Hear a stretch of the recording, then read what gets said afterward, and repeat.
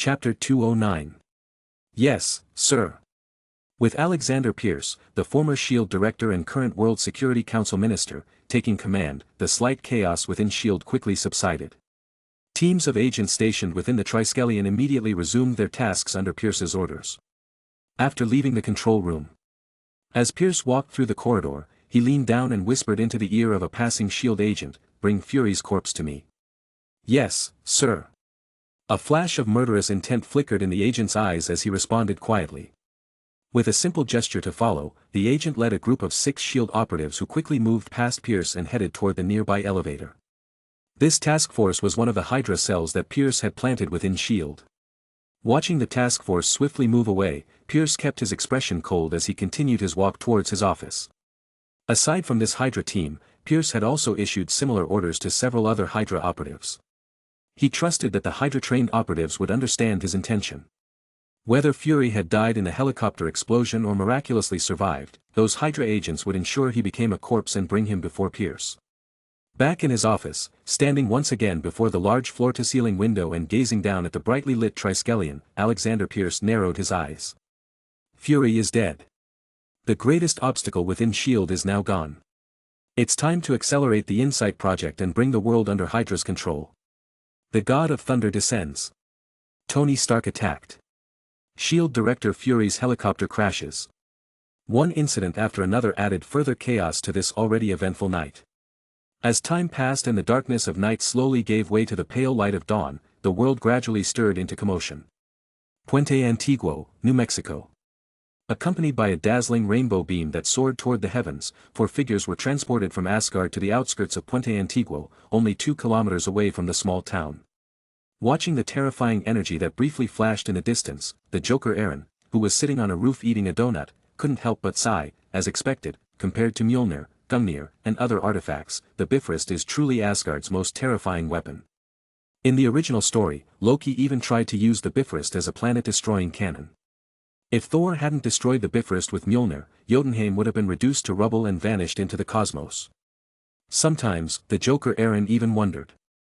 If the Bifrost hadn't been destroyed, would Thanos have dared to approach Earth with his warship during the Infinity War? After all, looking at Thanos' warship, it didn't seem like it could withstand a direct strike from the Bifrost. Of course, that all depended on whether the Bifrost could lock onto Thanos' ship. Because of that, after witnessing the immense energy contained within the Bifrost, Eren couldn't help but marvel at its power. As the rainbow light faded, the Warriors 3 and Lady Sif appeared on Earth. Soon, the 4 Asgardians entered Puente Antiguo, the only town within a 10-kilometer radius. From his vantage point on the inn's roof, the Joker Eren watched the 4 figures, clad in Asgard's unique combat gear, who immediately attracted attention upon entering the town. He silently shoved the rest of his donut into his mouth. Then, he turned his gaze toward the direction where the Asgardian group had descended. "Now, what will you do, Loki?" While Thor was joyfully embracing the Warriors 3 and Lady Sif in their reunion. Outside Puente Antiguo, dark clouds suddenly gathered, and the faint rumble of thunder echoed through the sky. The group of agents led by Coulson, who were examining the symbol left on the ground by the Bifrost, soon noticed a massive funnel-shaped formation appearing in the sky above.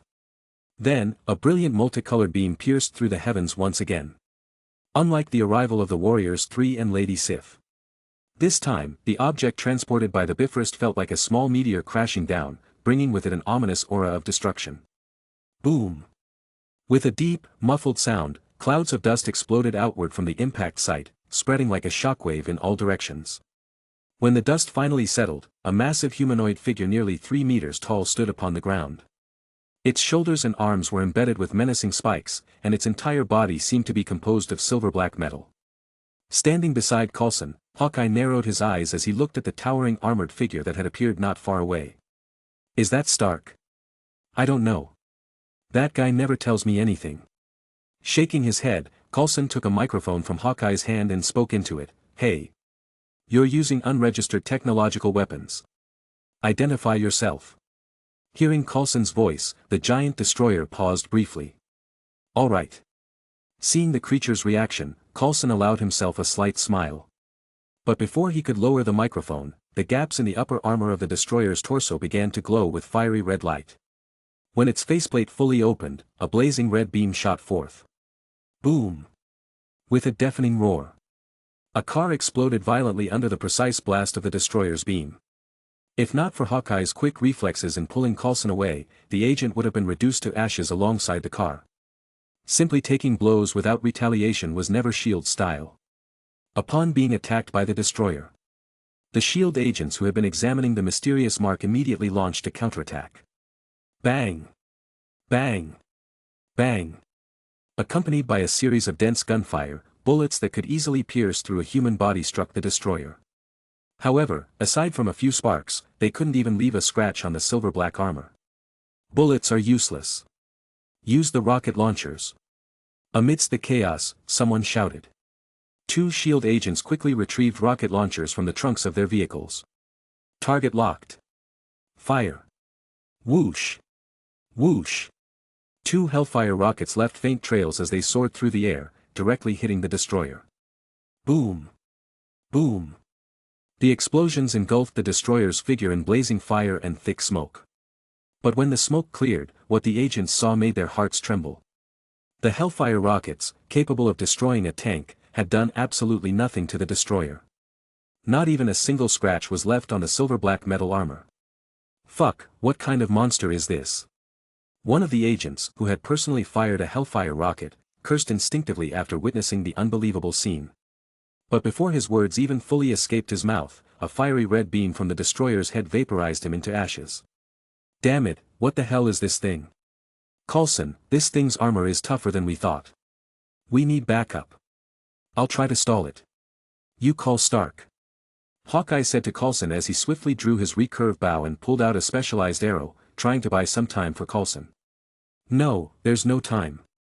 By the time Stark gets here from New York, we'll be dead and buried. All agents, perform freestyle retreat. Following Coulson's command, the S.H.I.E.L.D. agents who had no desire to die pointlessly quickly scattered and fled. Boom. Boom. Boom. One blast after another. The destroyer's beams obliterated more than half of the dozen or so S.H.I.E.L.D. agents present. Far away in Asgard, Loki watched through the destroyer's eyes as the fleeing mortals scattered like ants. He scoffed with disdain. Not bothering to waste time on the fleeing insects, Loki turned and directed the destroyer to walk toward the nearby Puente Antiguo. Having hidden themselves behind a dirt mound, Coulson and Hawkeye, who managed to avoid the destroyer's attack, grimly watched the giant armored figure making its way toward the small town. Damn it! There are a lot of civilians in Puente Antiguo. If that thing gets there and starts a massacre, everyone's doomed. Taking a deep breath, Coulson pulled out his phone and said to Hawkeye, Holloman Air Force Base isn't far from here. I'll call them for military support. Clint, notify our agents in town and have them evacuate the civilians as quickly as possible. We can't allow that thing to cause mass casualties in the town.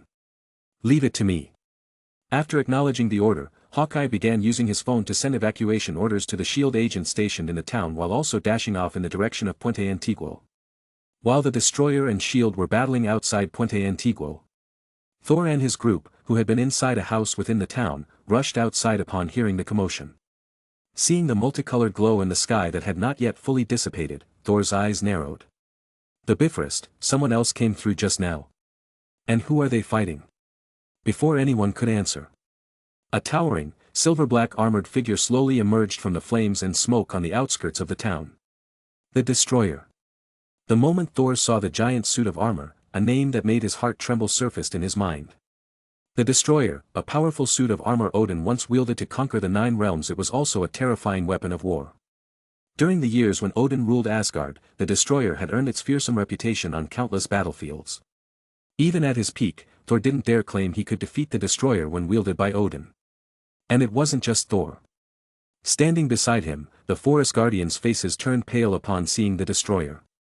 The gluttonous Volstag's face went ashen as he stammered, "Damn, it's the Destroyer. Loki actually sent it to deal with us. We're doomed." "Shut up. Only the All-Father can command the Destroyer. Loki must have used some means to gain partial control of it, probably through Gungnir. But even if Loki forced it to activate, he can't fully unleash the Destroyer's power. We still have a chance." Scolding Volstagg, Sif gripped her weapon tightly, trying to bolster their courage. Seeing his companions preparing for battle, the now much more mature Thor shook his head. No, you guys are no match for the destroyer. You should leave before it arrives. I'll buy you time. Hearing Thor's words, the warriors 3 and Sif's expressions changed. Sif, her face paling further, shouted, "No. Thor, you can't go. Loki has always been jealous of you. This destroyer is probably here for you. Sending something like the destroyer just to deal with us would be overkill." Thor shook his head. "Loki may be fond of tricks and has many flaws, but he's still my brother. I trust he won't hurt me." "You trust Loki too much, Thor. We're not going to let you go alone." Sif's voice was firm, her eyes glinting with determination as she looked at the destroyer, now striding into the town. Hogan added, "That's right. Right now, the one controlling the destroyer is Loki, not the Allfather. We still have a chance. No matter what, we have to try." Before Hogan could finish his sentence, the destroyer, now in the town, unleashed a devastating beam aimed directly at the town itself. Boom. Chapter 210. Boom. The fiery red beam of destruction shot from the destroyer's head, instantly reducing the Joker Eren, who was casually watching the commotion from the roof of the inn, to nothing but ashes. Reclining lazily on Asgard's throne, Loki watched through the destroyer's perspective as the Joker Eren was incinerated. A sneer of disdain crept onto his sinisterly charming face. "Foolish mortal. Since I already know the future you foresaw, why should I bother keeping our deal?" Loki never liked that mortal who once made him suffer humiliation. And he despised the bleak and tragic future the mortal had predicted for him.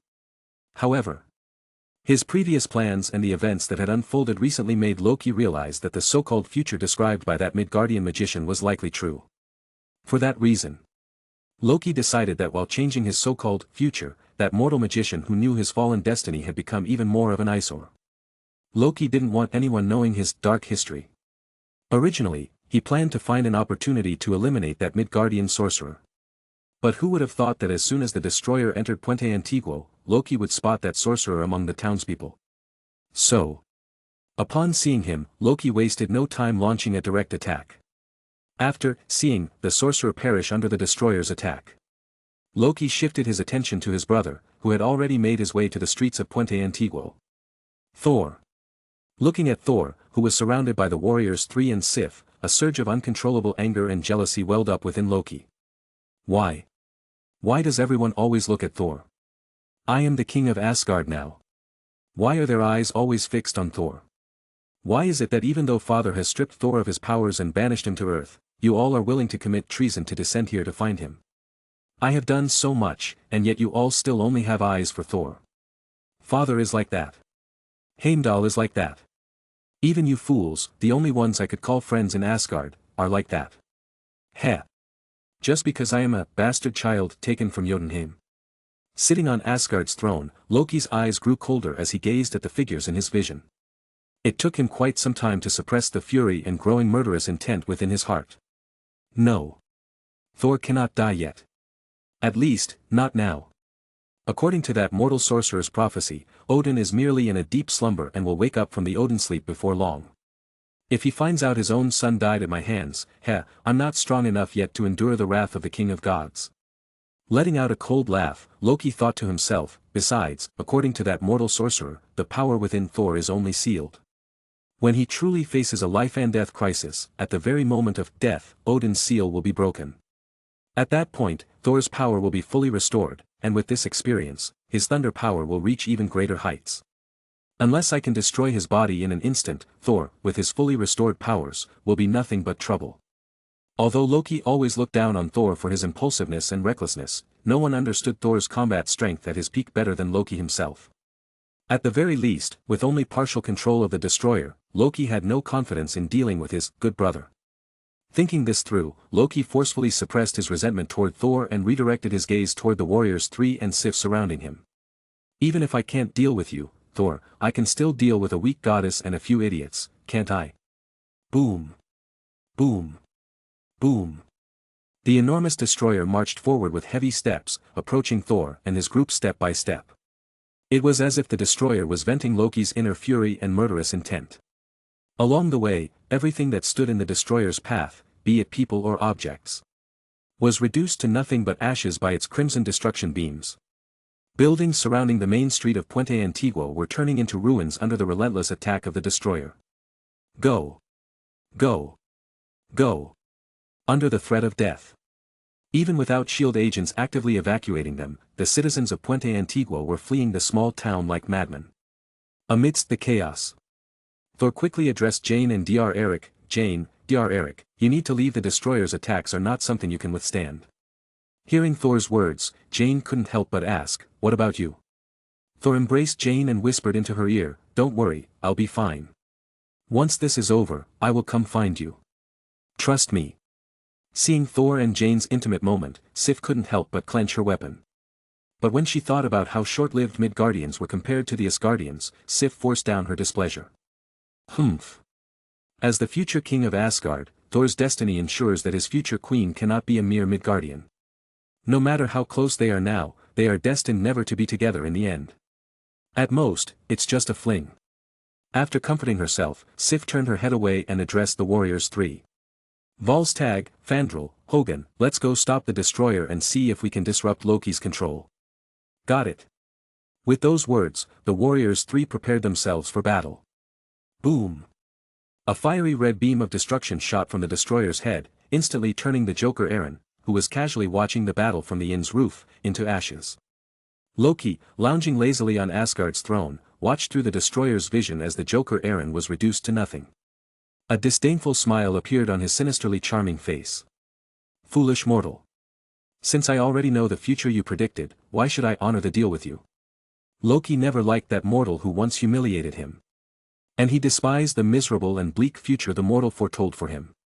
However, his previous plans and the recent events made Loki realize that the so-called future described by that Midgardian magician was likely true. For that reason, Loki decided that while changing his so-called future, that mortal magician who knew his fallen destiny had become even more of an eyesore. Loki didn't want anyone knowing his dark history. Originally, he planned to find an opportunity to eliminate that Midgardian sorcerer. But who would have thought that as soon as the destroyer entered Puente Antiguo, Loki would spot that sorcerer among the townspeople? So, upon seeing him, Loki wasted no time launching a direct attack. Once he saw the sorcerer perish under the destroyer's assault, Loki redirected his attention to his brother, who had already made his way to the streets of Puente Antiguo. Thor. Looking at Thor, who was surrounded by the warriors three and Sif, a surge of uncontrollable anger and jealousy welled up within Loki. Why? Why does everyone always focus on Thor? I am the king of Asgard now. Why do their eyes always remain fixed on Thor? Why, even after Father has stripped Thor of his powers and banished him to Earth, do you all still commit treason just to come down here and find him? I have done so much, and yet you all still only have eyes for Thor. Father is like that. Heimdall is like that. Even you fools, the only ones I could call friends in Asgard, are like that. Heh. Just because I am a bastard child taken from Jotunheim. Sitting on Asgard's throne, Loki's eyes grew colder as he gazed at the figures in his vision. It took him quite some time to suppress the fury and growing murderous intent within his heart. No. Thor cannot die yet. At least, not now. According to that mortal sorcerer's prophecy, Odin is merely in a deep slumber and will wake up from the Odin sleep before long. If he finds out his own son died at my hands, I'm not strong enough yet to endure the wrath of the king of gods. Letting out a cold laugh, Loki thought to himself, besides, according to that mortal sorcerer, the power within Thor is only sealed. When he truly faces a life-and-death crisis, at the very moment of death, Odin's seal will be broken. At that point, Thor's power will be fully restored, and with this experience, his thunder power will reach even greater heights. Unless I can destroy his body in an instant, Thor, with his fully restored powers, will be nothing but trouble.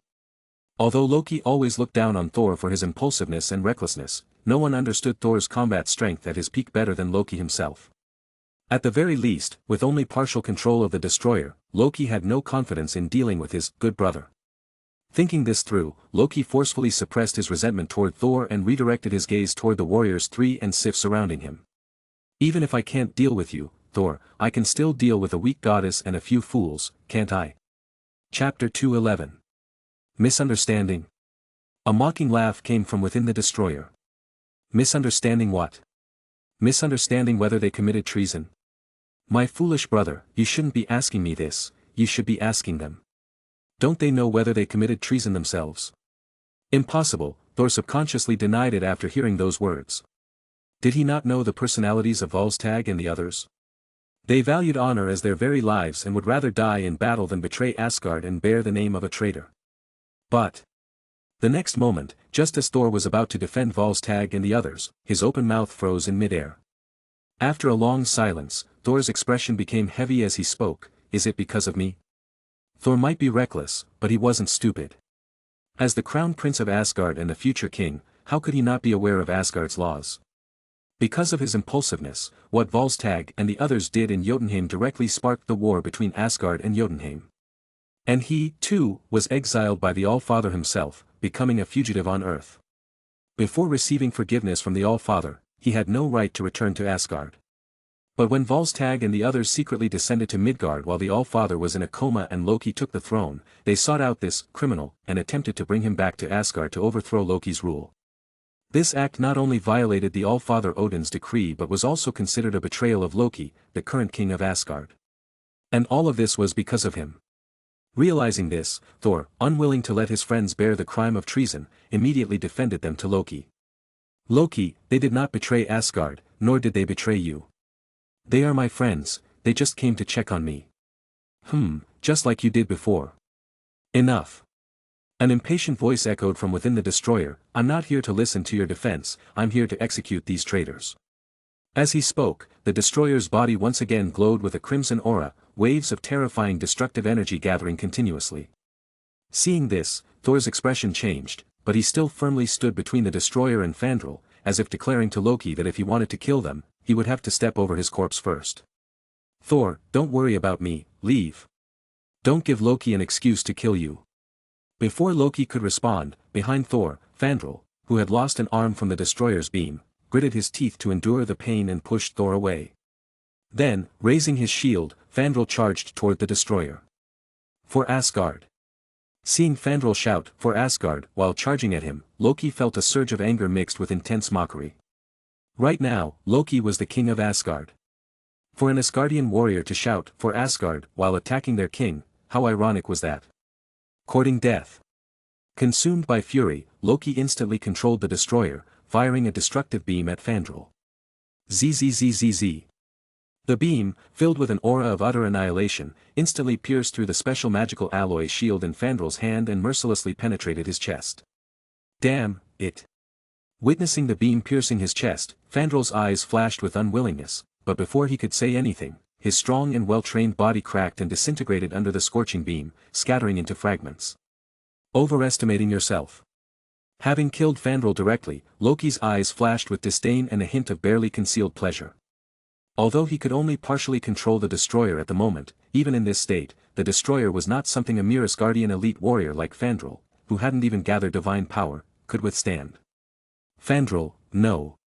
If Loki felt a twisted satisfaction mixed with disdain for Fandral's death, then the other two members of the Warriors Three, Volstagg and Hogun, were overcome with grief.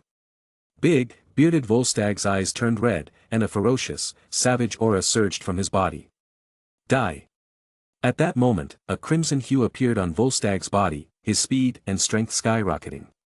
With an agility that belied his massive frame, he crossed dozens of meters in an instant, swinging his heavy battle axe with mountain-crushing force straight at the destroyer's head.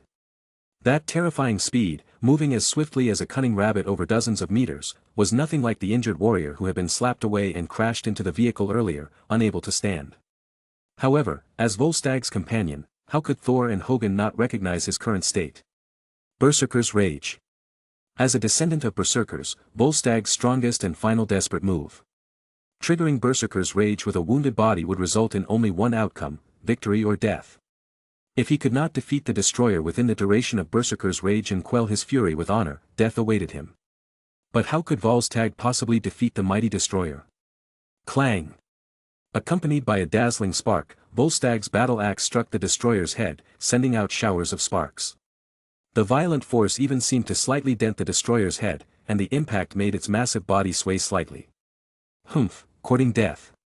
Feeling the feedback from the destroyer, Loki's eyes flashed with a cold glint. The next second, the destroyer's metallic palm gleamed with a cold light and thrust toward Volstagg's heart.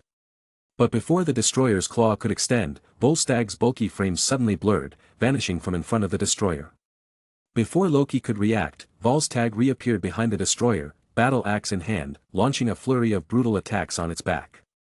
In an instant, countless axe strikes rained down on the destroyer like a storm. In just a few seconds, the destroyer endured dozens of fierce blows, while Volstagg managed to narrowly evade the destroyer's counterattacks each time. For a moment, the incomparably powerful destroyer appeared to be completely suppressed by the berserk Volstagg.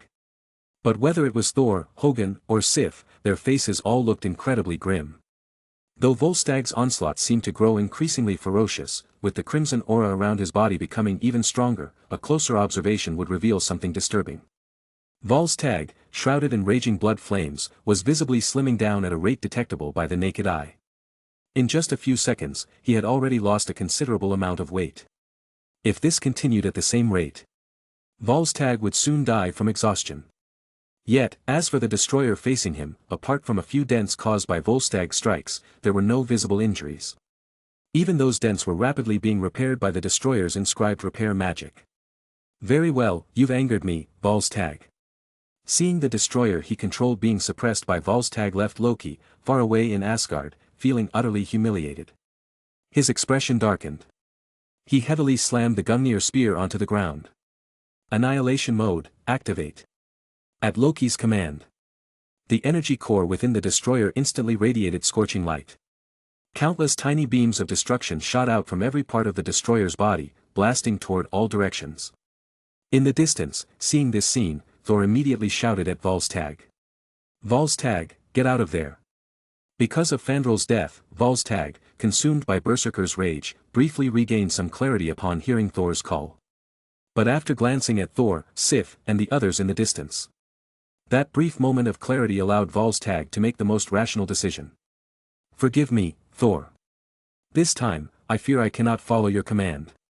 For the honor of my ancestors, Berserker technique, Storm Axe." With a furious roar from Volstagg, the searing blood flames erupting from his body transformed into a terrifying crimson giant axe. As Volstagg swung it, hundreds of axe shadows were unleashed in an instant. And with each axe shadow Volstagg swung, his body became even thinner.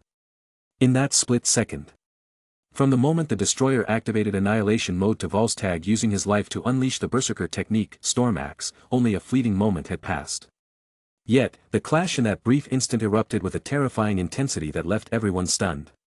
The next second, countless beams of destructive light collided with hundreds of blood-red axe shadows. Boom! With a deafening explosion, a terrifying shockwave swept through the area like a raging storm, instantly spreading in all directions. Within that dreadful shockwave, the crude crossroads of Puin's town began to crack and shatter inch by inch. The vehicles surrounding the battlefield were directly blown away. "Watch out!" Just as the shockwave was about to sweep over Thor, Sif, who had been blasted away by the destroyer earlier, threw herself over Thor, shielding him beneath her own body. As her body took the brunt of the shockwave, a yellowish-brown barrier rapidly extended from her hands, covering Thor. Ugh! Already heavily injured, Sif spat out a mouthful of divine blood under the immense force of the shockwave. In contrast, Thor, shielded by Sif's divine barrier, remained relatively unharmed. Before Sif could rise to her feet, Hogun's anguished cry reached her ears. "Volstagg!" Hearing the pain-filled voice, Sif and Thor quickly rose to their feet. When they did, they saw the destroyer's body, radiating intense heat and distorting the very air around it, holding a massive head in its hand. Below that head was a charred, emaciated corpse, riddled with countless holes. At that moment, the entire battlefield, aside from the fan-shaped area where Thor and the others stood, most of the town had been reduced to ruins by the countless beams of destruction fired by the destroyer. The only reason their area remained untouched was due to Volstagg's final desperate strike, which successfully shielded them from the barrage of deadly beams. Crack! Under the watchful eyes of Thor and the others, the destroyer, radiating a terrifying aura, mercilessly crushed the head it held, then discarded Volstagg's corpse like a piece of trash. But apparently, Loki still wasn't satisfied. The very next moment, he fired a destruction beam at the mangled corpse, turning it into ashes that scattered across the sky. Volstagg! Seeing this, Thor's eyes blazed with overwhelming fury and bottomless guilt. The extreme rage and guilt caused a sliver of the divine power Odin had sealed within him to break through the All-Father's restraint. In Thor's eyes, a faint yet perceptible trace of lightning flashed. Sensing that familiar divine power, Thor instinctively stretched out his hand, attempting to summon Mjolnir. But at the temporary base of shield, Mjolnir only trembled slightly upon sensing the faint, fleeting power of thunder before it fell silent once again. Most of Puen's town had been reduced to ruins by the destroyer's attack, and some of the civilians who hadn't evacuated in time had perished under the relentless beams of destruction. Even several SHIELD agents who were helping Hawkeye evacuate civilians were reduced to ashes by the terrifying light of destruction. If not for Hawkeye's quick reaction, throwing himself behind cover just in time, he would have met the same fate as those agents. And all of this made Hawkeye's gaze toward the destroyer in the distance overflow with uncontrollable killing intent. Chapter 212. Beside a dilapidated building no more than 30 meters away from the destroyer. Having just dodged an indiscriminate volley from the destroyer, Joker Eren, looking slightly pale, glanced at the towering destroyer not far away. It turned out that the mind force field of the meditative state, without targeted defensive measures, could indeed wield unpredictable power.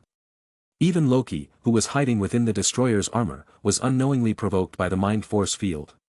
His jealousy, anger, and other negative emotions intensified without him realizing it, and Loki directly lashed out at his former friends. Of course, this was also related to Loki's inherently cold nature, inherited from the frost giant bloodline. Nevertheless, even though Loki's emotions were unknowingly stirred, it still took a considerable toll on Joker Eren. Taking out a magician's handkerchief, he wiped the sweat from his forehead, and yet a faint smile appeared on Joker Eren's lips. As a master magician, Loki's mind was far stronger than that of ordinary people. If it were Loki himself standing there, Eren's mind force field might not have been able to affect him. However, Loki's spiritual will, lodged within the destroyer, could not withstand the influence exerted by Eren's meditative state. Elegantly tucking the handkerchief back into his jacket pocket, Joker Eren thought to himself. Keep fighting. The fiercer, the better. Originally, Joker Eren had considered that if Loki honestly fulfilled the transaction content, he might actually give Loki a genuine opportunity to cooperate. But as soon as the destroyer entered the town of Puenz, it immediately launched its destructive beams at him. That directly shattered one of Joker Eren's ideas. However, since he had already anticipated Loki's temperament, Joker Eren was not disappointed at all. Otherwise, he wouldn't have gone to meet Thor in advance. Returning the favor is only polite. Since Loki had delivered such a grand gift, Joker Eren wouldn't let him down.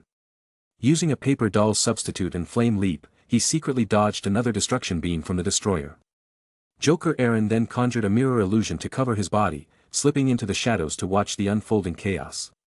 Joker Eren's sequence of actions directly established a high wall of estrangement between Thor and Loki. As an older brother, Thor did not mind Loki's hostility toward him, nor did he care about Loki's obsession with the throne of Asgard. However, Loki's act of personally killing his two friends stirred an indescribable sense of disappointment and anger within Thor. Under the impact of such emotions, even the seal of divine power within Thor's body began to tremble. Unfortunately, the seal placed by Odin was not so easily broken. Nevertheless, with the continuous vibrations of the seal, it seemed that Thor was one step closer to completely breaking Odin's seal. On the other side, after killing Volstagg and Fandral, Loki's gaze turned to the last of the warriors three, Hogun, who now seemed equally irksome. Volstagg and Fandral are already dead, Hogun. It's time to send you down to join them. Just as Loki was about to attack Hogun, a series of deafening roars echoed from the sky outside Puenz. It was the sound of jet fighters breaking the sound barrier at supersonic speed, creating a sonic boom. In the blink of an eye, 3 sesame-sized black dots appeared on the horizon. As time passed, the 3 fighter jets quickly grew from sesame-sized specks to fist-sized figures. Hiding behind the ruins, Hawkeye instantly perked up when he heard the familiar sonic boom. They're here. These 3 fast-approaching fighter jets were dispatched from the Hollows Air Force Base. After receiving a distress call from Coulson, reporting an unknown armored figure attacking Puenz, the airbase immediately dispatched its fastest fighter jets to support S.H.I.E.L.D. and eliminate the enemy. Elsewhere. Having rushed to the outskirts of Puenz, Coulson looked up at the rapidly approaching fighter jets and let out a small sigh of relief. Before the 3 jets could enter the town's airspace, Coulson immediately connected to the cockpits of the pilots via special communication. Falcon 1, 2, and 3, please be advised. The unidentified metal armor in Puenz has slaughtered numerous civilians. We must take immediate action. Once in combat mode, Coulson's usual mild demeanor shifted into that of a calm and rational commander, issuing orders without a hint of hesitation. Falcon 1, ready and awaiting target lock for attack. Falcon 2, standing by for confirmation. Falcon 3, in position. Coulson nodded in satisfaction at the prompt responses and swiftly ordered, begin the attack. In the next instant, the heavy machine guns mounted on the fighter jets roared thunderously. Ding ding ding. The 32mm depleted uranium armor-piercing rounds, like mini cannonballs, struck the ground, kicking up sand and dust several meters high. As for the destroyer itself, a string of dazzling sparks burst from its surface. But apart from the sparks, the armor-piercing rounds left not even the faintest scratch on the destroyer. Not a single sign of damage. One of the military's proudest weapons couldn't even leave a scuff on the silver-black armor. Falcon 1, 2, and 3 immediately switched to missiles and send that thing straight to hell. Seeing the destroyer withstand thousands of armor-piercing rounds without the slightest damage, Coulson promptly switched the attack mode. Affirmative, sir. Accompanied by a loud shout. 2 Hellfire air-to-ground missiles were launched from the bottom of each of the 3 fighter jets. Confirmed, target locked, missiles fired. In an instant, with the assistance of the targeting system, the 3 fighter pilots locked onto the destroyer from a distance. Immediately, all 6 Hellfire air-to-ground missiles were launched. Damn insects. Just as Loki was about to finish off the last of the Warriors 3, Hogan, the destroyer was abruptly hit by a long-range strike from the 3 fighter jets. Although the previous heavy machine gun sweep didn't cause any damage to the destroyer, it did interrupt its offensive. Far away in Asgard, Loki's eyes grew cold as he watched the scene unfold. If you're all so eager to die, then I shall grant your wish. Destroyer, kill these insects. At Loki's command, the seams of the destroyer's upper body armor began to glow with a fiery red light. Meanwhile, back at Hollows Air Force Base, a warning was urgently sent to the 3 fighter jets. Detected high-energy reaction from the target. Falcon 1, Falcon 2, Falcon 3, be advised to evade enemy attack. Acknowledge, over. Copy that. Copy that. Copy that. Just as the 3 fighter jets swiftly altered formation, splitting into 3 separate paths. All 6 Hellfire air-to-ground missiles hit the destroyer. Boom! With a deafening roar, the flames of the explosion instantly engulfed the towering destroyer. Moments later, a small mushroom cloud rapidly rose in the center of Puen's. Wow! As the missiles hit their mark, cheers erupted from the pilots of the 3 scattered fighter jets. ZZZZT. But before their cheers could spread, a crimson destruction beam shot out from the mushroom cloud, striking the fighter jet in the middle. Boom! The next moment, the jet hit by the destruction beam exploded violently in midair. After destroying 1 fighter jet, the destroyer did not stop. Instead, it gathered another destructive beam and fired at the jet flying to the left. At the entrance of the town, seeing this from afar, Coulson immediately shouted into his walkie-talkie. Dodge! The pilot, already shaken by the explosion of the other jet, shivered upon hearing Coulson's shout and yanked the control stick sharply. The fighter jet quickly rose into the air, narrowly dodging the destruction beam that had almost grazed it. But before Coulson could breathe a sigh of relief, another destruction beam shot out from the mushroom cloud, hitting the jet on the right side and blowing it up in the air. At Hollows Air Force Base, seeing 2 multi-million-dollar fighter jets turn to fireworks along with their pilots in mere moments, a suffocating atmosphere spread throughout the entire base. Lieutenant General Hoffman, who had authorized Coulson's support operation, was livid as he grabbed his walkie-talkie and shouted at the surviving Falcon 2. Falcon 2, listen to me. Immediately retreat from the battlefield and return to base. Yes, sir. Barely surviving the chaos, the shaken pilot quickly nodded and swiftly operated his fighter jet, turning it around and flying toward Hollows Air Force Base. To avoid being hit by that terrifying red destruction beam, the pilot switched the jet to erratic flight mode. But what you fear most often comes to pass. Seeing the pilot trying to escape, a disdainful smile appeared on Loki's lips. He directly manipulated the destroyer to continuously fire destruction beams at the meddling aircraft. Being attacked by these Midgardians repeatedly had already ignited Loki's fury toward them. As the king of Asgard, Loki wanted these Midgardians to understand the price of provoking him. Whoosh! Whoosh! Whoosh! With destruction beams firing one after another, the pilot of Falcon 2 found himself in extreme danger. If he hadn't prepared for evasive maneuvers in advance, he would have been reduced to ashes by those destruction beams in mere moments. Damn it. Back at Hollow's Air Force Base, seeing that even Falcon 2 had retreated but was still being pursued, Lieutenant General Hoffman roared furiously. His voice cold and filled with killing intent, he ordered the missile silos at the base to be opened. If you insist on killing to the last man, then go to hell. No one can slaughter our soldiers on federal soil.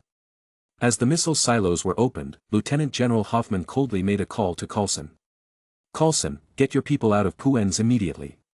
This unidentified armor has already destroyed most of Puen's and taken down 2 of our fighter jets.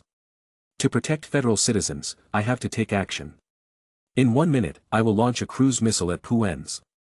If you don't want to die, you'd better run fast. Hearing the voice from the walkie-talkie, Coulson's body trembled. He shouted in disbelief, firing a cruise missile at a town. Hoffman, have you gone mad? Boom. Just as Coulson was questioning Hoffman, the last fighter jet dispatched from Hollow's Air Force Base was reduced to a ball of flames by the destroyer's beam. As the last jet exploded, the mushroom cloud that had risen from the center of Puen's finally dispersed. Looking at the destroyer armor emerging from the blast zone unscathed, a heavy expression appeared in Coulson's eyes. Damn it, it took 6 Hellfire missiles head-on and came out unscathed. Where the hell did this armor come from? Even Tony Stark's Iron Man suit wouldn't have this kind of durability. As Coulson's mind churned with anxiety, he heard Lieutenant General Hoffman's cold laughter through the walkie-talkie. Now, do you still have any doubts about me firing a cruise missile to eliminate this unknown threat? Sorry, I was wrong. Admitting his mistake without hesitation, Coulson continued, I'll immediately have my men evacuate Puen's, but please, Lieutenant General Hoffman, make sure the missile's blast radius doesn't affect the fleeing civilians. Chapter 213. Humph. I don't need a mere agent like you to teach me how to do things. After speaking, without waiting for Coulson's response, General Hoffman directly hung up the phone. Hearing the busy tone in his ear, Coulson couldn't afford to be angry. Thinking about the cruise missile that would descend in 1 minute, enough to destroy the entire town of Punts, every hair on Coulson's body stood on end. He immediately contacted Hawkeye and other SHIELD agents, ordering them to evacuate Punts town as quickly as possible to escape from the doomed border town. Are we really just going to leave like this, Coulson? On the other side, after receiving Coulson's order, Hawkeye hesitated as he heard faint groans and cries for help coming from the ruins not far away. There are still many civilians trapped in the ruins of the town. If we leave like this, what will happen to them? There's no time, Clinton. In just a few minutes, that monster turned Punts town into rubble. The monster at the center of the town is a severe threat to the safety of the Federation. The military has already decided to launch a cruise missile in 1 minute, erasing that creature and Punts town from the map. If we don't leave now, we won't make it out either. As the commander of this operation, I must take responsibility for your lives. After explaining to Hawkeye, Coulson immediately shot out the window of a relatively intact pickup truck by the roadside. He opened the door, climbed into the car, and fiddled with it for a dozen seconds before the aged pickup truck roared to life with the rumble of its engine. Not bad. Successfully starting the pickup truck, Coulson's expression relaxed slightly. Just as he placed his hands on the steering wheel, Hawkeye, who had been running over from the distance, flipped over and jumped into the bed of the pickup truck Coulson was driving. But compared to just now, Hawkeye's eyes now held a trace of sadness. Let's go. Through the rearview mirror, seeing Hawkeye get into the truck, Coulson didn't hesitate. He slammed down the accelerator, driving the pickup truck at full speed toward the outskirts of Punts town. Excluding the time it took to start the truck, they didn't have much time left. He had to leave this border town that was about to be completely reduced to ruins before the cruise missile struck. And, if possible, he had to get as far away as he could. After all, General Hoffman never mentioned which type of cruise missile he was using this time. If the missile's yield was large enough, even escaping outside of Punts town might not be safe. Meanwhile, Hawkeye, filled with guilt, looked silently at the partially collapsed Punts town in the distance and muttered to himself. Sorry, this is all I can do.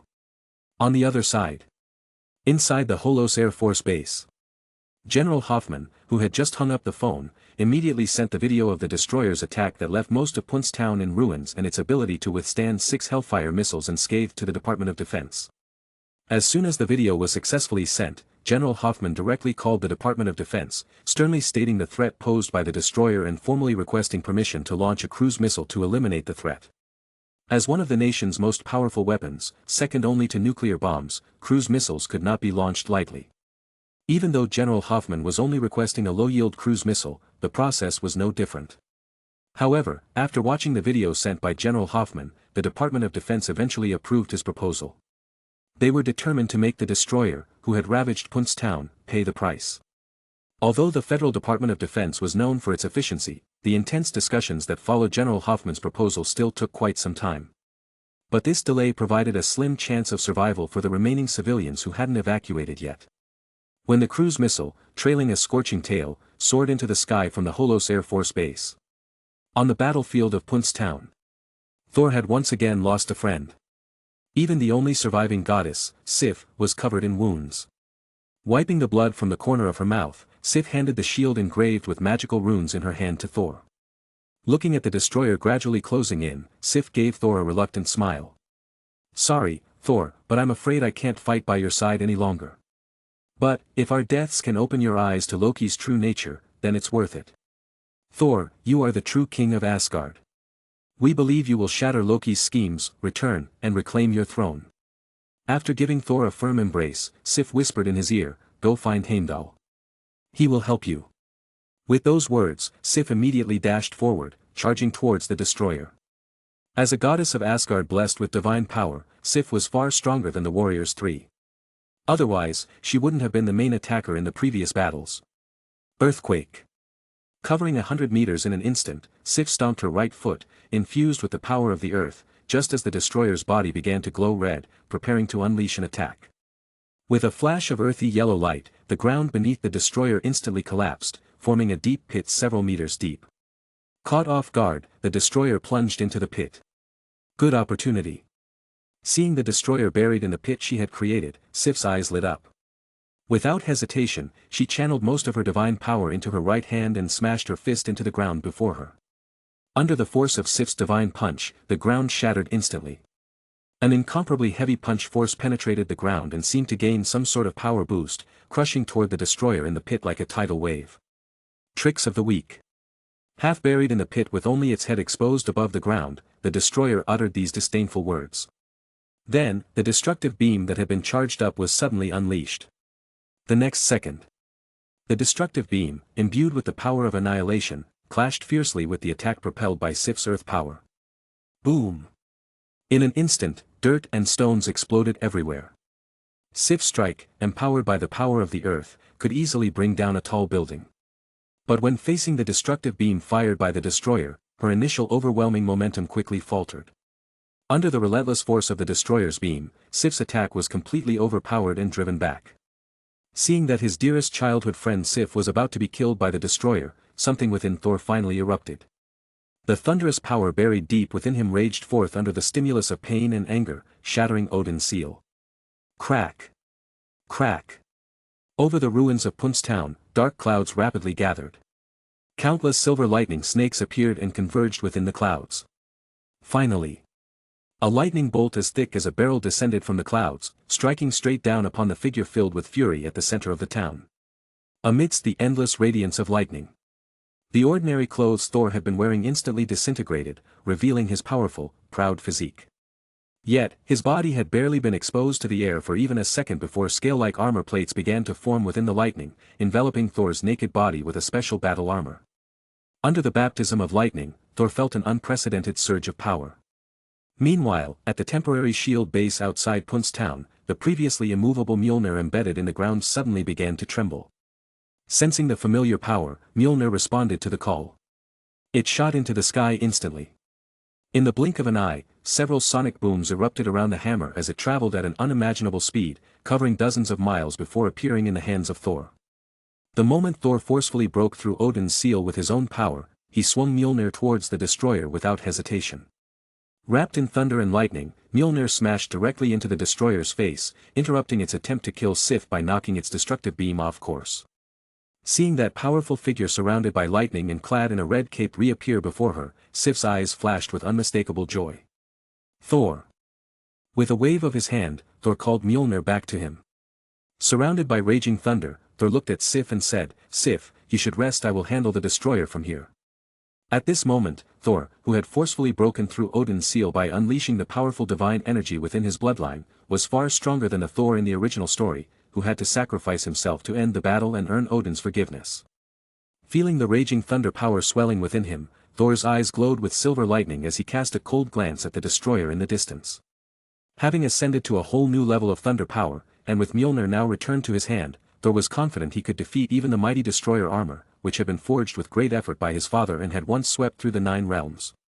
Thinking of this, Thor stared coldly at the destroyer and said, "Loki, it's fine if you target me, but you should never have targeted my friends, nor should you have killed them." On the throne of Asgard. Seeing Thor's powers fully restored through the destroyer's vision, Loki's expression turned grim. "Damn it. Why? I didn't even touch Thor. I only killed a few traitors, yet Thor has awakened. Righteousness? Trials? What nonsense. What he's doing now has nothing to do with justice or kindness." As he spoke, a hint of indescribable disappointment flashed through Loki's lowered gaze. "Heh, father, you are so biased. In that case, don't blame me." Closing his eyes and burying that final trace of hesitation deep within his heart, Loki removed all restrictions on the destroyer and gave his order. "Destroyer, kill him. Kill them. Kill everything alive before you." "Understood, your majesty." Hearing the cold, mechanical voice coming from the destroyer, Loki handed over all authority concerning Earth to the destroyer, which had long since developed a will of its own. As for himself, he had something even more important to attend to. Leaving the palace, Loki rode to the Rainbow Bridge and, without wasting any time, used the Casket of Ancient Winters to freeze Heimdall, who guarded Asgard's gate, solid at the entrance. Looking at Heimdall, who was now encased in ice, Loki said coldly, "I suppose you've already seen the fate of Hogun and the others. Secretly allowing traitors to descend to the mortal realm, Heimdall, the crime you committed this time is no less than theirs. In consideration of your thousands of years of guarding the gates of Asgard, I will give you one more chance. But if you fail to grasp this opportunity, don't blame me for finding a new, impartial guardian for Asgard." Just as Loki became utterly disillusioned with Odin's favoritism and resolved to carry out his plan, a fierce battle was simultaneously unfolding on Earth. With all restrictions lifted, allowing the destroyer armor to act freely, its combat ability, augmented by Odin's previous battle experiences, was far superior to what Loki could achieve while controlling it. Even when facing the immensely enhanced Thor, the destroyer fought on equal footing. Chapter 2:14. Just as Loki became completely disillusioned by Odin's favoritism and resolved to carry out his plan. Far away on Earth, an unprecedented battle was breaking out. With all restrictions lifted and the destroyer armor now free to act on its own, drawing upon Odin's past combat experiences as a reference, its combat ability had dramatically increased compared to when Loki controlled it. Even when facing the massively enhanced Thor, the destroyer fought on equal footing. What's going on? How did the destroyer suddenly become so much stronger? That coward Loki, who always hides behind others during battles, when did he gain such combat skills and experience? On the ground, Sif's body was covered in wounds. She stared at the destroyer, which was now visibly far stronger than when it fought her earlier. Her face was filled with confusion and disbelief. Judging by the terrifying combat methods displayed by the destroyer, the way it fought her earlier was as if it was merely toying with her, not even bothering to exert its full strength. Only when Thor's power was fully restored, and he returned gloriously, did the destroyer start taking the battle seriously. Were these combat techniques and skills really something that coward Loki could use? Wait. Did I ever truly understand Loki? A hint of doubt flashed through Sif's mind, and she realized she had never really understood Loki at all. Back then, Loki was just Thor's shadow. Although he enjoyed pranks, he didn't seem evil. He would never have done something like this, murdering former companions for the throne of Asgard. He had never even shown the ambition to compete with Thor for the throne of Asgard. If everything in the past was merely a facade Loki maintained, then how difficult would it be for him to hide his true strength? Was Loki really just a master of magic? Perhaps, while we mocked him for hiding behind Thor during battles, he was secretly laughing at our foolishness. Sif, who knew very little about the destroyer's automatic combat capability, mistakenly attributed the destroyer's sudden surge of power to Loki's cleverness and deep deception. And this misunderstanding immediately caused Sif to feel a profound sense of dread toward Loki. Sif's thoughts were completely unknown to Thor, who was currently fighting the destroyer. Instead, as the battle continued, Thor gradually mastered the surging thunder power within him and began to enjoy the fight. Good, I haven't had such a satisfying battle in a long time. But I think it's time to end all this.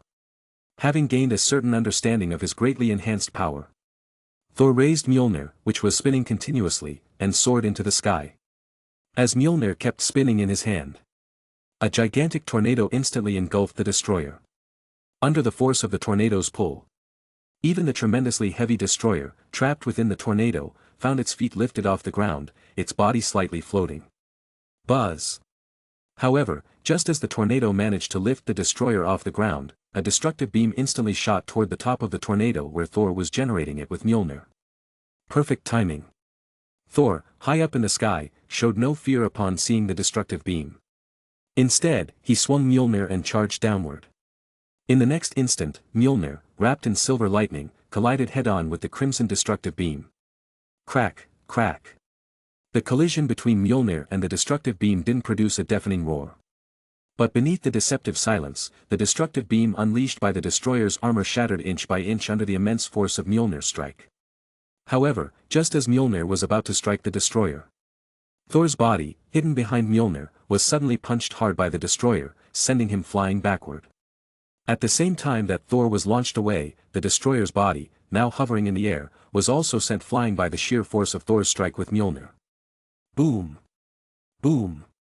Both Thor and the destroyer, blown away by each other's attacks, crashed to the ground, destroying several crumbling buildings upon impact. Dust and debris filled the air. Meanwhile, a single SUV, driving against the flow of the fleeing crowds from Punxsutawn, roared through the air, speeding back to the town under the furious growl of its engine. The moment the SUV returned to Punxsutawn, a frantic Jane spotted Thor climbing out of the ruins. Upon seeing Thor, Jane shouted in a panic, "Thor, stop fighting. The military has launched a cruise missile to bury that monster in Punxsutawn once and for all. We have to go. If we don't leave now, it will be too late." Cruise missile? What's that? Thor, who was preparing to resume his fight against the destroyer, looked confused upon hearing the term. It seemed he had no idea what a cruise missile even was. Seeing Thor's bewildered expression, Jane paused, then immediately realized that as an alien, Thor had no concept of what a cruise missile was. Thinking quickly, Jane explained, "A cruise missile is a devastating weapon our country possesses. It can easily destroy all of Punxsutawn, turning the entire town into a wasteland. In short, we have to leave now. If we stay here when the missile hits, we're both going to die." Hearing Jane's description of a cruise missile, Thor's expression immediately became grim. And not far away, Joker Eren, who had been watching the show, was momentarily stunned. What the hell? Are there still people alive in Punxsutawn? And under these circumstances, the federal military dares to launch a cruise missile to wipe out the town? That's ruthless. Damn. I can't wait any longer. If the cruise missile falls, I'll be the first to die. On the other side, just as Jane was trying to get Thor to leave the soon-to-be-destroyed town, a crimson beam of destruction suddenly shot out from a pile of ruins, aiming directly at Jane's SUV. Watch out! Seeing the destructive beam aimed at the SUV, Thor's eyes flashed with fury as he swung Mjolnir to deflect the beam. Barely managing to knock the destructive beam off course in his haste, Thor looked toward the destroyer behind him and shook his head. "If I don't deal with this thing, we're not getting out of here. Jane, take Sif and leave first. Once I've dealt with the destroyer, I'll catch up to you." After saying this, Thor swung Mjolnir toward the destroyer, which was emerging from the ruins. At that moment, a massive missile with a blazing tail streaked across the sky, rapidly appearing before Jane's eyes. The moment she saw the missile, Jane's face turned as pale as a sheet, all color draining away. It's too late. Seeing Jane's expression, Thor quickly realized that the object appearing at the edge of the sky was the cruise missile Jane had been talking about. His face instantly darkened. Damn it! Just as Thor was feeling a bit helpless, a sigh suddenly echoed in his ear. The next moment, Joker Eren emerged from a patch of still-burning flames on the street. Deliberately using Flame Leap to appear in front of Thor, Joker Eren immediately shouted toward him, "Thor, use your hammer to smash that thing in the sky. If you don't, we're all dead. As for the destroyer, leave it to me. It's you, Joker." The moment he saw Joker Eren, Thor immediately remembered the Joker who had been his first friend on Earth. And Jane, standing beside him, quickly recalled the familiar-looking Joker from the time she had seen him eating with Thor at the restaurant. It's him. After acknowledging this in her mind, Jane watched as Thor eagerly responded to Eren, "All right, I'll handle the thing in the sky. I'll leave the destroyer to you." Without further ado, the red-caped Thor soared into the air. Having learned from Jane just how terrifying the power of a cruise missile was, Thor had no intention of letting that deadly weapon reach Pun's town. He didn't mind getting hurt himself, but the injured Sif and Jane wouldn't be able to survive such a devastating weapon. As for the destroyer, Thor trusted that Joker Eren, with his mysterious abilities, would be able to hold the destroyer at bay. Seeing Thor rising into the sky alongside Mjolnir, Joker Eren couldn't help but curse aloud. "You idiot. I told you to use Mjolnir to smash the cruise missile, not to fly up there and take it head-on with your own body. Are you trying to get yourself killed?" Before Joker Eren could even finish his rant, the destroyer, seeing Thor taking off, began to glow red once again, preparing to shoot him down from the sky. Buzz. But just as the destroyer was about to fire, Thor, who was supposed to be in mid-air, suddenly disappeared from its sight. Fortunately, Thor's figure reappeared within the destroyer's vision shortly after. Momentarily confused, the destroyer hesitated before finally firing its destructive beam at the Thor it saw. Good. Seeing the destroyer fall for his illusion and blast a vulture out of the sky instead, Joker Eren finally let out a sigh of relief. Although his abilities as a magician were powerful, they were nowhere near sufficient to go head-to-head with a killing machine like the destroyer on a direct battlefield. It was precisely because he saw the destroyer being affected by the realistic illusion he created that Eren could relax a bit. Since the destroyer could be affected by realistic illusions, the next stage of the battle would be much easier. Meanwhile, Thor, who had just flown into the air and been scolded by Joker Eren, showed a hint of embarrassment before finally choosing to hurl Mjolnir toward the rapidly approaching cruise missile. If the cruise missile's power was truly as terrifying as Jane described, it would be much better to strike it from a distance than trying to collide with it using his own body. On the other side, the destroyer, having just successfully killed Thor, felt something was wrong within its hollow eyes. The next moment, a crimson ring of light suddenly rippled outward from the destroyer's body. Under the sweep of the red ring, the already unstable illusionary space around the destroyer instantly shattered. Huh! The destroyer has such an ability? Joker Eren, who had originally planned to deceive the destroyer until Thor returned and dealt with it, was now forced to change his approach. Creating a realistic illusion required considerable spiritual energy. If the destroyer continued to emit those red rings several more times, Eren's spiritual energy would be exhausted. It looks like I can't keep using realistic illusions. If I want to stop the destroyer, it's going to take more effort. Looking at the destroyer now radiating a crimson glow, Joker Eren's mind raced, and he suddenly pulled out a nearly forgotten stone from his greed ring. Enhancement Stone, a special stone forged by Kelly from the Celestial Realm. It can unconditionally enhance a weapon once. Effect: the Enhancement Stone contains a unique strengthening rule, but not every enhancement attempt is successful. If the enhancement fails, the force within the stone may instantly destroy the enhanced item. So, you understand. Note: enhancement is risky. Be cautious when forging. Young one, want to try your luck with an enhancement? After glancing at the stone in his hand, a wild and ridiculous idea suddenly sprang into Joker Eren's mind. Why not try enhancing this big guy with the stone? For some reason, the thought of using the enhancement stone on the destroyer only continued to grow crazily in Eren's mind. The enhancement stone's purpose wasn't limited to just enhancing weapons. The higher the item's level, the lower the success rate of enhancement. And as armor forged by Odin that once dominated the 9 realms, the destroyer's level was astronomically high. When faced with such high-level magical items, with an already low enhancement success rate, this enhancement stone from the Celestial Realm could turn out to be the most lethal thing of all. Chapter 2:15. As thoughts raced through his mind, Joker Eren cast another realistic illusion, once again enveloping the destroyer. The moment the illusion took shape, Joker Eren used Flame Leap to traverse the burning flames scattered throughout the street, quickly closing the distance toward the destroyer. But before Eren could reach the destroyer's body emitted another crimson ring of light, shattering Eren's carefully woven illusion entirely. Yet, during that brief moment, Joker Eren had already crossed dozens of meters, appearing directly behind the destroyer. Just as Joker Eren got close to the destroyer's back, 5 razor-sharp claws flashed like blades from the underworld, tearing through the air. Even before the claws made contact, the wind blades generated by that slash instantly ripped Eren's body into 6 pieces.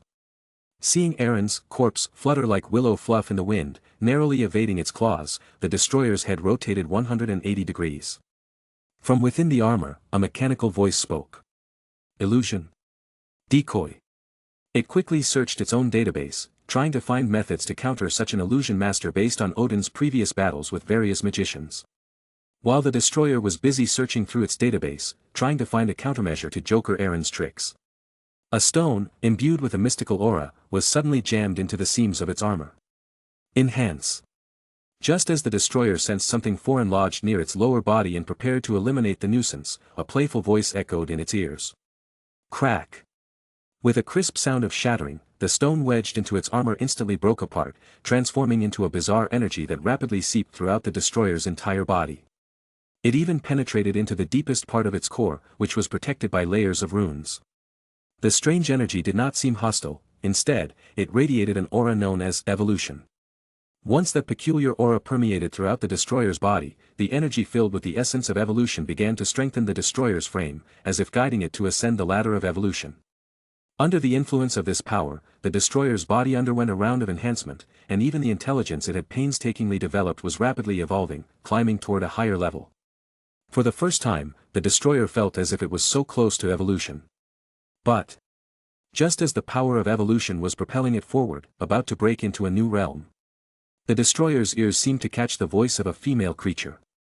Oh dear, it seems there was a little problem with the enhancement. Your equipment broke. The moment that voice spoke, the strange sensation the destroyer felt abruptly came to a halt, vanishing without a trace. Losing the driving force of that energy, which had been guiding its evolution to a higher level, the destroyer was suddenly yanked back from its journey to transcendence. No. It wasn't merely pulled back. During the attempt to ascend the evolutionary ladder, the latent potential and energy of the destroyer's sacred armor had been unknowingly drained by the enhancement stone. As a result, when the enhancement failed, the destroyer suffered an intense backlash. Crack, crack. Fine cracks rapidly spread across the destroyer's powerful metal exterior. In no time at all, the delicate fissures appeared all over the destroyer's steel body, covering every part of it. What was once a towering, imposing figure now looked shattered and broken. If those cracks throughout its body were merely signs of severe damage, then the crumbling rune core within, broken by the failed evolution, was truly the destroyer's death sentence. With the destruction of its core, the intelligence the destroyer had painstakingly developed was directly shattered and collapsing. Without the coordination of the core's runes, the destroyer's mind rapidly dissipated before everyone's eyes. What had once been a powerful and imposing creature now stood there, lifeless and dazed. Within a single second, the red glow surrounding the destroyer's body dimmed and faded away completely. Take this. At that moment, a grenade emitting a silver-white light was tossed by Joker Eren straight into the destroyer's faceplate. Boom! Accompanied by a deafening explosion, the already cracked destroyer shattered into countless fragments. With the destruction of the armor, the intelligence it had cultivated also fell into eternal silence with the complete destruction of the rune core. As expected, the enhancement stone never lets me down. Watching the once mighty destroyer obliterated by a single enhancement stone, Joker Eren couldn't help but recall the terror of being controlled by Kelly's cursed enhancements. Although Eren had never placed much hope in the enhancement stone created by Kelly from the celestial realm, seeing the final result of this enhancement still left him somewhat relieved.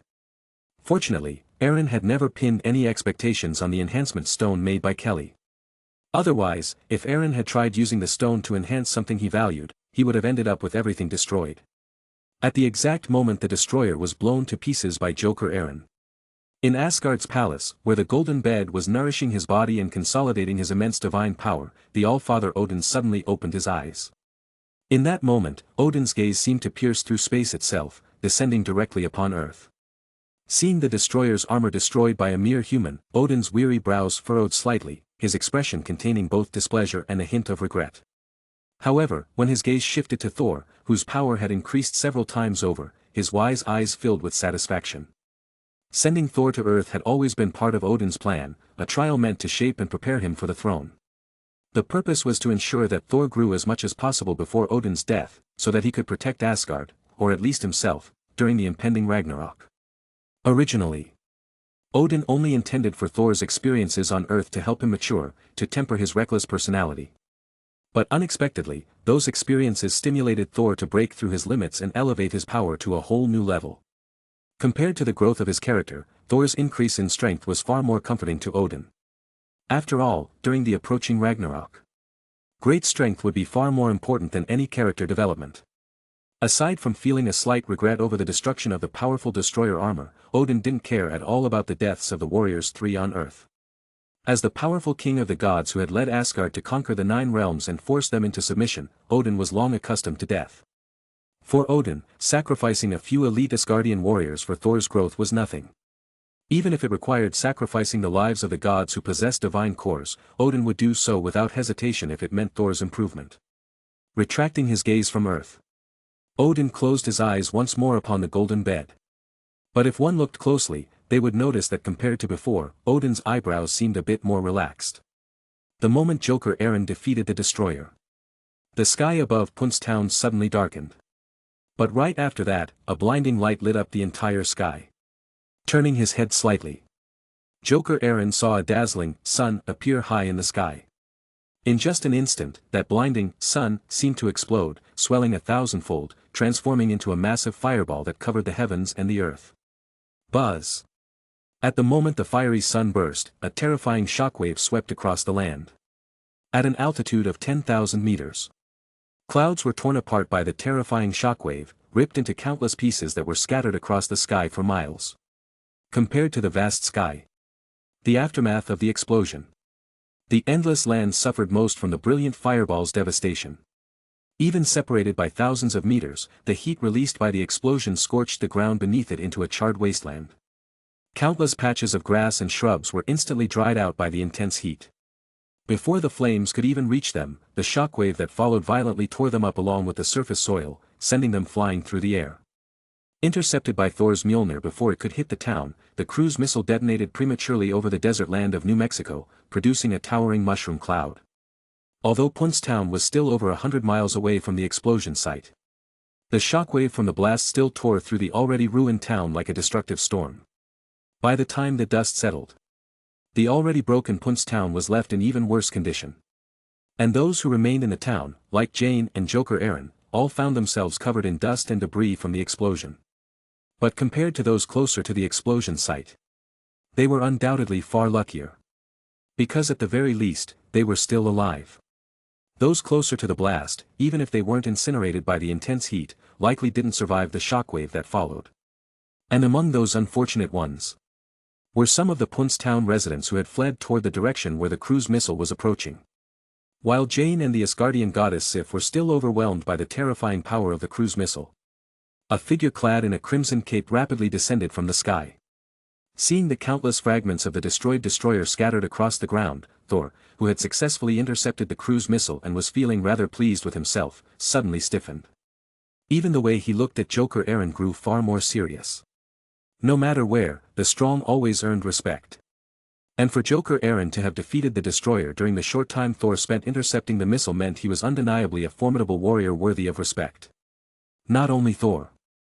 The goddess Sif, who was being supported by Jane, also looked at Joker Eren with a gaze filled with fear and caution, having seen him use such bizarre methods to easily shatter the powerful destroyer. Compared to Sif, however, Thor quickly recovered from his shock and stepped forward with open arms, seemingly intending to give the bent-over Joker Eren, who was picking up fragments of the destroyer's armor, a bear hug.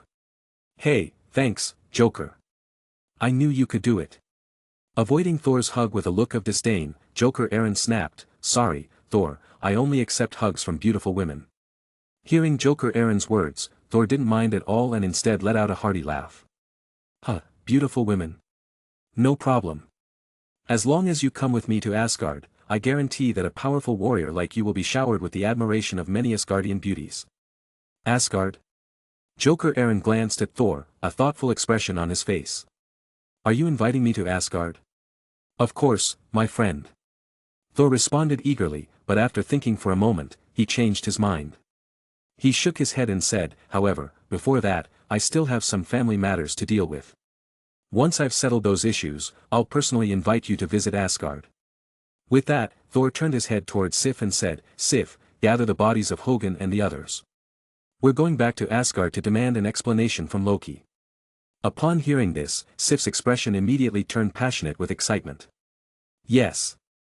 Suppressing her emotions, Sif freed herself from Jane's support and walked over to where Hogun's severed head lay. Rip. Looking at the lifeless head of his friend, Thor tore off a piece of his Thunder Robe's cape and wrapped up Hogun's head along with the remnants left by Volstagg and Fandral. Hogun, Volstagg, Fandral, let's go. I'll take you home. Chapter 216. Thor. Just as Thor was about to leave, Jane, who had driven all the way back to Puin's town, her eyes filled with reluctance, called out to him. Seeing this, Thor handed over the wrapped belongings of the 3 fallen warriors, 3, including Hogun's head, to Sif. Then, he stepped forward and gave Jane a hug. After a tender moment, Thor leaned in and whispered in her ear, "Sorry, Jane. I have to leave for a while. Once I've dealt with matters in Asgard, I'll come back for you, I swear." Before Thor could finish, his lips were suddenly sealed by a warm kiss. XXXXXXXXXXXX. After an intense moment of passion, Jane gently pushed Thor away and said softly, "Go." She was a rational woman. Not wanting to make things harder for Thor, she chose not to express her longing or worry but instead offered quiet support. It was exactly this understanding that made Thor, who had just confirmed their relationship and now had to leave Earth again, feel a twinge of guilt. After bidding farewell to Thor, Clown Eren, who had raced back to Puin's town ahead of S.H.I.E.L.D. to collect all the fragments of the destroyer into his ring of greed, quickly left the area. Now that Thor had returned, it wouldn't be long before Odin, the All-Father of Asgard, would completely awaken. As the one who had smashed the destroyer's armor, Eren figured it was better to lie low for a while. Who knew what Odin would do after waking up, especially if he found out Eren had wrecked the destroyer and ruined his plans. Clown Eren wasn't worried about retaliation. He just didn't want the fragments he worked so hard to gather into the Ring of Greed to be taken back. Although such a thing seemed unlikely, Eren never placed too much trust in either humanity or godhood. Having gone through all that trouble, Clown Eren certainly didn't want to see his hard-earned spoils snatched away. So after leaving Puin's town, Eren activated a real illusion to cloak his presence and avoid being tracked by the Asgardian gatekeeper. He then used his psychic field to alter the perception of airport staff, making them see him as one of their own. Just like that, Eren casually strolled into the airport and boarded the fastest flight from New Mexico to New York. Once on board, he headed straight for first class and took an empty seat. As he sat down, 2 subtle psychic suggestions spread from him. One altered the memory of staff who had seen him as airport personnel, making them think he was a first-class passenger. The other gave off a strong mental suggestion, "Do not disturb." These simple yet effective mental cues ensured no one would question or interrupt him. Fortunately, first class wasn't fully booked this time, otherwise this plan wouldn't have worked so smoothly. After arriving in New York at top speed, Clown Eren exited the airport and blended into the crowd, eventually arriving at a coffee shop with a long line. Above the shop's entrance hung a distinctive skull signboard carved with its name, Brook Café. With its unique pirate-themed decor and signature, pirate specialty, drinks, the cafe was widely known. Every day, countless people lined up for a taste of this blend of coffee and liquor. It was said that some even made special trips to New York just for a cup. Among the bustling crowd, Eren slipped inside the Brook Café unnoticed.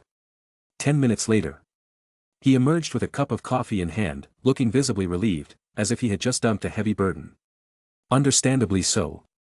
Clown Eren had raced here, fragments of the destroyer still in the Ring of Greed, anxious to hand it over. Because just moments ago, he had seamlessly passed the ring full of fragments to his real body. Now that the ring had been transferred, Eren no longer had anything to worry about.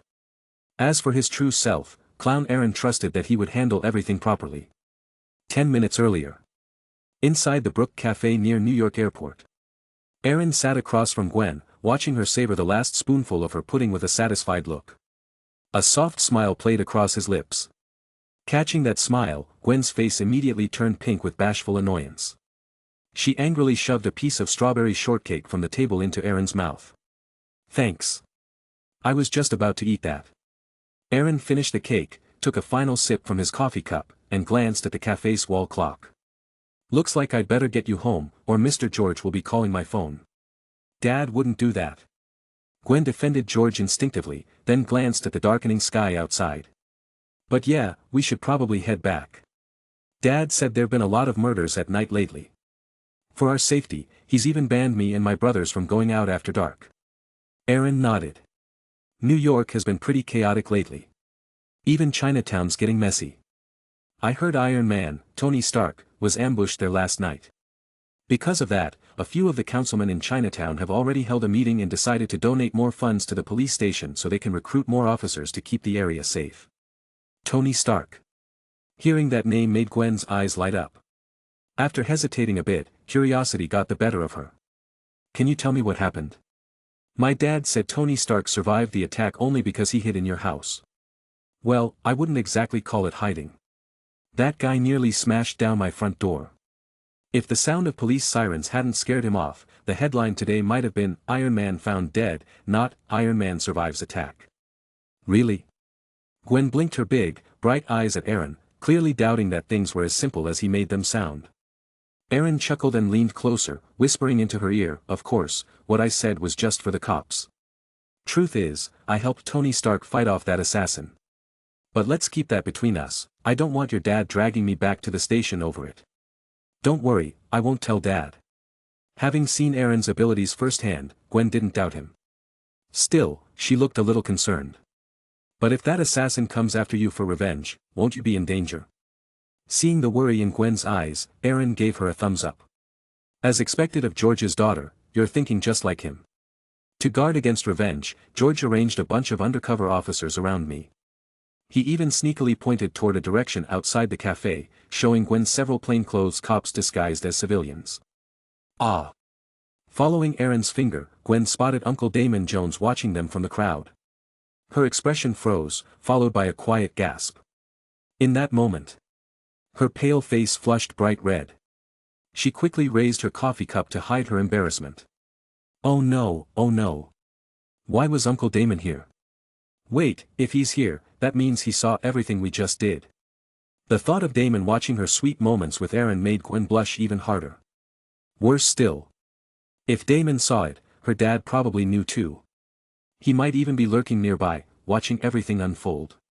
Realizing her dad might have witnessed her date, Gwen felt like burying herself in a hole.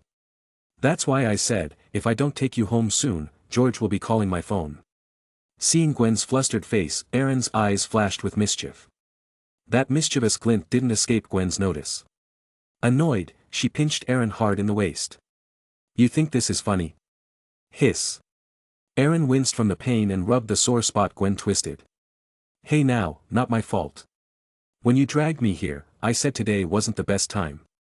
You insisted. Still. Gwen didn't believe for a second that Eren hadn't planned this.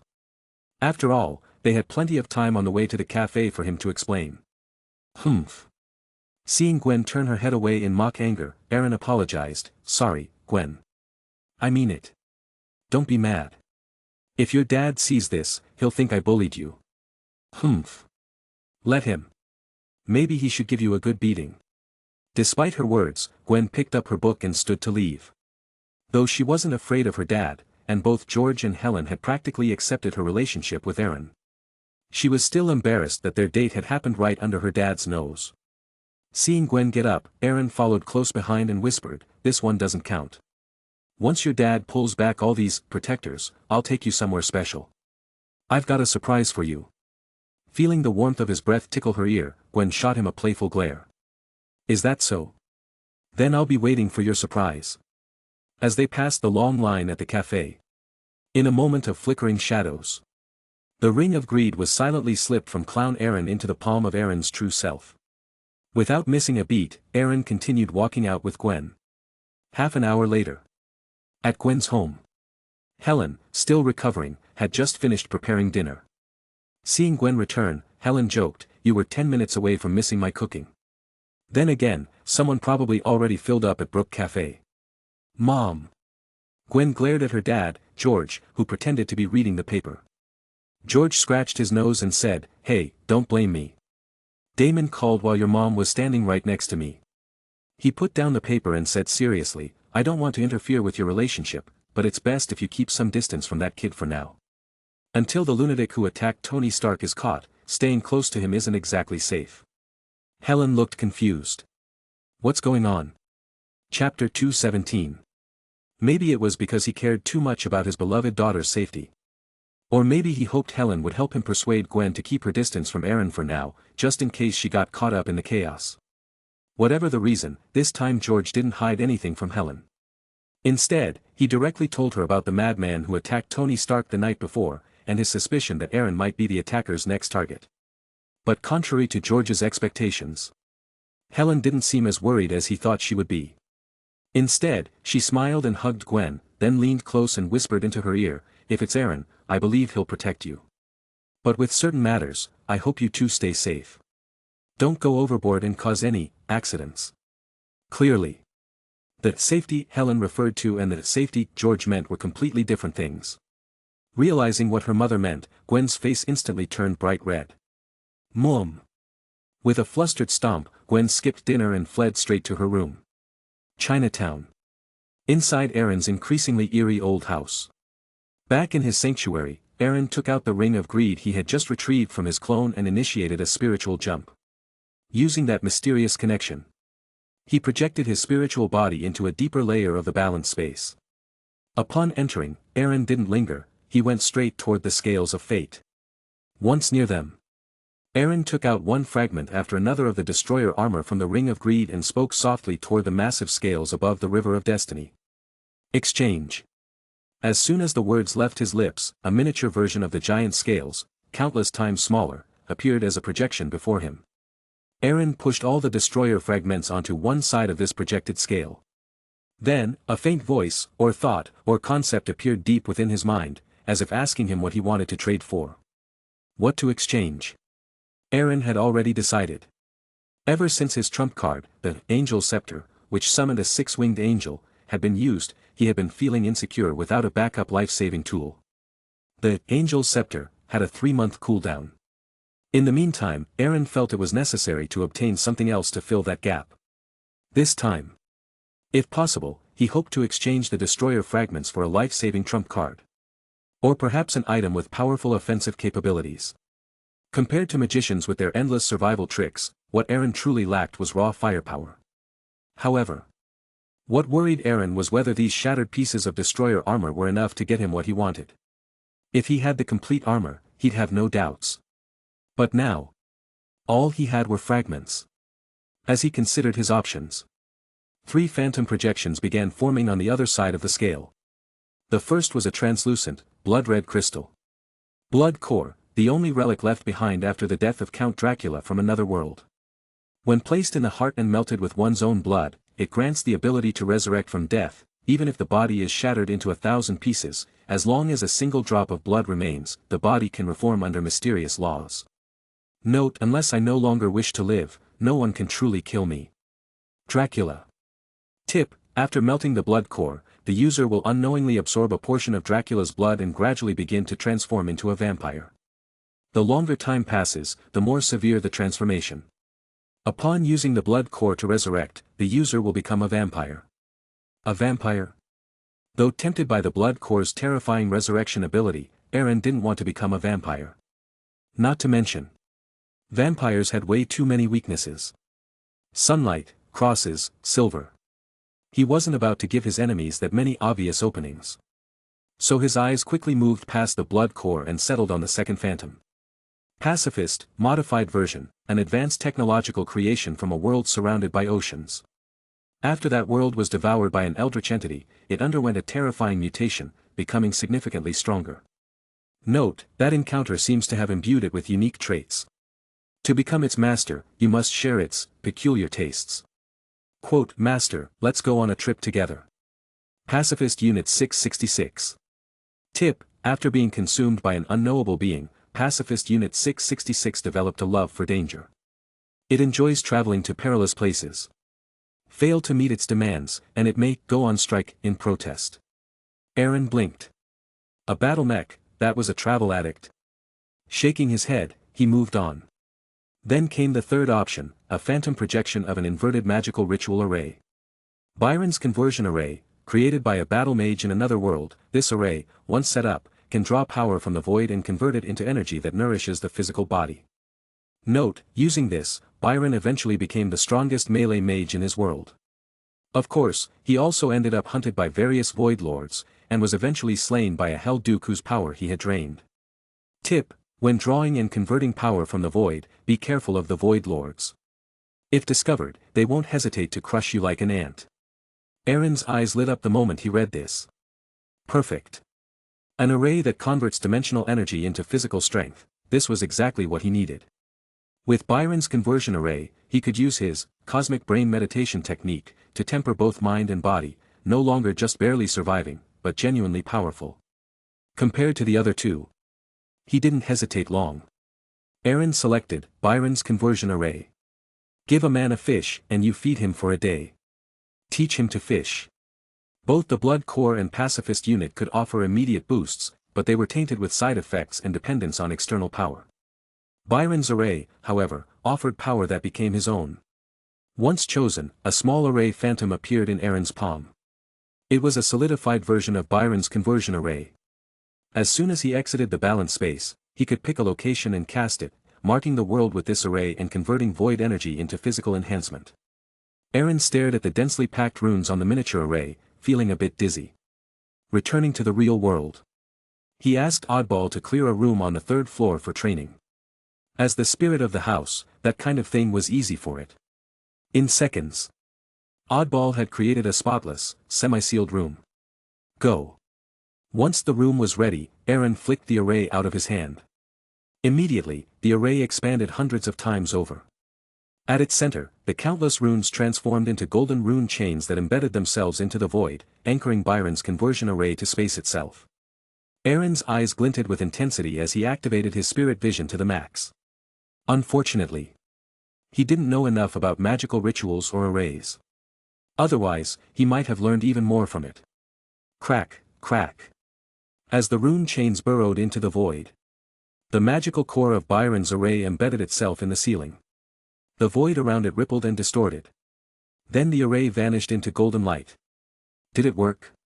Feeling the brief surge of radiant gold, Eren's eyes flickered with curiosity. According to the records left within the array, the golden glow marked a successful installation. Which meant, even if he did nothing now, Byron's conversion array would begin drawing power from nearby void dimensions and transforming it into energy that enhanced his body. Thinking this, Eren grabbed a nearby cushion and sat in the center of the now invisible array. He closed his eyes and began meditating with his cosmic brain technique. As the array activated, Eren could feel his spirit vision becoming clearer. Soon, threads of dark energy flowed through the golden rune chains toward the array's core. A massive golden millstone suddenly manifested from the center. As it rotated, the black energy was drawn in and ground apart. Again and again. With each revolution, the dark energy became more refined until it transformed into shimmering strands of pale golden brilliance. Using spirit vision, Eren saw the golden energy form. He took a deep breath and drew it toward him. This is the energy transformed by Byron's array. After a few seconds of observation, he used cosmic brain to swallow the golden energy. The moment it entered him, a searing heat erupted from his head, surging throughout his entire body. His mind became extraordinarily clear. Immediately, Eren centered himself, formed seals with his hands, and guided the energy into every corner of his body. His hands moved rapidly, forming one seal after another like dancing butterflies. Soon, white mist escaped his pores, along with strands of foul-smelling black sludge. Half an hour later, after absorbing another round of golden energy from the rotating millstone, Eren finally opened his eyes and emerged from deep meditation. With a thought, he unleashed a burst of explosive power from every part of his body. Not just power. After swallowing the golden energy, his cells themselves felt more alive. Chapter 218. Feeling the changes in his body after digesting that wisp of golden energy, a flash of astonishment crossed Eren's face. The effects of the Byron conversion array had exceeded his expectations. However, if he wasn't mistaken, the energy the array had just drawn from the void seemed to be dark energy from the dark dimension. But Dormammu was always the being that the Ancient One was most vigilant against. To protect Earth from being devoured by the dark dimension, the Ancient One had always strictly guarded against its influence. She had sealed off any erosion of dark energy from that realm.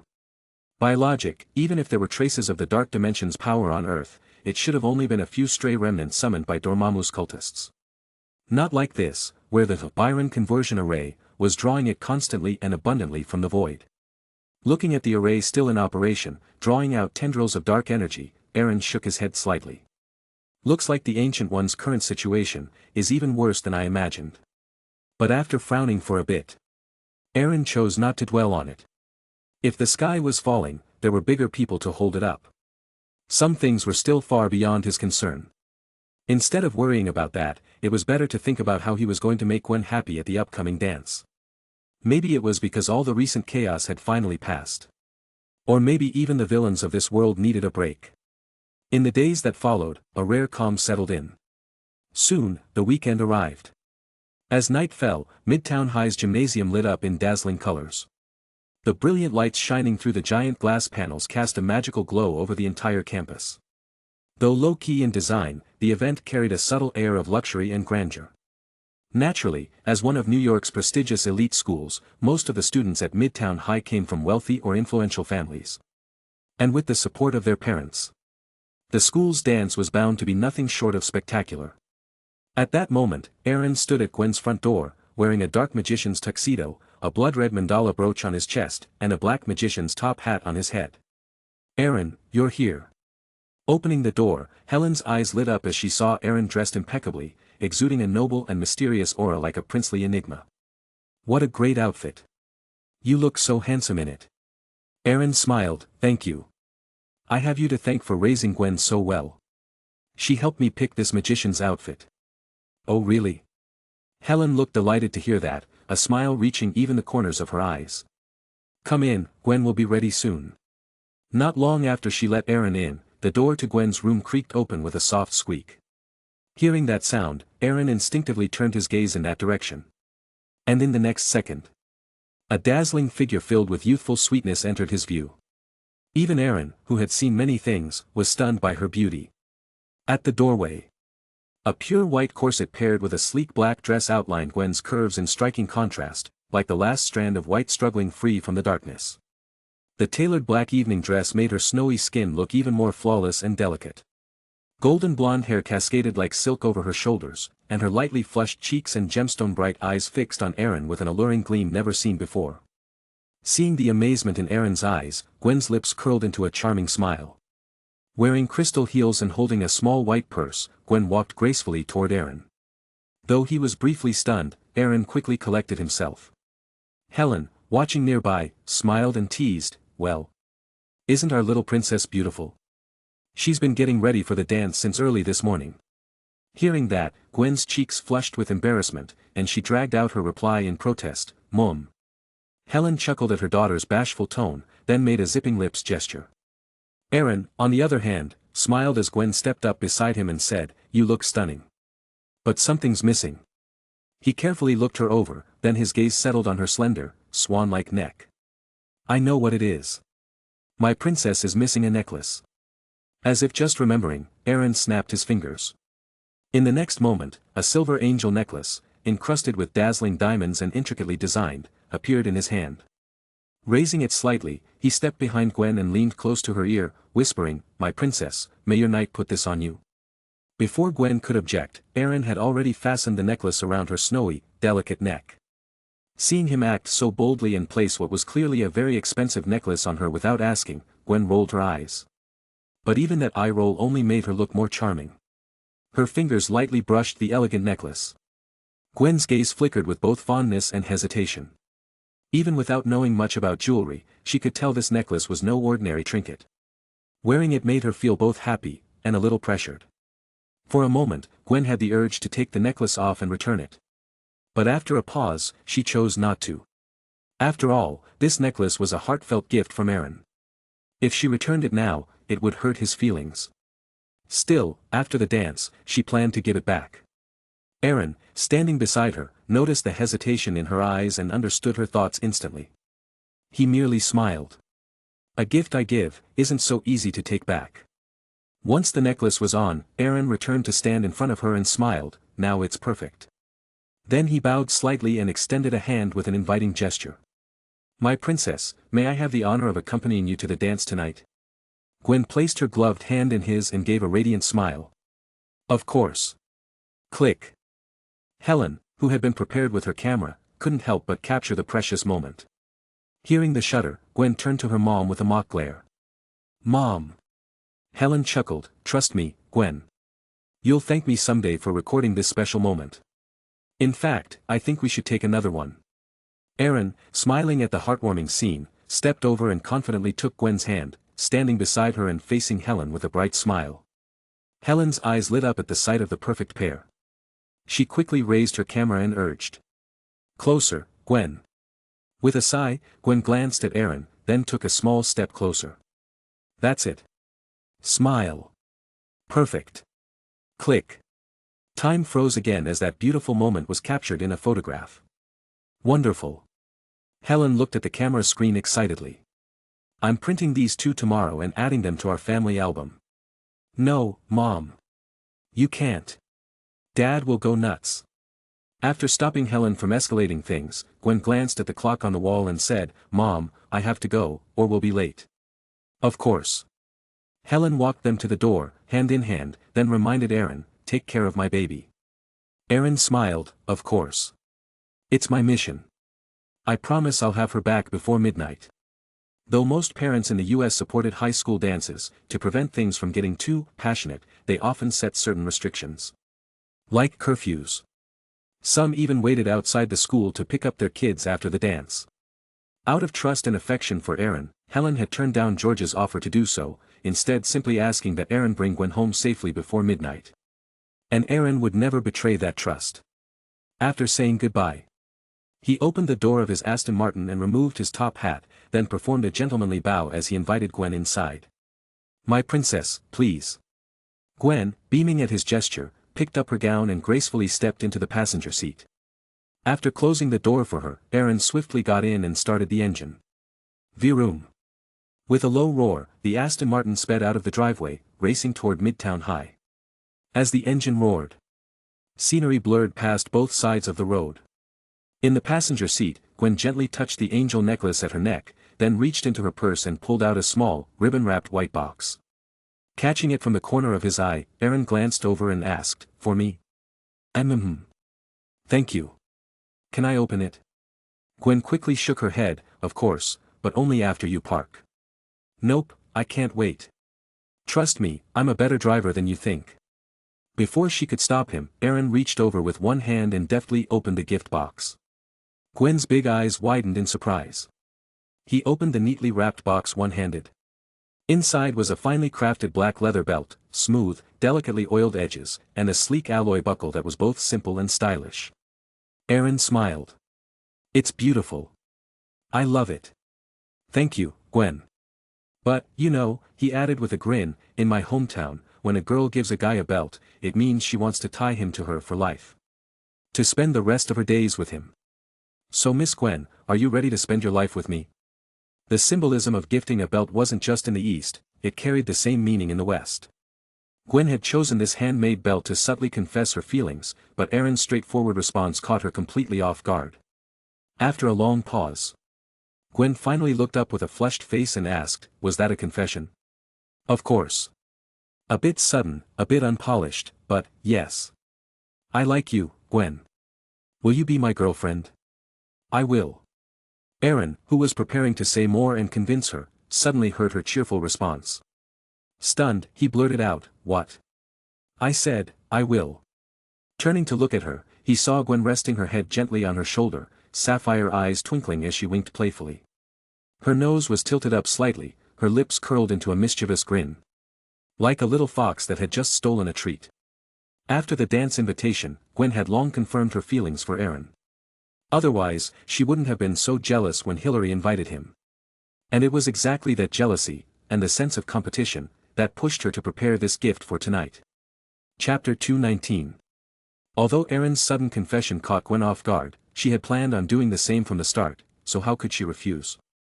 Seeing Gwen quietly trying to suppress a smile, Eren, who had just confessed for the first time and succeeded, couldn't help but smile as well. In front of Midtown High School. Student council members, dressed in matching black formal wear, stood solemnly on both sides of the school gate, greeting incoming guests. These student council members were the elite hand-picked from every class, many of them knew nearly all the students by name. For almost every guest who arrived, there would be a familiar student council member stepping forward to greet them and point them to the dance venue. After chatting briefly to confirm they knew where to go, the members would smoothly return to the welcoming line. Even though their movements were a bit stiff, each of them wore a sincere smile that made people feel welcome. Then came the roar of a sports car engine. A silver-gray Aston Martin cut through the night like lightning, executing a perfect drift before pulling into the parking lot across from the school. The engine's roar and the stylish drift instantly drew everyone's attention, even several teachers who were helping maintain order turned to look. So cool. Just stepping out of an Audi, Hillary, dressed in a low-cut gown that revealed much of her pale skin, gazed at the Aston Martin with envy. As soon as the school announced the dance, Hillary had her eyes set on Eren, the guy who came to school driving a supercar. She had hoped to use this rare occasion to build a special connection with him. Unfortunately, her plan failed before it even began. Eren rejected her invitation. Though Hillary quickly found a wealthy substitute as her date, his Audi paled in comparison to Eren's Aston Martin. If she were the one stepping out of that car tonight, she would have attracted far more attention, satisfying her vanity in full. Too bad. That woman Gwen had stolen it all. Thinking of this, Hillary, whose grades were mediocre, found the renowned academic beauty Gwen even more irritating. Beside her, Clavel, dressed like a trust fund kid in a well-fitted suit, noticed Hillary's envious gaze and also looked toward the Aston Martin. His expression turned sour with jealousy and helplessness. Aston Martin DB7 Vantage, a limited edition supercar that not even his wealthy father could get. Driving a car like that to school spoke volumes about Eren's hidden wealth and frightening connections. Some cars weren't just about money, they were about access. And even if one could buy such a car, letting a high schooler drive it was a whole other matter. Though irritated that his date was looking so admiringly at another guy, Clavel's upbringing and rationality forced him to swallow his anger. He might have status, but he wasn't about to make enemies recklessly. Especially not someone like Eren, who seemed low profile but clearly had immense backing. Feeling her date's silence, Hillary gave a soft laugh, slipped her arm around his, and leaned close. "Let's go, Clavel. Tonight, I'm all yours." Feeling her soft body press against his arm and her breath tickle his ear, Clavel couldn't help but smile with pleasure. Even his earlier jealousy started to fade. He might not have the car, but at least tonight, Hillary was his. Especially after she'd whispered her intentions for the end of the night. With that motivation, Clavel's steps grew lighter. Meanwhile, after parking the Aston Martin, Eren didn't get out right away. Instead, he changed into the belt Gwen had gifted him. Seeing Eren change belts in front of her so casually, Gwen's cheeks turned slightly red. She gave him a playful scolding. A few seconds later, Eren, his hands moving like butterflies, had already buckled the new belt around his waist. Click. He admired the sleek design. Beautiful. Thanks. Hearing his praise, Gwen squinted her eyes and smiled brightly. When she opened them again, her gaze met Eren's warm eyes. As their eyes locked, a tender atmosphere began to brew in the car. They leaned closer, their lips just about to touch when. Knock knock knock. A sudden tapping on the car window snapped them out of the moment. Turning his head, Eren saw Ilya in a fiery red evening gown, like a flame sprite, standing just outside the car. Clearly, the one who interrupted was her. Through the glass, Eren could see the teasing glint in her eyes. Gwen, startled by the knock, quickly realized who it was too, her best friend. With Ilya watching, the moment between her and Eren had no chance of continuing. Gwen shot Eren an apologetic look before opening the door and stepping out. Taking Ilya's hand, Gwen asked, "When did you get here?" "I just arrived, same as you. Saw you two and thought I'd say hi." Ilya gave Gwen a mischievous wink, then teased, "Wait, were you two in the car this whole time? I didn't interrupt anything, did I? What do you think?" Gwen rolled her eyes at her friend. Behind Ilya stood Brett, dressed in an eye-catching white suit, who scratched his head and apologized to Eren. "Sorry about that. Ilya's a bit headstrong, but I promise she means no harm. She's just teasing her best friend." Eren nodded with a smile. "I know." With his sensitivity to emotion, he could tell that Ilya truly meant no harm.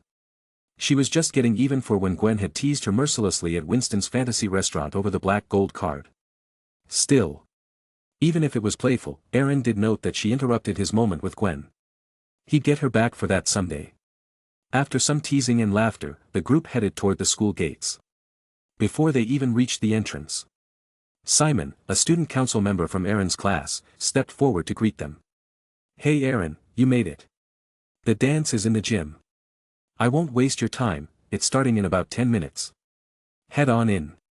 Seeing Eren walking hand in hand with the campus goddess Gwen, Simon's eyes flickered with envy and admiration. As the others turned away, Simon discreetly slipped something into Eren's jacket pocket, gave his shoulder a firm pat, and whispered, "Bro, this is all I can help you with tonight. The rest's up to you. Have a great night." Eren reached into his pocket and felt a very familiar texture. His gaze turned strange as he looked at Simon walking off. As a classmate and student council rep, Simon was well known. If memory served, he was also one of Gwen's many admirers, and had suffered bullying from the school thug Fleischer because of it. When Eren had beaten up Fleischer and his goons, it had inadvertently helped Simon vent his frustrations. Since then, Simon's attitude toward Eren had completely changed. But this gift of a Smurf-themed condom? Eren couldn't help but find it bizarre. Shaking his head, he quietly stored the Smurf into his ring of greed. After that little episode, the group passed through the school gates and made their way toward the gym. The closer they got, the clearer the sounds of laughter and music became. Soon, they stepped into a transformed gymnasium. The once dusty floor was spotless and gleaming, reflecting the colorful lights from above. Tables draped in red cloth lined the walls. Covered with luxurious dishes like Wellington steak, foie gras, caviar, and an array of exquisite desserts and cakes. But no one lingered at the tables. Students in elegant attire wandered the venue with glasses of colorful drinks, chatting in groups or whispering in pairs. In the center of it all, Mobius Band, a student group who had once represented Midtown in the high school music league, played passionately on stage. Around the band was a large circular dance floor. Though the dance hadn't officially started, some couldn't wait and were already dancing with their partners. Under the spotlight technician's careful control, dazzling beams of light bathed the dancers, almost like blessings or encouragement. As the song ended, the dancing pairs bowed to the surrounding applause and stepped gracefully off the stage. They were amazing. Clapping along, Gwen turned to Eren. "I hope we can dance like that when it's our turn."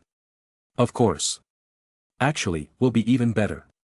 As long as we use what we practiced, we'll blow them away. Trust me." Eren nodded confidently and offered, "We've got a few minutes before it starts. Want to warm up on the dance floor?" As time passed, more people crowded into the gym, making it feel lively, even packed. When Mobius Band played their final tune, the dance officially began. Countless couples stepped onto the floor, twirling to the music.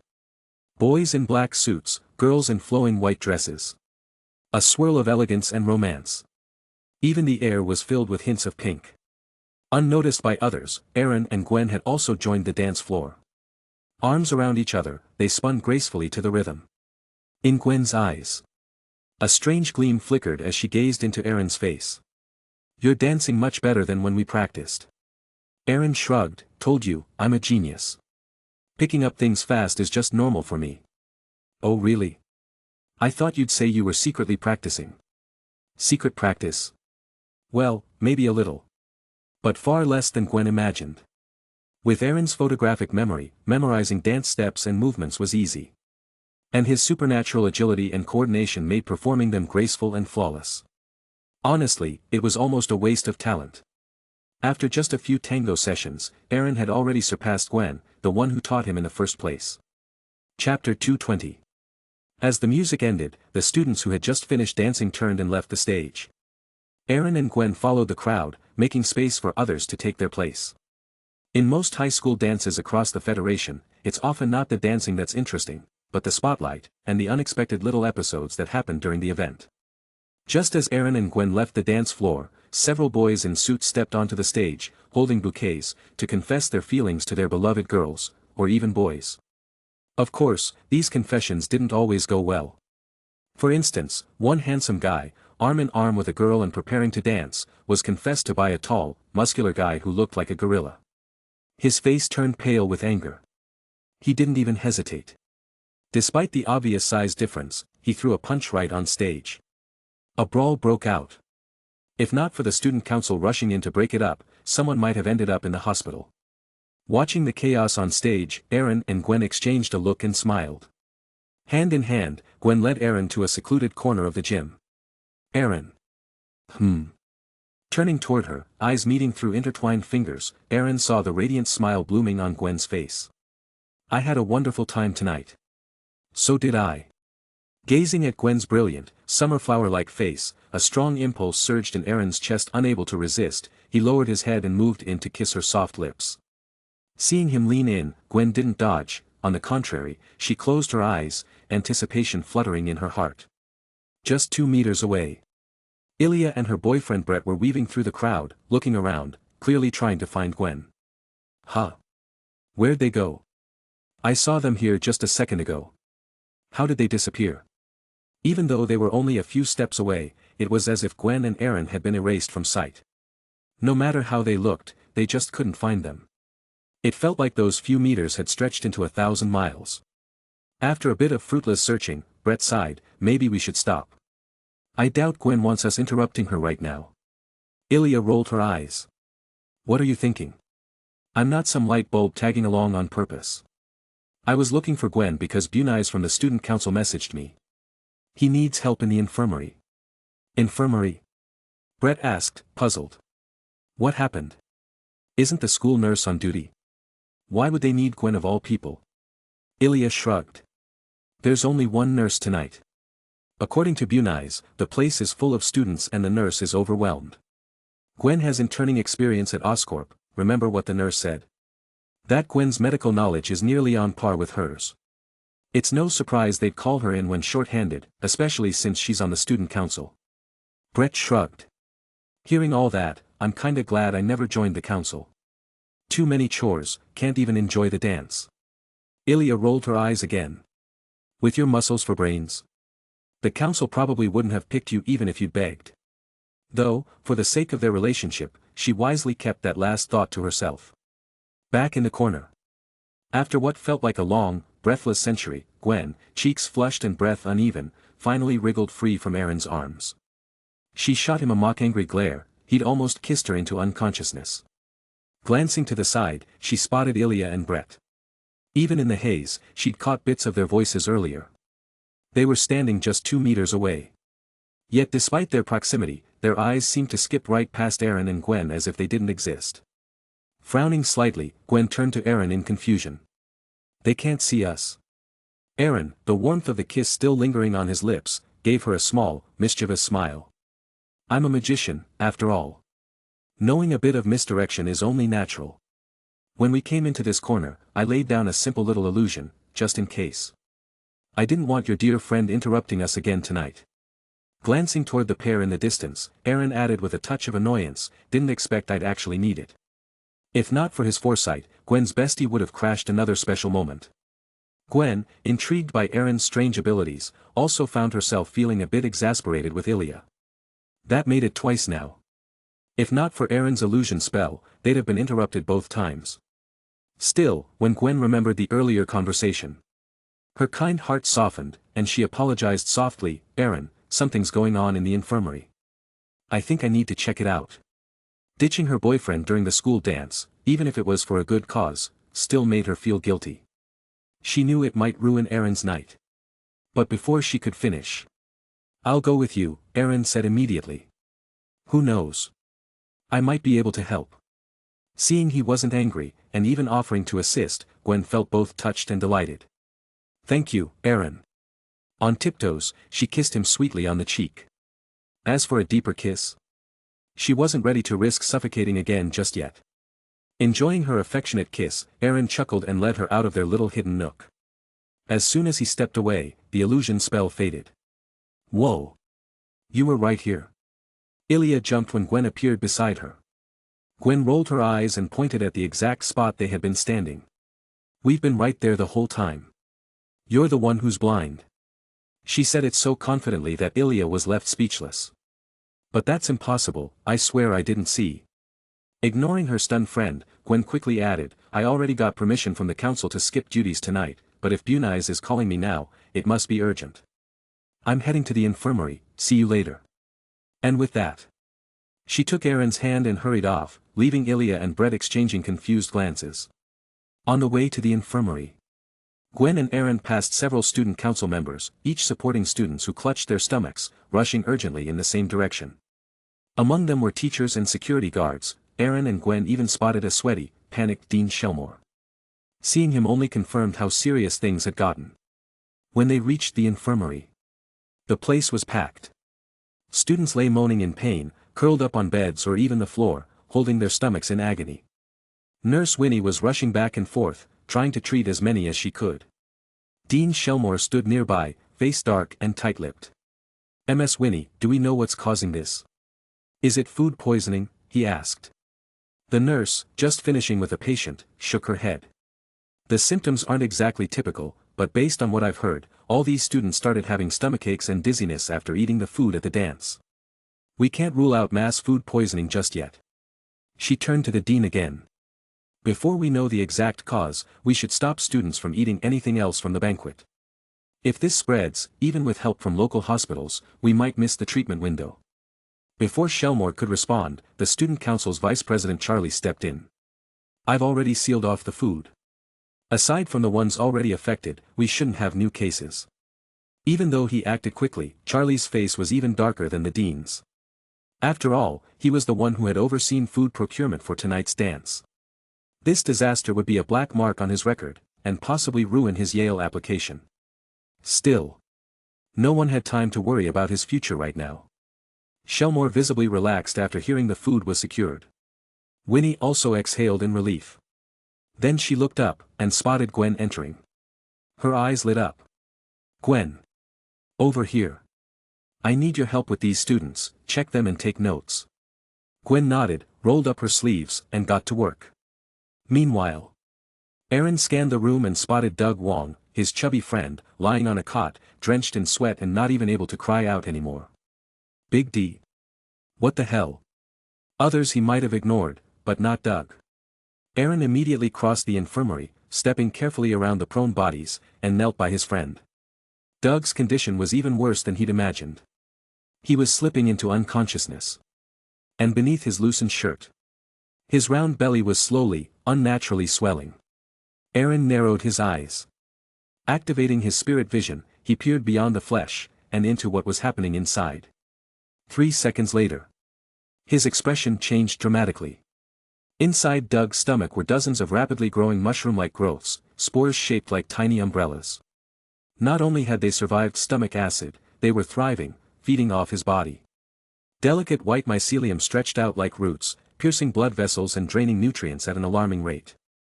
His gut was already bloated with clusters of mature fungal growths. If this kept up, forget being drained into a husk, Doug's stomach would soon burst from the inside. Chapter 221. Mushroom Spores. After seeing the heap of mushrooms and fungal spores inside the chubby kid's stomach, Eren quickly pushed through the crowd and rushed to the rows of medicine cabinets in the infirmary, searching for antifungal drugs. Ketoconazole, amphotericin B, he pulled out every antifungal medication that could suppress or kill fungal growth. After picking out a few of the strongest and fastest acting ones that could be used together without severe risk, Eren crushed the pills into powder using his thumb and forefinger, mixed them into a cup of saline solution he prepared himself, and forcefully poured it into the chubby kid, Doug. Hey! What the hell are you doing? Already in a foul mood, Charlie, the vice president of the student council, saw Eren pick up some strange drink and pour it into the mouth of a severely ill student lying on the bed. He immediately stormed forward, shouting in anger. Today's dance had already turned into a disaster. The student council was in a tough spot. If someone ended up worse after being given unknown substances, things could spiral completely out of control, and as the person in charge, Charlie knew he'd be screwed.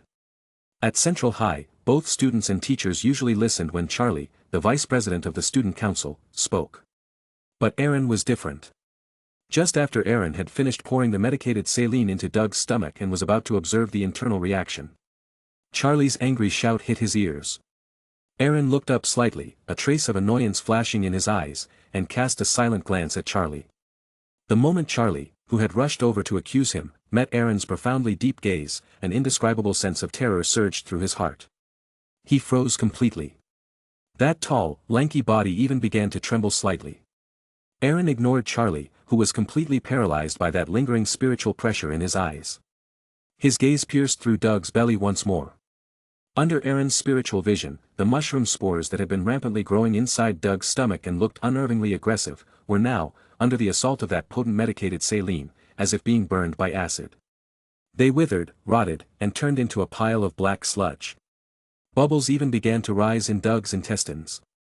Meanwhile, the dim yellow spiritual aura representing Doug's gastric health suddenly flickered back to life, like a revitalized signal, glowing faintly once more. Seeing that his makeshift potion was effective, Eren's eyes lit up. Because of the drastic changes happening in his stomach, Doug's body reacted violently. He suddenly awoke from his semi-comatose state. "You awake?" Doug Wong, who had just opened his eyes and barely recognized Eren standing beside him, suddenly felt a wave of unbearable nausea surge from his stomach to his throat. Blayerk. Almost immediately, a torrent of vomit filled with the stench of decay spewed out of Doug's mouth and blasted toward Eren. Just as it looked like Eren was about to get splashed, he nimbly dodged to the side. That dodge, unfortunately, exposed the frozen Charlie behind him, who had been standing stiff ever since that gaze from Eren. Before Charlie could react, the wave of reeking vomit hit him full on. 2 seconds of stunned silence. Then Charlie, now drenched in the reeking filth, finally snapped out of it with a blood-curdling scream. Ayaha! Every eye in the infirmary turned toward the chaos. Unbothered by the mess, Eren calmly mixed another cup of his medicated saline and handed it to Doug. "Doug, if you don't want to die, drink this. Then vomit out the rest of that crap in your stomach." Erg. Still weak from the previous vomiting, Doug's face twisted in disgust the moment he saw the greenish fluid in Eren's hand. He couldn't help but gag and retch again. Eren gently nudged a nearby trash can under Doug's chin with his foot, sparing the room from another mess. After dry heaving for a while, Doug finally sat up, said nothing, and grabbed the cup. Pinching his nose shut, he forced the liquid down. Even though he'd been semi-conscious earlier, he hadn't completely lost awareness. In fact, maybe it was a near-death adrenaline surge or something. He could clearly remember how the agonizing pain that nearly tore his stomach apart had disappeared only after drinking Eren's strange concoction. So, even though the drink triggered a strong sense of disgust and repulsion, Doug grit his teeth and chugged every last drop. Because he knew, it was the thing keeping him alive. What happened? Just then, Gwen, who had just finished helping Ms. Winnie calm another patient, approached Eren and quietly asked about what had just happened. Eren didn't hide anything from Gwen. "I checked Doug earlier and found that they'd probably eaten some kind of unripe or mutated mushroom. The spores parasitized them, which is why they ended up like this. Once I figured that out, I used some antifungal medicine, mixed with saline, and gave it to Doug." As he said this, Eren pointed toward Doug, who was now clutching the trash can and vomiting hard. And as you can see, the results are pretty obvious. Following Eren's gesture. Even though Doug looked pale from the vomiting, he was visibly better off than those other students lying around barely able to groan. Especially the way his bloated belly was visibly shrinking. Gwen immediately called over Ms. Winnie and told her everything Eren had discovered. Ms. Winnie's eyes lit up after hearing Gwen's report. She checked Doug again and, ignoring the overpowering stench, sifted through the vomit. Sure enough, she found large chunks of undigested mushrooms and remnants of spores in the mess. She immediately asked Eren about the types and proportions of medicine he had used. After confirming that Eren's mixture was safe enough, Ms. Winnie quickly instructed the student council members and teachers in the infirmary to prepare similar mixtures. Thankfully, Central High was well equipped, with a huge stock of medicine in its infirmary. Otherwise, most schools wouldn't have had enough supplies on hand to treat dozens of people at once. As the mixtures were force-fed to the affected students, Eren took Gwen by the hand and led her out of the infirmary. A wise decision. Because not long after they left, a chorus of vomiting echoed inside. In the blink of an eye, the clean, orderly infirmary of Central High transformed into a foul-smelling hellscape. The stench was worse than a dump. Even many of the staff and volunteers inside began to gag from the odor. Some were less lucky. Like Charlie, who got sprayed earlier. They too were blasted in the face by the students' explosive vomiting. Even though the infirmary had become a nightmare of puke and stench, Ms. Winnie and Director Shelmer actually looked relieved. Ms. Winnie, their bloated stomachs, they seemed to be going down. Shelmer started to speak, but the putrid smell made him gag. Ms. Winnie opened every window to ventilate the room, checked the patients again, and finally sighed with relief. Once the mushroom remnants are vomited out, their symptoms are temporarily under control. Once the ambulances arrive and they're taken to the hospital for full gastric cleansing, there shouldn't be any more danger. We really have to thank that student from earlier. If he hadn't discovered the real cause and acted quickly. She trailed off, but Shelmer understood. Wiping the cold sweat off his bald forehead, he sighed. Yeah, if Eren hadn't stepped in, and this had turned into a full-blown disaster, my career would have been over. That thought alone made Shelmer's impression of Eren skyrocket. He even made a silent promise: when Eren applied to college, especially if it was a top school like MIT, he'd write the strongest recommendation letter possible. As a seasoned education director at an elite school, Shelmer had a lot of connections. He could definitely put in a good word. Of course, he didn't plan to tell Eren this, lest it affect his focus during these last few months of school. Just as Ms. Winnie and Shelmer were finally breathing easier, a panicked male student stumbled into the infirmary. Gasping and stammering, he cried out, "As someone died. Rudd is dead." Like a thunderclap, the news struck everyone into stunned silence. Shelmer, who had just relaxed, almost collapsed under the weight of those words. Ms. Winnie reacted quickly, rushing to the boy and asking, "What happened? How did Rudd die? Where is he?" An hour later. Police sirens screamed across Central High. What should have been a joyful day was now completely overshadowed. Especially when the students saw familiar faces being stretchered into ambulances, they were overcome with dread. Groups of students who hadn't yet left the school gathered together in nervous discussion. Before long, rumors of toxic mushrooms at the winter dance, and dozens poisoned, spread like wildfire throughout the school, and quickly beyond it. Outside the school gates, where anxious parents had gathered due to the swarm of ambulances and police cars. The moment they heard the rumor, they began crowding around the vehicles, craning their necks, desperate to make sure their children weren't among the victims. But what they didn't know was, compared to one poor soul who thought he just had a stomachache, and went to the bathroom only to squat himself to death, the students in those ambulances were actually the lucky ones. Inside the gym restroom of Central High, several SHIELD agents in suits were busy taking photos of a corpse with its stomach burst open and mushrooms sprouting all over its body. The body belonged to Rudd, the student who had died in the incident. After the photo documentation, a tired-looking Natasha gave orders for the hazmat team to pack the corpse. Then she turned to George Stacy beside her and said, "Director Stacy, we're taking the body with us. You know what this means. It's likely similar to the other mushroom-covered corpses. There's a risk of a spore-based viral spread.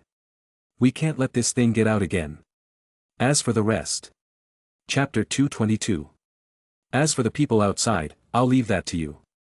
After hearing Natasha's words, George glanced at the corpse covered in mushrooms. He couldn't help but recall the incident in Queens, when a fellow officer had almost been infected and turned into a mushroom man while handling a similar corpse. After a few seconds of silence, George finally nodded, leaving this kind of specialized matter to the professionals. Seeing George's agreement, Natasha gave him a smile, her slightly weary face briefly blooming with breathtaking charm. Even the always upright George was momentarily dazed. Of course, he quickly recovered. Natasha, having been through countless moments like this, didn't take it to heart. Instead, she sincerely thanked him. "Then I'll thank you in advance, Director George." With that, she cast a subtle glance toward Eren, who stood among the students beside Gwen, before silently turning her head away.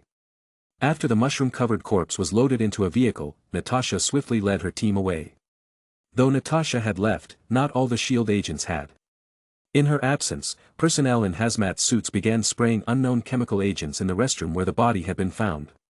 Even the infirmary at Central High had hazmat teams moving through it, handling something. After Natasha's departure, George Stacy and the school principal, who had rushed from home, shared a glance and walked toward the school gates, bracing themselves to face the sea of anxious parents and a frenzy of reporters, drawn to the scene like sharks to blood. With the chaos of the winter dance and a student death, the school owed an explanation to the parents and the public. And George had been pulled in to serve as the face of authority. There were also things better left out of the public eye, things George, as a representative of the NYPD, would be responsible for explaining. "Dad. As George walked past, Gwen called out softly. Noticing her, George gave Principal Smith a quick nod, then walked over. The moment he saw Gwen, his daughter, who had attended the dance tonight, he grew serious and asked, "Gwen, tell me honestly. Did you eat anything with mushrooms in it tonight?" Understanding his concern, Gwen shook her head firmly. "Don't worry, Dad. I didn't touch any of that." Relieved, George still looked uneasy. Seeing this, Eren spoke up, "Mr. George, Gwen and I arrived late. The dance had just started when we got there, and not long after, Gwen was called away to help in the infirmary. She never even got near the food." He shook his head. "In hindsight, I guess that was a blessing in disguise. What a mess this dance turned out to be. It was supposed to be a special night, his and Gwen's first dance together as a couple. But honestly, compared to those who'd been parasitized by spores, they were incredibly lucky. Almost every student who'd eaten at the dance was taken to nearby hospitals to have their stomachs pumped, just in case." Eren and Gwen, unharmed and intact, were now in the minority. After hearing Eren's detailed explanation, George finally relaxed a bit. He pondered for a moment, then said to Eren, "You both saw the body in the restroom. That wasn't the first case of this happening in New York. According to our intel, the spores are contagious. Gwen was in the infirmary helping patients, so she might have been exposed. Nearby hospitals are packed with students from Central High tonight. So, Eren, I want you to take Gwen to Osborne 3rd Hospital. I know Dr. Jean there. I'll call ahead and have him get you both examined right away." Osborne 3rd Hospital. At that name, a flicker of amusement passed through Eren's eyes. He smiled. "If it's that hospital, there's no need for the call." George raised an eyebrow. "Oh." Before he could speak, Eren added, "Don't forget, Osborne 3rd Hospital is owned by Osborne Group. As a shareholder, I enjoy VIP treatment at any of our facilities. Gwen included." He shot Gwen a meaningful smile. Just from his look, Gwen instantly understood what he was hinting at. Sweetness bloomed in her heart, but she still glared at him hard. "Are you insane? You're saying this in front of my dad? You think he doesn't understand?" Needless to say. As a seasoned agent, George immediately picked up on their little couple moment. In an instant, his expression darkened like burnt charcoal. "Right in front of me? Flirting with my daughter? Do you think I won't draw my gun?" His hand unconsciously reached for the grip at his waist, itching to empty his clip into the wild boar trying to steal his precious cabbage. Fortunately, Gwen quickly stepped between them, blocking her father's line of sight, aware of his rapidly rising blood pressure. If not, George might have done something rash. And seeing Gwen stand protectively in front of Eren only made George angrier. But with his daughter shielding the boy, he couldn't act out. He could only grit his teeth and say coldly, "Since you're such a big-shot Osborne shareholder, why are you still standing here? Planning to wait until symptoms show before taking my daughter to the hospital?" "Of course not." Sensing the danger in George's tone, Eren had no desire to provoke him further. Out of respect for Gwen, he smiled and calmly activated his psychic field, subtly soothing George's raging emotions. Then, still smiling, he took Gwen's hand and headed out of the school. Thanks to George's influence, the officers at the gate gave them a quick inspection, and after they signed a confidentiality agreement, they were allowed to leave, along with other students who'd cleared their checks. And strangely, once George watched the two walk off hand in hand, the fury in his heart seemed to ease. He felt calmer. He shook his head, confused. Then straightened his suit and walked toward Principal Smith. He still had a battle to fight, with panicked parents and a media storm waiting at the gates. After leaving the school, Gwen called Helen to let her know she was safe, then headed with Eren to Osborne 3rd Hospital across town in Queens. Thanks to a heads-up via the Osborne Group, Eren and Gwen were greeted with VIP treatment the moment they arrived. It was Eren's first time experiencing the full force of Capital's influence. Accompanied by a hospital board member who had rushed in especially, they assembled an elite medical team for a comprehensive exam for Gwen. And the report came back quickly. Though all her vitals were perfect, better than most people in fact. The specialist still issued a detailed and practical set of recommendations. Not only did it include fatigue relief methods, it offered a full health plan. Eren read through it and had to admit, if followed for a few months, Gwen's overall fitness would definitely improve. Satisfied that these experts weren't just all talk, he handed the health plan to Gwen. She accepted it with care and stored it together with her medical report. With her strong background in medicine, Gwen was quite interested in the recommendations. One suggestion, about sculpting the chest and hips to build the perfect figure, especially caught her eye. She secretly memorized it, planning to start trying it that very night. Seeing how seriously she took it, Eren chuckled. Then politely declined the hospital board member's suggestion to undergo a full checkup himself. As someone who practiced a mystical cultivation system, Eren wouldn't dare allow his blood or pheromones to be tested. His body had long since been altered by potions, and who knew what strange results would show up under normal medical scans.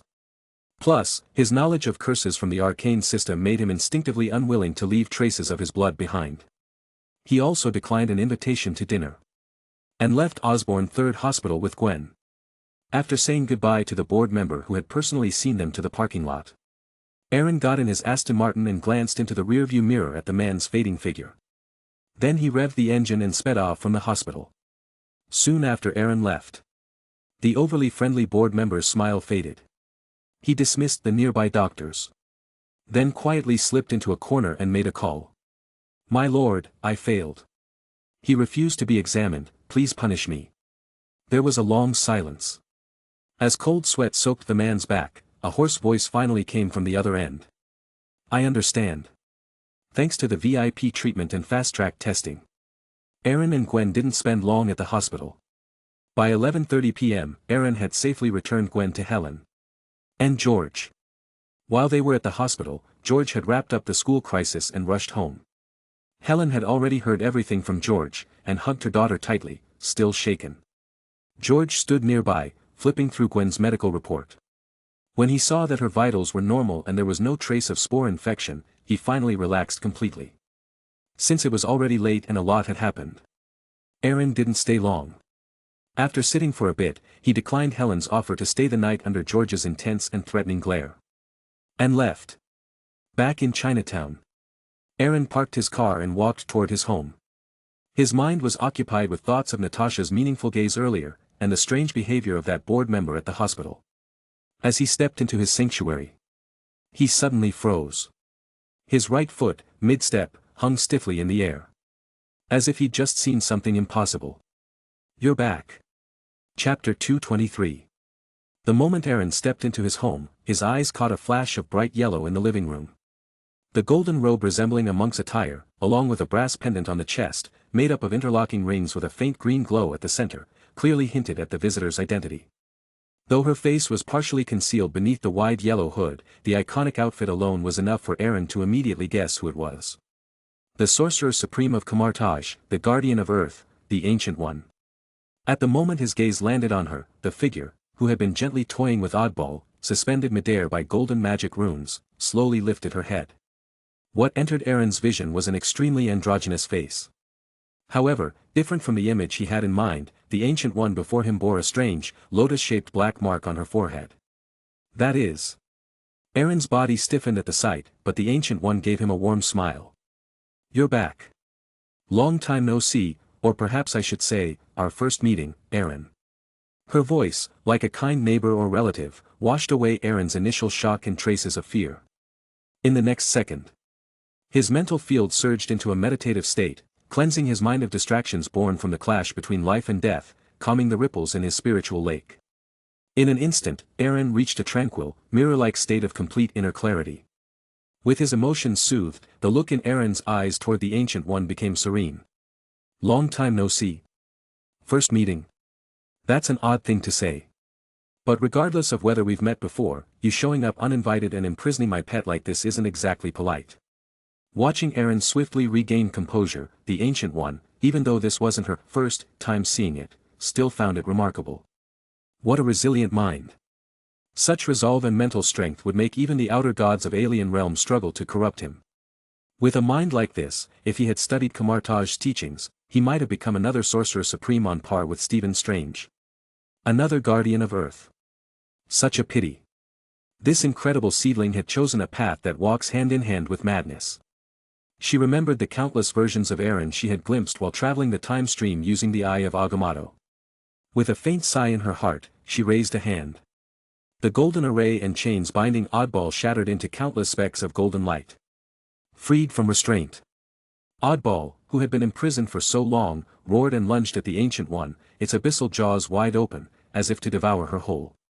Simultaneously, a weak mental message reached Eren's mind. Master, run. As that message rang out, the floor beneath Eren shifted, pushing him toward the door. Just as he was about to be expelled from the house by the self-defensive mechanism, Eren shook his head and said aloud, Oddball, stand down. With the command, the terrifying, black glowing maw froze right before the Ancient One. Although Oddball stopped its bite, the sheer force of its lunge sent a gust of wind that blew the Ancient One's hood back, revealing her bald, gleaming head. Facing the monster that seemed ready to swallow her whole, the Ancient One didn't show a flicker of fear. On the contrary, she reached up and gently patted Oddball's head, murmuring with admiration. What a loyal little creature. That single stroke sent shivers down Oddball's spine. It instantly pulled back its gaping mouth and flashed to Eren's side, standing firmly between him and the Ancient One. Though Eren had called it off from attacking, Oddball still stood guard with unwavering loyalty, determined to keep its master safe. Seeing the creature plant itself between them again, the Ancient One said. Truly devoted. Had I not sealed it earlier, it would have used every last bit of strength to block my entry. And the only ending for it would have been death. Hearing this, Eren gently patted Oddball's head in reassurance and said flatly. Then I suppose I should thank you for showing mercy. The Ancient One offered a sincere expression of apology. No, it was wrong of me regardless. Halfway through speaking, she retrieved a small wooden box from her sleeve and lightly tossed it toward Eren. The box landed gently in his hand. I took this star core from the body of an astral predator I recently eliminated. If your little friend devours it, it will gain significant benefits. Consider it compensation. She glanced again at the loyal Oddball, clearly fond of its tenacity. Even without opening the box, Eren could already sense a powerful spiritual force radiating from it. If Oddball really consumed it, its growth would leap forward. From this gesture of goodwill, Eren could faintly guess the Ancient One's attitude toward him. After accepting the box, he looked at her and said, I'll accept your gift for Oddball. Now, can we talk about why you're here? Seeing Eren relax his guard a bit, the Ancient One smiled warmly once more. You should know me already. In our 74,986 first encounters, you've directly identified me in 5,769 of them. Of course, more often than not, you pretended not to know me. But in that moment your eyes met mine, they betrayed you. There's no need to be hostile. I'm not your enemy. I came here seeking your help. Help? From me? Eren's eyes flickered. With her intentions laid bare, the wariness in Eren's heart eased slightly. He gazed at her, then deliberately glanced at the eye of Agamotto on her chest and said. I do know of your existence. The Guardian of Earth. Bearer of the Eye of Agamotto. The Supreme Sorcerer of Kamartaj. But that's exactly why I'm curious, what could someone like you possibly need from someone like me? Someone like you? The Ancient One chuckled and shook her head. You've never been someone like that, Eren. On the contrary, you are the anomaly of this world, the one who brings both hope and destruction. She gazed at Eren deeply and continued. Your fate is strange. Even with the eye of Agamotto, I cannot see it. But your presence has undeniably altered this world's destiny. According to the teachings passed down by the line of Sorcerer Supremes, I should have erased you before you caused greater ripples, and guided the world's path back to order. But last night, I changed my mind. Last night. That keyword made everything click for Eren. Before he could speak, a portal, crackling with golden sparks, opened up before him. On the other side was the room he'd cleared out on the 3rd floor, for the Byron conversion array. Seeing the Ancient One walk straight through it, Eren couldn't help but twitch the corner of his mouth. Seriously? You couldn't walk up a few stairs. You had to use a portal. Still, he followed her through. Oddball, as always, stayed close at his side. As soon as they entered, the portal swirled shut, vanishing without a trace. Inside the room where the Byron conversion array was installed, the normally hidden formation, veiled in space, was fully revealed under the Ancient One's glowing gaze. From the ceiling, chains of golden energy extended into the void, continuously drawing in power from the dark dimension, disassembling and transmuting it into a gentle, golden energy. The Ancient One looked up and murmured. What a brilliant concept. Seeing the admiration in her eyes, Eren spoke. So, the real reason you're here is for this array, isn't it? The Ancient One nodded. That's right. To be frank, Earth has long been coveted by gods and beings from other realms. Recently, several extra-dimensional demon lords joined forces to invade. Though we repelled them, the Sanctum's defensive barrier was damaged, letting dimensional energy seep through. The worst offender is the Dark Dimension. Though I acted fast after returning, the corruption had already begun. If left unchecked, those dimensional powers will soon pinpoint Earth's inner coordinates, open stable rifts, and launch a second invasion.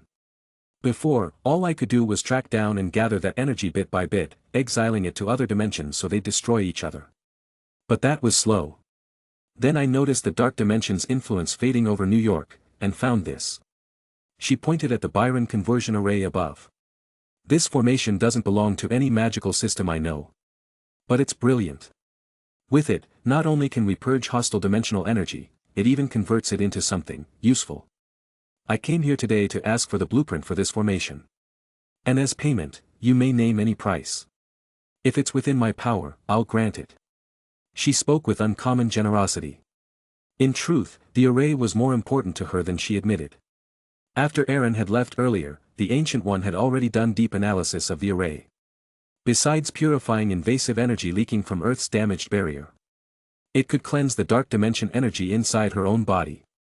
To drive back the demon lords, she had borrowed vast power from the Dark Dimension. But the price was heavy, the corruption had worsened. If this continued, her lifespan might end even earlier than in her original fate.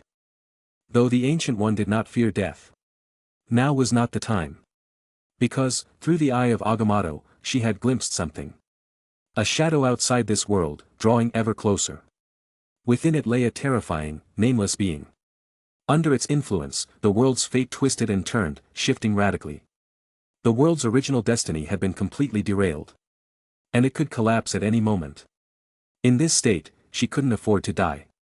Not yet. The next generation of heroes wasn't ready. And so, when she discovered that the Byron conversion array could purge the darkness inside her, she made her choice. Even if it meant humbling herself before Eren, she would do it. Chapter 224. As expected. After confirming the Ancient One's true purpose. Though Eren was tempted by her offer, he ultimately shook his head. Sorry, but I'll have to disappoint you, Sorcerer Supreme. I came upon this array by chance, I don't actually know how to construct it. The Byron conversion array was something Eren had exchanged for using the fragments of the destroyer at the scales of fate. Not only did he lack the knowledge of how to build it, he didn't even understand the principles behind its operation. So how could he possibly trade a method he didn't possess? I see. The Ancient One stared at him for a few seconds in silence. Her tranquil expression didn't reveal much, perhaps she had expected this answer, or perhaps she was reconsidering her next move. But with her silence, a strange aura began to spread from her body. At the same time, a terrifying pressure, seemingly from all directions, descended upon Eren, suffocating him. Cold sweat soaked his back instantly, and his mental field, still in its meditative state, screamed warnings. It was as if death itself stood before him, about to rip him apart in the next breath. Under this immense pressure, Eren's vision even began to warp and twist. For a moment, within his distorted field of vision, it looked like something was trying to break free from behind the Ancient One. And beneath her golden robes, thin cracks were forming, dark slits filled with squirming crimson eyes pressing outward. Then, suddenly, that crushing pressure vanished without a trace.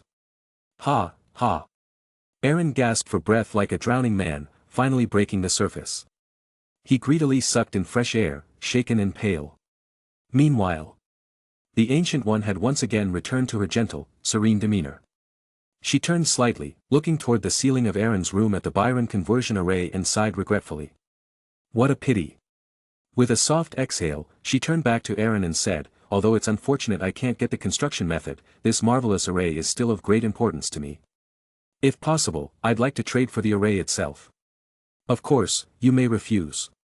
Refuse? Do I really have that choice?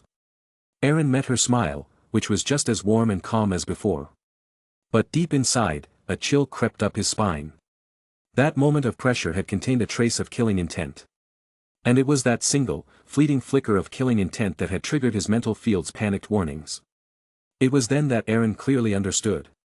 The Sorcerer Supreme before him was far from the harmless monk she appeared to be. He had already brushed against her threshold for tolerance. If he pushed further, would she really hesitate to kill him? Could he, in his current state, resist her at all? From the small glimpse of her strength earlier, Eren knew he didn't stand a chance. If she decided to eliminate him, even if he used everything at his disposal, he likely wouldn't escape. Not from someone who possessed the Eye of Agamotto. Worse, given her mastery over time, she might even trace faint clues in the timeline and uncover his connection to his alternate self, Joker. And if she decided to erase his clone as well, that would be the end. For the first time, Eren felt death looming this close. And with it came a crushing sense of powerlessness. In that moment, his thoughts raced. His mind whirled at lightning speed, and one phrase from earlier surfaced.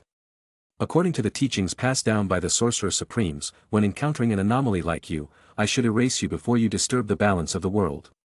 Now that he thought about it, had the Ancient One already predicted this scenario?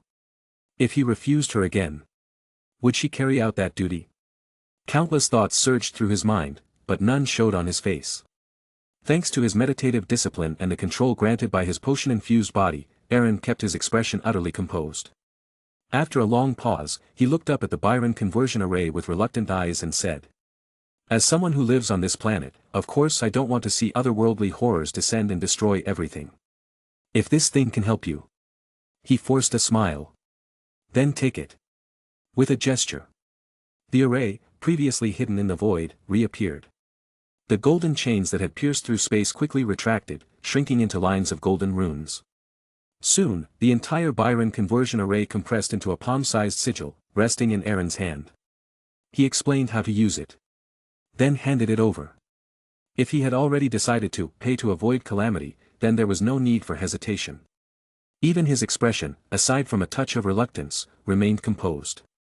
The Ancient One took the array and, following Eren's explanation, quickly learned how to activate and control it.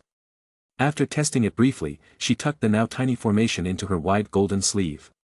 Having gotten what she wanted, her mood clearly improved.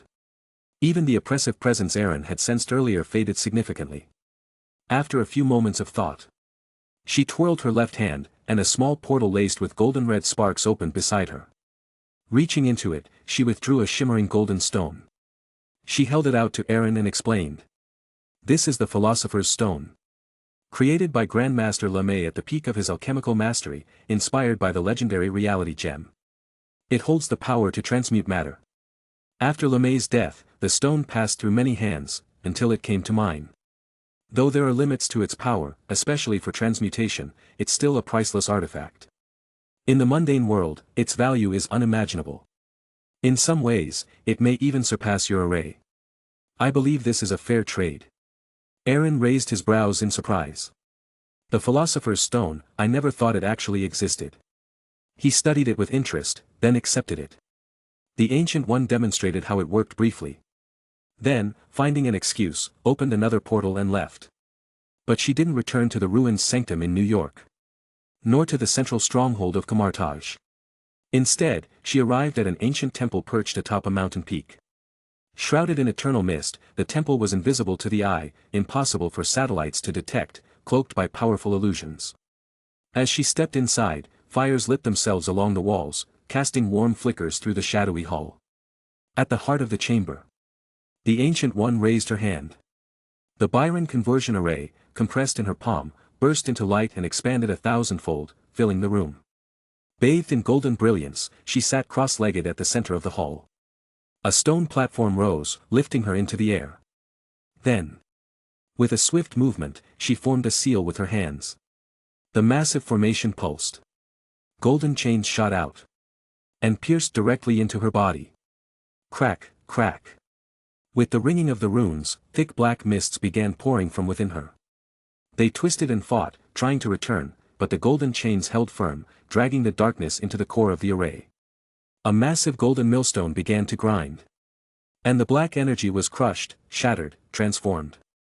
If Eren were there, he would have noticed something crucial. The dark energy being extracted from the Ancient One was far more potent than anything previously pulled from the void. Faced with such power, even the chains and millstone of the formation were pushed to their limits. But as it worked, The once black energy began to fade and purify, taking on a golden hue. Meanwhile, the Ancient One's expression revealed traces of pain, followed by relief. Though her aura dimmed with every ounce of darkness removed, her face showed a rare lightness, as if a heavy burden had finally been lifted. Within that ancient hall, to stop the dark dimension's corruption from consuming her, the Ancient One continued extracting it using the Byron conversion array. Then, a chill wind swept through the mountain temple. The flames flickered, and in their shadows, a strange figure appeared. Just for a second. In the Ancient One's shadow. Long after the portal vanished, Eren, blank-faced, finally looked away. He patted Oddball's head to soothe its frustration, then turned and returned to his room. Once inside, he closed his eyes and began to visualize the cosmic brain meditation technique, using that link to the natural laws of the universe. His spiritual perception expanded several times. After 3 hours of silent meditation, sensing no prying eyes, he moved. In a flash, his spirit slipped into the scales of fate. And only then did the tension he'd been holding since the Ancient One's arrival finally release. Like peeling away a false shell, he allowed himself to relax completely. Holding the Philosopher's Stone, which he had taken with him, Eren's expression darkened. Ancient One. Chapter 225. Without a doubt, the Ancient One was, by far, the most powerful being Eren had encountered since his arrival in this world. Before she brought her legendary life to a theatrical close, she was the undisputed strongest on Earth, its guardian deity. But tonight, that image had been completely shattered by her own hands. Because she had wanted to kill him. Perhaps in the eyes of most beings on Earth, she was still the guardian of the planet. But to Eren, who had stared directly into the intent to kill, she was no longer a protector. She was a potential threat. And the worst part was, Eren had no way to fight back. In order to stay alive, he had no choice but to smile and offer up the Byron conversion array, a treasure he'd spent a fortune of fate to obtain. That feeling of being the fish beneath the butcher's blade, it carved deep into his soul. He stood by the raging river of fate for a long time in silence. Then, he summoned the projection of the scales of fate once more. Without hesitation, he threw the Philosopher's Stone, the one he had just received from the Ancient One, into one side of the scale. Whether it was given out of compensation or for some other unknown reason, it didn't matter to him. Because Eren had no intention of using it. Not even keeping it. He couldn't be sure whether the stone had been tampered with. And for someone like the Ancient One, she didn't even need to physically tamper with the object. She could easily allow some hidden flaw to remain in the Philosopher's Stone, something that would, under certain conditions, spell doom. Or worse. She could be in possession of an item capable of sensing the stone's usage. If that were the case, she could potentially spy on him through it. That was a risk Eren absolutely could not take. Even if all of this was just paranoia, even if her gesture had been truly benevolent, Eren wasn't about to bet his life on a gamble. So instead, he chose to exchange it. He spoke aloud his wish to the scales of fate. A defensive formation. Or anything that could completely prevent unauthorized teleportation into his home. Tonight had taught him a bitter lesson. His so-called safe haven, his carefully constructed refuge, was, to the Ancient One, no different than an open door. Even Oddball had been locked down so hard it couldn't warn him. Eren didn't expect his defenses to repel the Ancient One. But he at least wanted a warning. Time to react. Not like tonight, where the Guardian of Earth had simply waltzed into his house, like it was nothing. As soon as Eren finished describing what he wanted, a swirl of fate mist rolled across the scales, and 3 faint silhouettes emerged on the opposite side. The first. A small silver-white stone, no larger than a fingernail. Voidlock Stone. Formed deep within the chaotic maelstrom of the endless void, this rare mineral embodies the principle of reversal, a complete lockdown of space where space is otherwise turbulent. The stone creates a unique field in which space is effectively frozen, rendering all teleportation and dimensional movement impossible. Note 1, works indiscriminately. Enemies can't teleport, but neither can you. Note 2, no forging required. Simply placing the stone somewhere will activate its effect. Note 3, the effective radius is 100 meters. Voidlock Stone. Eren's eyes lit up. If he had this during the Ancient One's visit, her teleportation portal wouldn't even have opened. She'd have had to force her way in, fighting Oddball directly. Not bad at all. A naturally formed treasure with no harmful side effects. Though Eren wouldn't be able to use teleportation inside its field either, like his flame step technique, it was a small price to pay for such powerful spatial defense. Still. Before deciding, he glanced at the second silhouette on the scales. He wanted to see what else fate had to offer. The second. A silver, shimmering barrier hovering in midair. Guardian's Shield. A supreme space anchoring formation created by a dying world guardian who sacrificed body, soul, and will to protect his realm. As long as the shield holds, no outsider may enter, not even gods or demons. Note 1, this version is a projection with limited energy. Once depleted, the shield fades. Note 2, when active, nothing can enter without permission, not even space-warping divine beings. Eren sucked in a sharp breath. Even gods couldn't bypass it. That was insane. This second option clearly surpassed the first. Not only did it block teleportation, it also distinguished between friend and foe. But its drawback. It consumed energy. If the stone's energy wasn't enough to keep it running for even a minute, it'd be pointless. Despite that, Eren leaned toward the shield. A defense capable of holding off even someone like the Ancient One, even temporarily, was far too attractive. Still. He kept his desires in check. There was a third option. The third. A rusted, broken anchor the size of a boulder. Broken anchor. A fragment of a backup anchor from a ghost ship that once sailed the seas of chaos. Lost during a catastrophic battle with a terrifying entity in the void. Ability 1, Anchoring, lock space in place, creating an immovable zone. Not even high-level space magic can break through without permission. Ability 2, Dimensional Shift, damaged, allows the anchor to bring its associated structure across dimensions. Currently broken. Warning, this anchor is tainted with blood and a curse. If triggered, it could lead to disaster. Be wary of it. Eren exhaled slowly. This thing was terrifyingly powerful. Not only could it anchor space like the previous options, it could potentially allow dimensional travel in the future. A mobile base. A castle that could teleport. Though repairing the anchor would be insanely difficult, with the scales of fate, not impossible. The curse?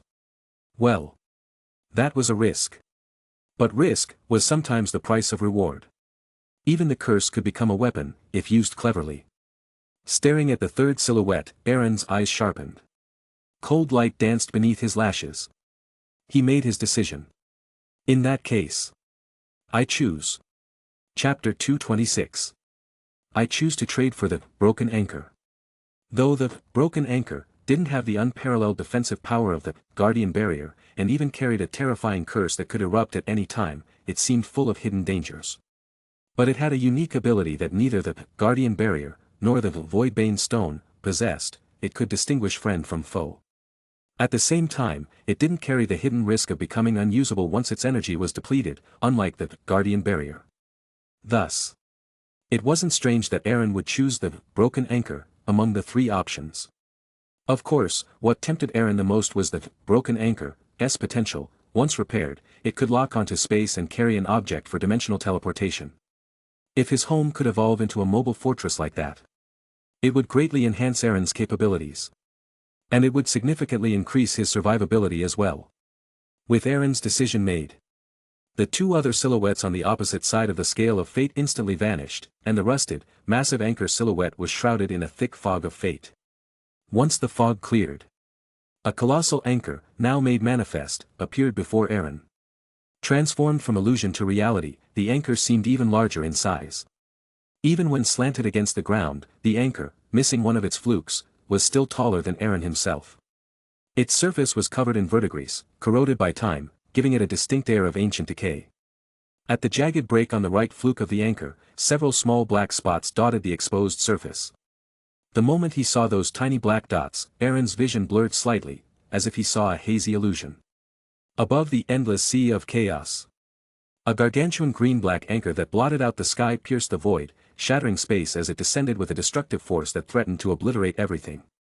But just before it struck, a massive blue-green fist burst forth from the void and, with a single blow, shattered the anchor into two pieces and sent it flying. Under that punch, the world-shrouding green-black anchor had its very core destroyed, its body splintered into fragments. Battered by that overwhelming power, it tumbled like a kite with its string cut, crashing through one world barrier after another. Until finally, it came to rest on the edge of a shattered world. By then, the once enormous anchor had somehow shrunk by hundreds or even thousands of times. However, as it was blown apart and sent flying, that massive anchor had also managed to leave a gruesome wound on the blue-green fist. Countless drops of green-black blood sprayed into the air. And one of those blood droplets splashed directly onto the fracture in the anchor's fluke, staining the anchor with a number of blackish-green spots. Just one punch had been enough to shatter a ghost ship's anchor that spanned the heavens and pierced through countless worlds. Then just how powerful must the owner of that blood be? Even if they were among the weaker ones. Eren figured the blood's owner must be a true deity. And by deity, Eren didn't mean those so-called cosmic gods in the Marvel universe. Even someone like Odin, who had forged a mighty name across the 9 realms, was still far from being a true god in Eren's eyes. Let alone those other hollow names in the cosmic pantheon. As Eren quietly stared at that bloodstain, the dried blood suddenly twisted faintly, as if coming alive. Eren instantly tensed, thinking his gaze might have triggered something. Just as he prepared to act, the anomaly vanished without a trace, and the dried blood remained where it had been, unchanged, like nothing had ever happened. It was as if what he'd seen was merely a hallucination. How bizarre. Eren didn't believe he was seeing things. Still, he hadn't felt the slightest hint of a curse during that moment, which suggested that the curse embedded in the broken anchor hadn't been triggered, at least not yet. Comforted by that thought, Eren nonetheless heightened his vigilance toward the anchor.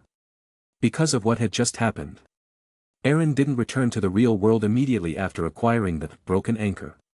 Instead, he used his knowledge of the arcane to inscribe a series of ritual arrays upon the anchor itself. These rituals had a sealing effect against curses, suppressing their activity, and prolonging the time before a curse might erupt. They also served as an early warning system, giving Eren advance notice in the event the curse did activate, so he wouldn't be caught off guard. To prevent direct eye contact with the bloodstain from affecting him, Eren also arranged a visual shielding ritual array that blocked his line of sight from the cursed area. All done. Over an hour later, Eren clapped his hands and exhaled softly. With all the preparations and contingencies in place, Eren brought the broken anchor back with him to the real world. Of course. Not only was the broken anchor enormous in size, but its weight was also staggering. By Eren's estimation, it weighed dozens, maybe even hundreds, of tons. Eren wasn't physically strong enough to lift it. So in the end, he simply placed his hand on it and relied on the power of the scale of fate to bring it back. Fortunately, since the broken anchor was something he traded for through the scale of fate, the scale still retained a connection to it, otherwise, it wouldn't have helped at all. Without the scale's help, Eren would never have been able to haul that monstrosity back on his own. Boom! Almost the moment he returned to the real world, a deep thud echoed through Eren's bedroom. With that thunderous sound, the floor of his room instantly cracked apart. Even the concrete beneath the floorboard split into rings of spiderweb-like fractures. If Eren hadn't had every part of the house reinforced by oddball.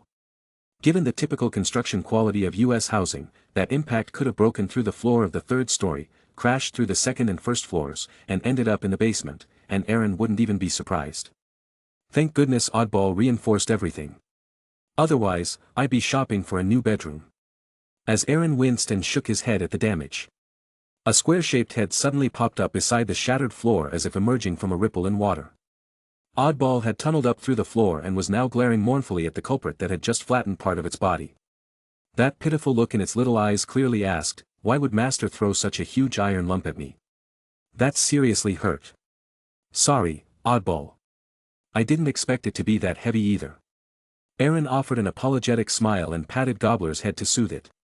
After calming Oddball down, Eren looked at it, then at the massive, broken anchor, and suddenly had a thought. "Oddball, can you, like with those other weapons and furniture, swallow this anchor and absorb its abilities into your own? Master wants me to eat this giant chunk of iron." Gobbler blinked in confusion, question marks practically floating above its head. After a stunned second, it opened its mouth wide and gulped down the massive rusted anchor in one go. The effort made Gobbler's belly balloon out into several bulges. Digesting such a hefty object clearly gave it some indigestion. After squirming in place for a moment, Oddball suddenly went bleh and spat the anchor back out. Boom! Another deep thud sounded, and another section of the bedroom floor was pulverized. But right after spitting out the anchor, a mental message reached Eren's mind. Master, I can eat it, but... From Oddball's broken-up message, Eren slowly understood its meaning. If given enough time, Oddball could indeed digest the broken anchor and assimilate it into the house. But the anchor's level was too high. Oddball had no idea how long it might take to fully digest it. And worse yet, while it could absorb the imprisonment ability, the anchor's hidden spatial jump ability would be lost. Any object assimilated by Oddball would lose the potential for self-evolution. Even if Oddball, and the entire house, evolved in the future, the broken anchor would already be fused into Oddball's system. By then, the anchor might never regain its dimensional teleportation power. Because after assimilation, all objects inside Oddball would evolve along its path, eventually becoming part of a unified whole. I see.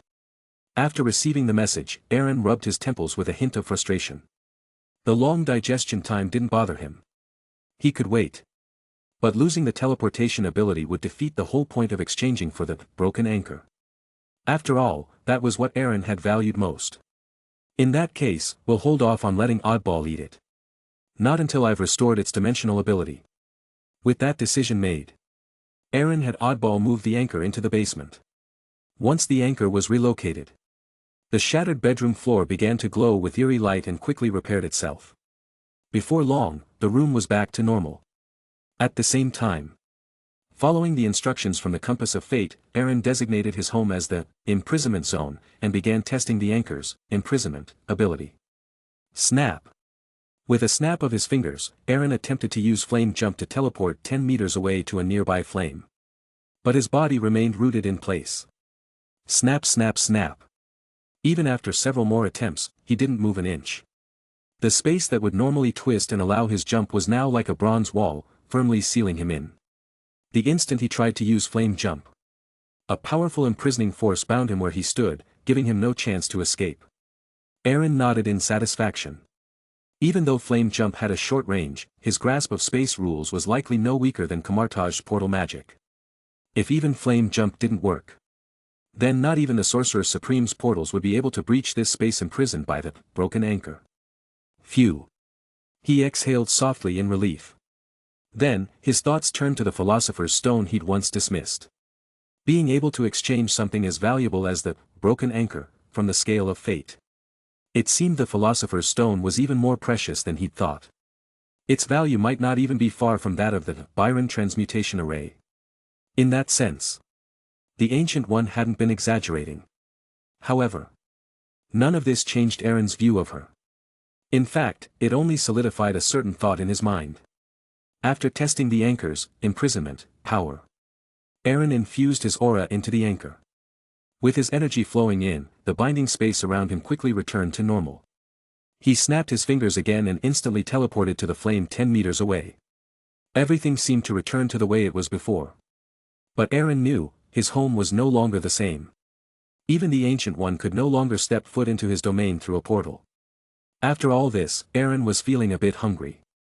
He walked into the kitchen and cooked up a hearty meal. In addition to a nutritious energy-rich main course, he also made a few of his favorite dishes. As he quietly enjoyed his meal, Eren's gaze drifted beyond the dark night outside his window, toward the Hell's Kitchen, where his clone currently resided. Chapter 227. The Ancient One's appearance completely disrupted Eren's previous plans. Even though he had used the Philosopher's Stone obtained from her to trade for a space-locking anchor, that clearly wasn't enough to deal with her. He had to increase his odds of survival. Like sending his clone off Earth. Thanks to the twin talent. As long as either he or his clone survived, Eren could continuously resurrect. That was exactly why he had spent a massive amount of fate points to obtain the twin talent in the first place. Originally, Eren had planned for his clone to take over part of Kingpin's forces and gradually turn them into his own loyal troops, forming a power base that truly belonged to him. As for their loyalty, with his mental cultivation having reached the meditation realm, Eren wasn't too worried. In addition, Dr. Banner's recent research had reached a promising stage. Once the final experiment succeeded, a universally effective healing serum could be produced. Once that serum was released, as long as the clone could establish distribution channels, wealth, influence, and connections would start to snowball rapidly. By that point, his clone's progress would massively benefit Eren himself as well. But now, that plan had to change. Right now, Earth's mystic realm was effectively under the control of the Sorcerer Supreme. Even entire mythological systems, like Asgard, had been driven off the planet by that lineage.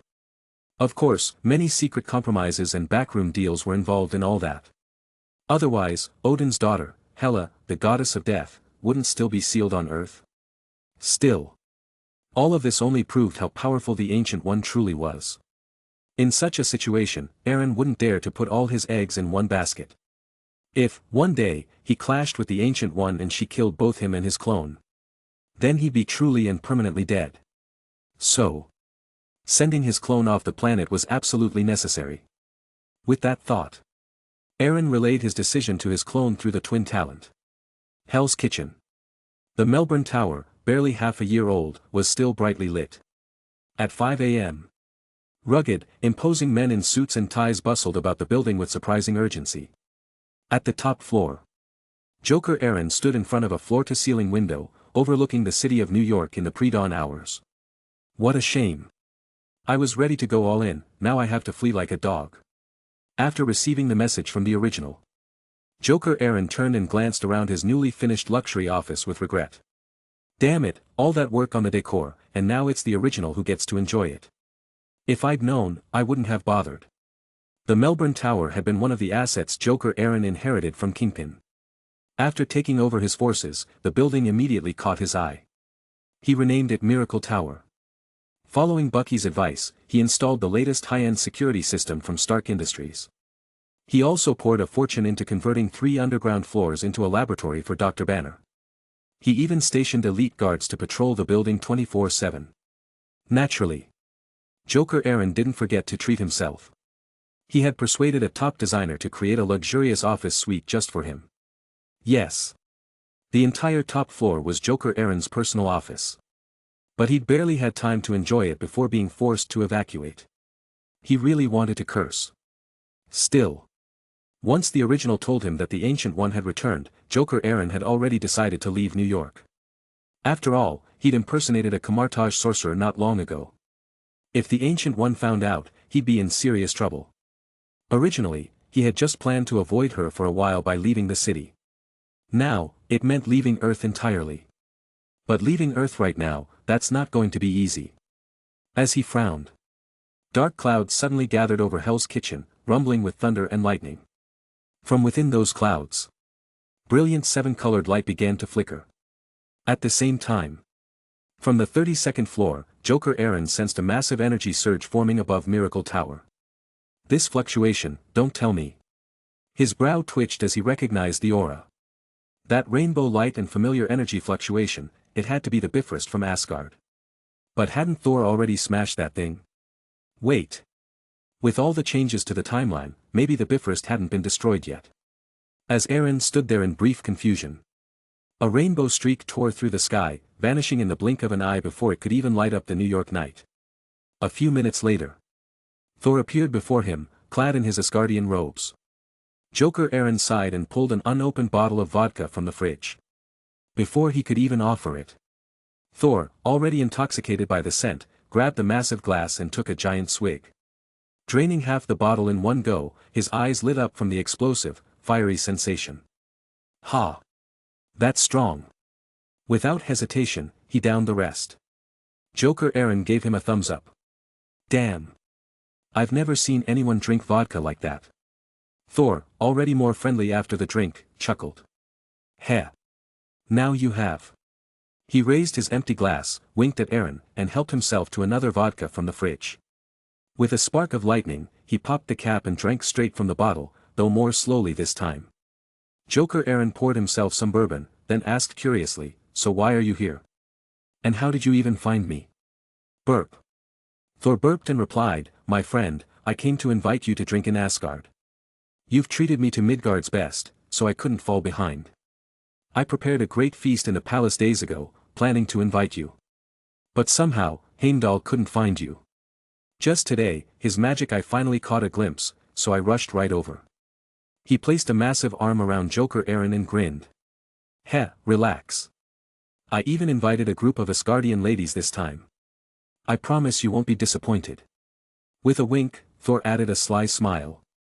Joker Eren immediately remembered what he told Thor during their parting, the whole "I only hug beautiful women" thing. A casual excuse back then. But Thor had clearly taken it to heart. Because now, he genuinely saw Eren as a friend.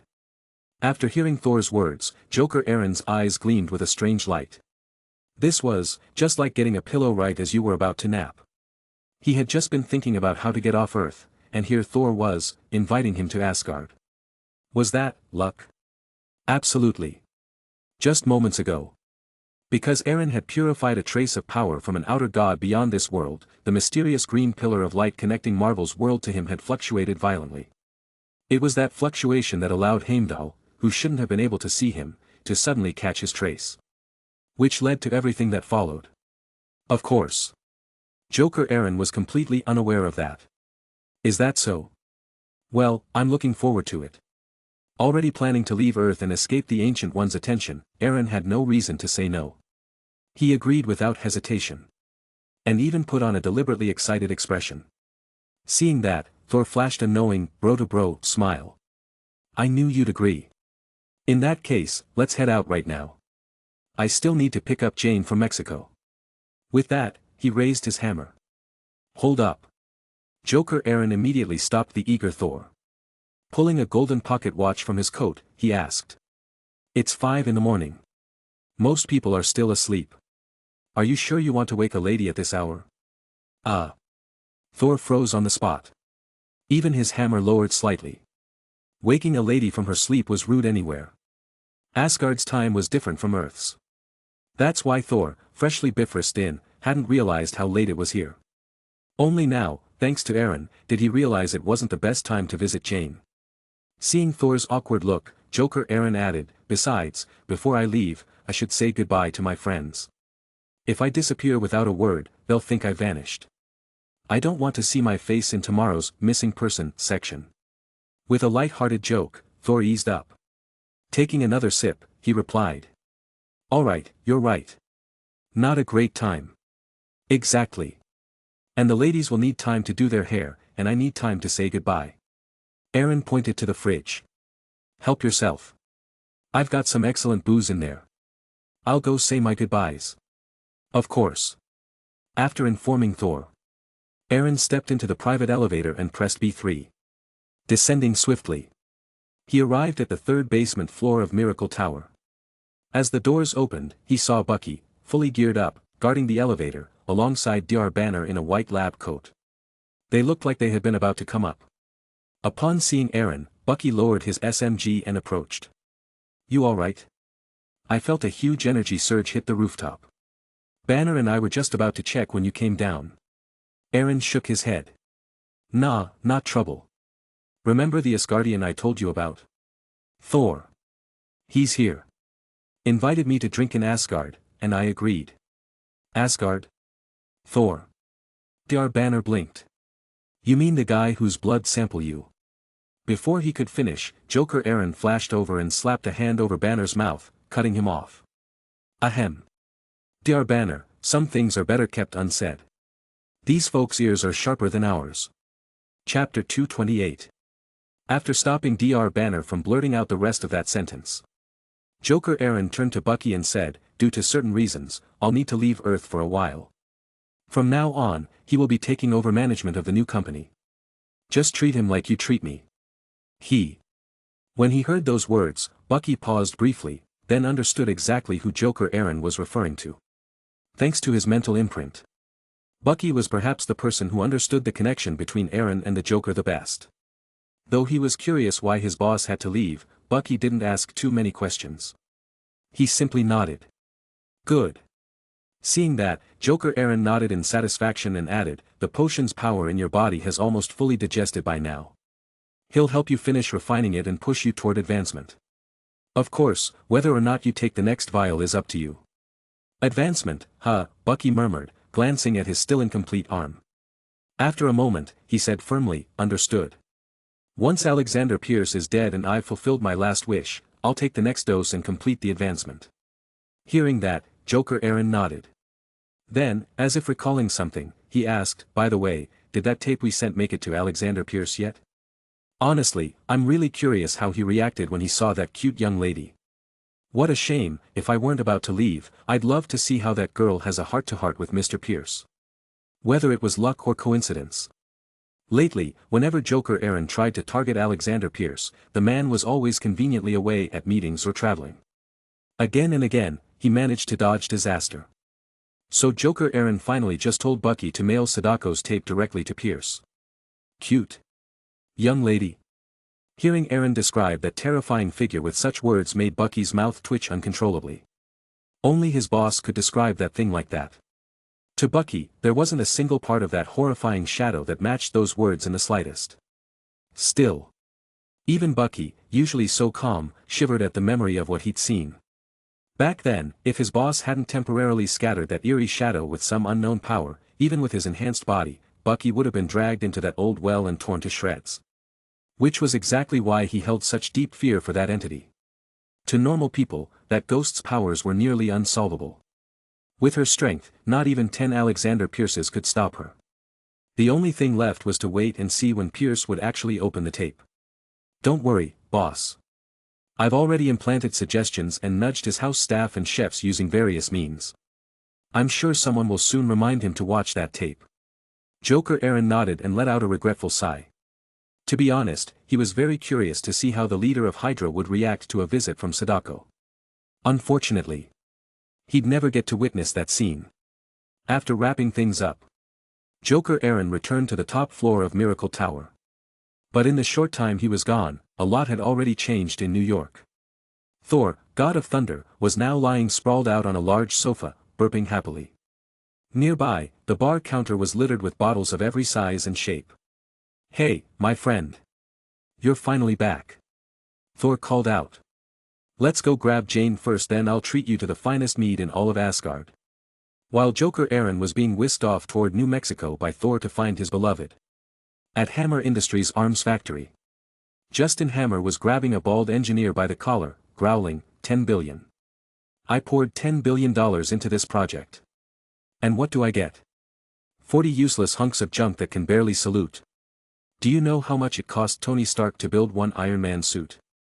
Less than 500 million. With that, he built a real killing machine.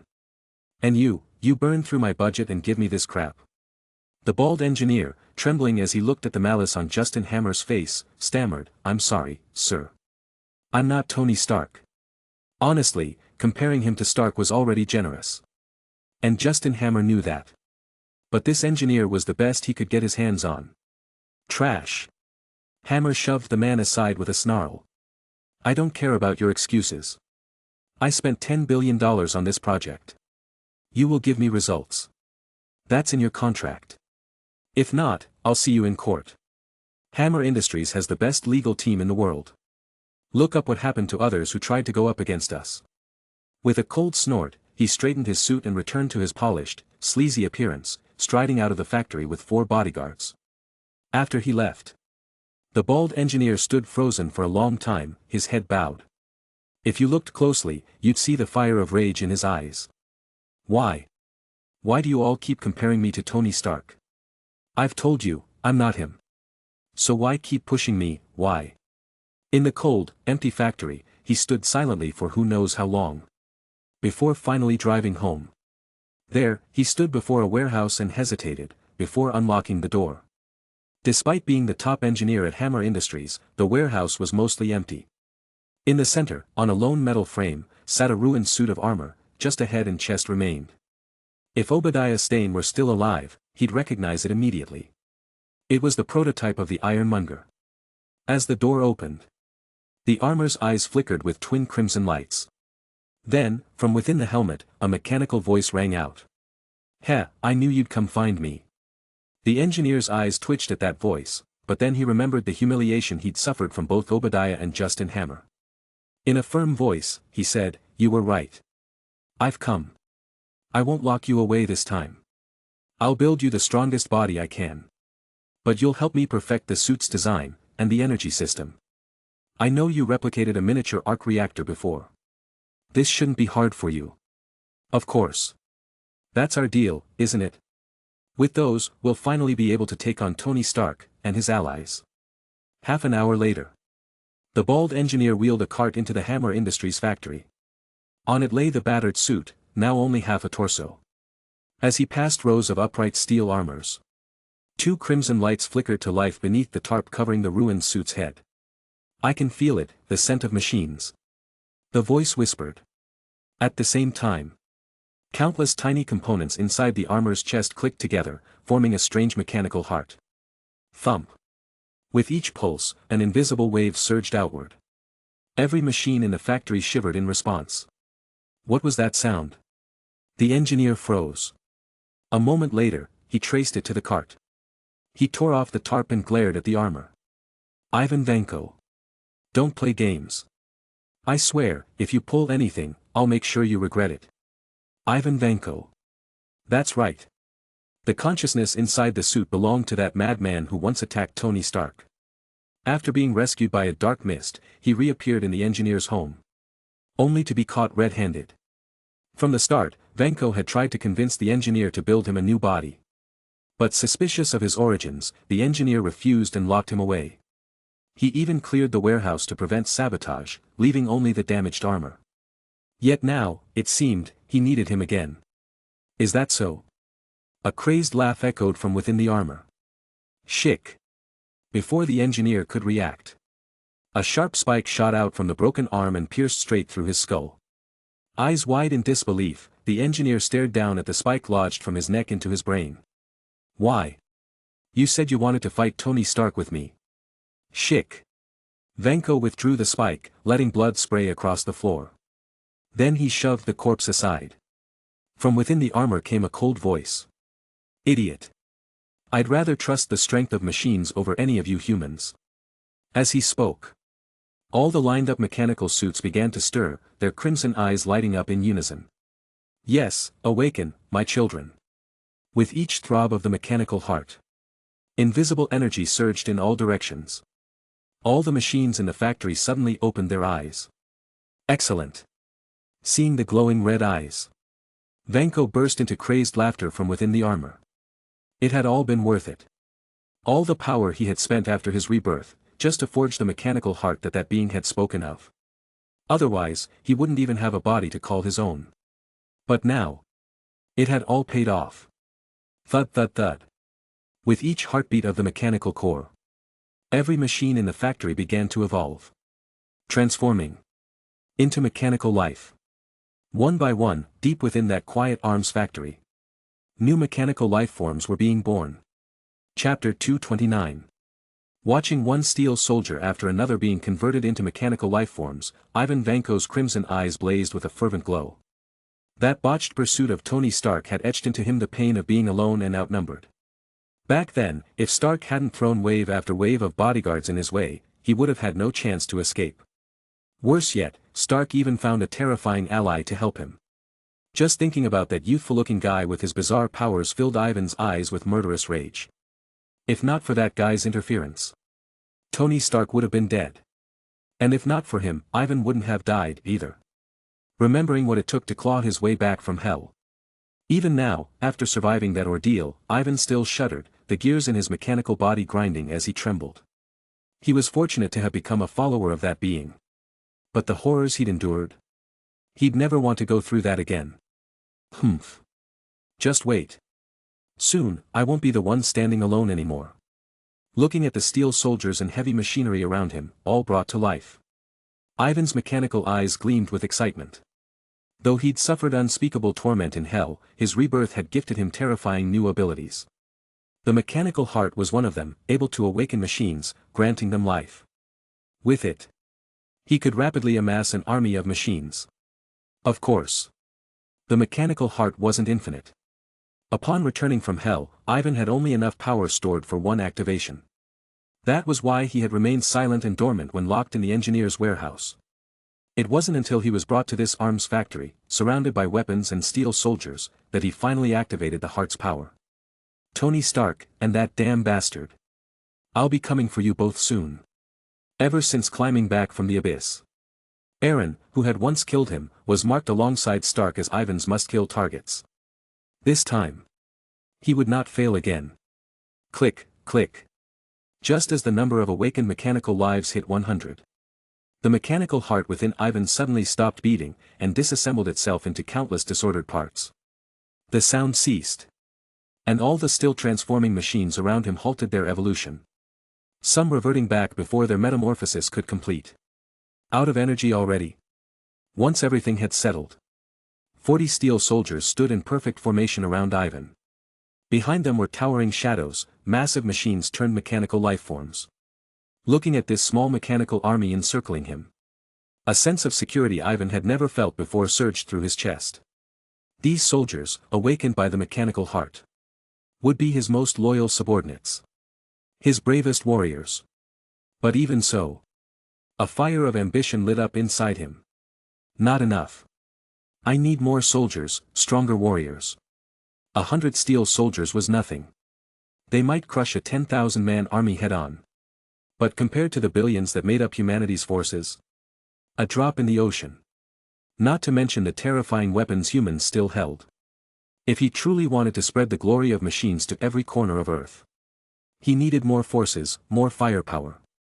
And to awaken more machines, he needed resources and energy. For the glory of the machines, I must gather more. His eyes flicked toward the corpse of the bald engineer lying nearby. A bold thought surged into his mind. Once it emerged, he couldn't hold it back. After some thought, Ivan reached down and pulled the engineer's phone from his pocket. A data line extended from his finger, cracking the phone in seconds. When he saw the contact list, one name made his metallic lips curl. Justin Hammer. He called over a steel soldier and gave it a few quick instructions. Then he used the phone to record a video. And sent it straight to Hammer. The bait's been dropped. Time to wait for the big fish to bite. Having made his decision, Ivan didn't seem to notice that the revenge he once held so dear had already begun to shift into something else. A dream of spreading the radiance of machines. As the moon fell and the sun rose. It was soon 8 a.m. Because of the accident at last night's Midtown High prom, the school had given all 12th graders a 3-day break to ease tensions and avoid rumors. With the unexpected break, Eren drove his Aston Martin straight into the heart of Hell's Kitchen, toward Miracle Tower. The engine's roar instantly turned heads. In this poor, run-down part of the city, a luxury car like that was a rare sight. The sleek body and thunderous purr of the engine attracted plenty of admiring, and greedy, eyes. In Hell's Kitchen, someone driving an Aston Martin was prime prey. But when Eren parked it right outside Miracle Tower, all those would-be thieves and joyriders immediately froze, fear written across their faces. Damn it! Muttering curses, they all turned away and vanished into the crowd. After Kingpin's death, Hell's Kitchen went through a brief period of chaos. But soon, the territories were redrawn, and order returned. Leading the charge, the Miracle Group, which had swiftly absorbed Kingpin's elite forces and carved out a huge piece of his empire. They became the new overlords of Hell's Kitchen. Plenty of people had tried to test them. But all of them ended up as corpses beneath Miracle's feet. After enough bloodshed, Miracle's name was etched into the streets. Not yet as infamous as Kingpin's old empire, but already untouchable in Hell's Kitchen. Even the other two rising gangs avoided crossing them. So, when that Aston Martin stopped at Miracle Tower, not even the boldest thief dared make a move. Sure, they wanted to score big. But not at the cost of their lives. 10 minutes later, Eren was being respectfully escorted into Miracle Tower's B3 floor by Bucky himself. As they disappeared into a private elevator, people inside the building couldn't help but wonder who Eren really was. In Miracle Group, most of the recent turf wars had been led by Bucky's team, tasked with helping him digest the power of the Instigator potion. As such, Bucky's authority was second only to the boss himself. Yet they'd never seen the instructor so respectful to anyone else. As the elevator descended, Bucky instinctively straightened his posture after pressing the button. Odd, really. His boss was clearly the one with the unstable temper. But this calm and refined Eren behind him gave Bucky far more pressure. He could joke with Joker Eren. But this Eren? He didn't even dare speak much. Eren, standing silently behind him, seemed to sense it, and chuckled. Nervous? Come on, we've met before. In fact, I'm the one who left your first mind seal. At those words, Bucky's nerves visibly relaxed, even his muscles softened. I don't know why, I just tense up around you. He had barely finished speaking when. Ding! The elevator doors slid open. Outside stood a man in a white lab coat. Dr. Banner, who had hurried out of his lab the moment he heard the real boss had arrived. Unlike Bucky, Dr. Banner didn't know about Eren and the Joker being the same person. He only knew that this man, rumored to have summoned a six-winged angel and nearly traumatized the Hulk, was the true power behind Miracle. Which made him very curious. Before this meeting, Banner had imagined all kinds of images for this mysterious figure. Given his past attempts at emotional control, he'd read a lot of Christian and Catholic texts. He thought the summoner of a six-winged angel might be some silver-haired saint or reclusive ascetic. He never imagined the man standing before him would look so young. If it weren't for Bucky's respectful stance behind him, and the instinctual fear the Hulk inside him felt, Banner would have never believed this was the same mysterious powerhouse from Harlem. Hello, Dr. Banner. Eren offered a handshake and smiled. What's wrong? Don't match your expectations. The moment he spoke, Banner snapped out of his daze. He quickly reached out to shake hands, replying. Honestly, I never imagined you'd be this young. But I can feel it, Hulk inside me fears you. Oh. That surprised Eren. Hulk feared him. He hadn't expected that. Could it be from the Harlem battle? Did it leave a psychological scar on the newborn Hulk? Thinking of how Thanos once scared Hulk into hiding in the movies. Eren shook his head, amused. So, Dr. Banner, how's the healing serum coming along? At that, Banner's whole demeanor shifted. Confident and energized, he replied. Thanks to recent studies, I've found several material substitutes in the formula. After numerous tests, I've narrowed it down to 3 optimal versions. Then he added, but rather than explain, if you have time, boss, I'd love to show you the results in the lab. A demonstration, huh? Eren nodded. Then I'll trouble you, Dr. Banner. Chapter 230. Whether it was due to his eagerness to show off his results or something else entirely, Dr. Banner's steps were noticeably lighter than usual. It didn't take long for him to lead Eren into the lab. He casually picked up a white lab mouse and made a long incision on its body with a scalpel. After inflicting the wound, Banner secured the injured mouse onto a specialized apparatus. Then, he pulled out a bottle of brown liquid and slowly poured it into the transparent chamber. Once the liquid submerged the wounded part of the mouse, leaving only its head exposed to the air, Banner stopped. Holding up the bottle, he began explaining to Eren. This is formula number 3. I developed it by refining the proportions from the original healing wax formula. Number 3 greatly enhances the healing effect and significantly speeds up wound recovery. Compared to the original formula, this one improves effectiveness by 0.3 times and healing speed by 0.5 times. While he spoke, he gestured toward the mouse in the chamber. A wound of this severity would normally take at least 3 days to begin healing naturally, and 2 weeks to fully recover. And that's assuming no infection. But with formula number 3, the entire process, from regeneration to scabbing and even shedding, will complete in just 1 hour. If we scale this to humans, this would be the most powerful wound healing medication ever developed.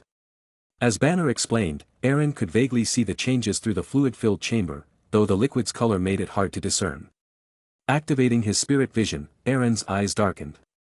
Now, everything became crystal clear. Beneath the surface, where the scalpel had torn flesh apart, small buds of flesh were beginning to sprout. These budding tissues wriggled toward one another from opposite sides of the wound, entwining and pulling the muscle fibers together until they fused. While the speed didn't quite compare to his own holy light healing, it was leagues faster than natural recovery. After analyzing the effect, Eren nodded at Banner. You're right. This formula might just be humanity's strongest wound salve. Congratulations, Dr. Banner. You've created something that could be a lifesaver for countless people. But Banner simply shook his head. This isn't my invention. I merely optimized the formula you provided. The true genius is the one who originally conceived this recipe. Although, I do find it strange. That person was clearly a visionary, yet oddly careless in their dosage precision. Just a few small adjustments would have improved the effectiveness significantly. Banner's brow furrowed slightly in confusion. Eren, however, wasn't surprised in the least. That's the limit of their era. The original formula was made by an alchemist hundreds of years ago. They simply didn't have the tools to be as precise as we can today. I see, that makes sense. Finally understanding, Banner relaxed. After letting Eren observe the effects of Formula Number 3 for a while, Banner went on to demonstrate two other optimized variants. Formula Number 17 and Formula Number 66. Number 17 was a specialized refinement of the original, focusing heavily on enhancing the salve's effectiveness. While the healing speed didn't increase much, it could now rapidly treat even life-threatening injuries like evisceration. Its healing power had more than doubled. Number 66, on the other hand, was the civilian or cost-effective version. It wasn't as effective as the original, but it replaced rare and expensive ingredients with common substitutes, making it far more practical for mass production. Its effectiveness dropped only slightly, but it was affordable and accessible, unlike the precious, limited original. After going over all three, Banner seemed to remember something and grabbed a tube of thick paste from the side, handing it to Eren. Oh right, I almost forgot this. This is a byproduct from the healing wax production. It doesn't do much for wounds, but it's excellent for repairing skin tissue. When applied topically, it helps remove scars and rejuvenate skin, making it smoother and more refined. I thought it might be useful, so I separated and preserved it. Oh. Eren's eyes lit up. How much of this byproduct do you get? Banner thought for a moment. Quite a bit, actually. The ratios vary by formula. Number 3 and 17 produce better quality residue, but number 66 produces the most, even if it's less effective. I see. Eren paused for a moment, then said firmly, Banner, from now on, I want you to collect this residue separately. Start tracking data on it. I have a hunch, this stuff might be more valuable than either of us realizes. Eren's thoughts had instantly jumped to the beauty industry. In his past life, skincare products with far inferior effects were already selling for absurd prices globally. If he could package this salve residue into a scar-removing, skin-enhancing cream, wouldn't it become a global sensation? Wouldn't it become wildly popular with women everywhere? He couldn't help but grow even more curious. Though Banner didn't quite understand why Eren was so interested in this byproduct, he was focused on the science. Orders were orders. I understand. I'll gather data and compile a full report. No rush, Eren replied with a smile. You look like you haven't slept in days. Go get some rest first. Banner started to object. But Eren cut him off. Long-term sleep deprivation isn't good for your control over the Hulk. And if I'm right, you haven't really slept well in ages. That's not going to help you master that power inside you. As he spoke, Eren's right hand lit up with a warm, milky white glow. Before Banner could react, he pressed it to the doctor's chest. Thanks to prior experiences with Joker Eren, Banner had already begun to integrate Hulk's instinctual perception. And he could feel that this energy posed no threat, in fact, it was quite comforting. So he didn't resist. As the light entered him, a warm current surged through his body.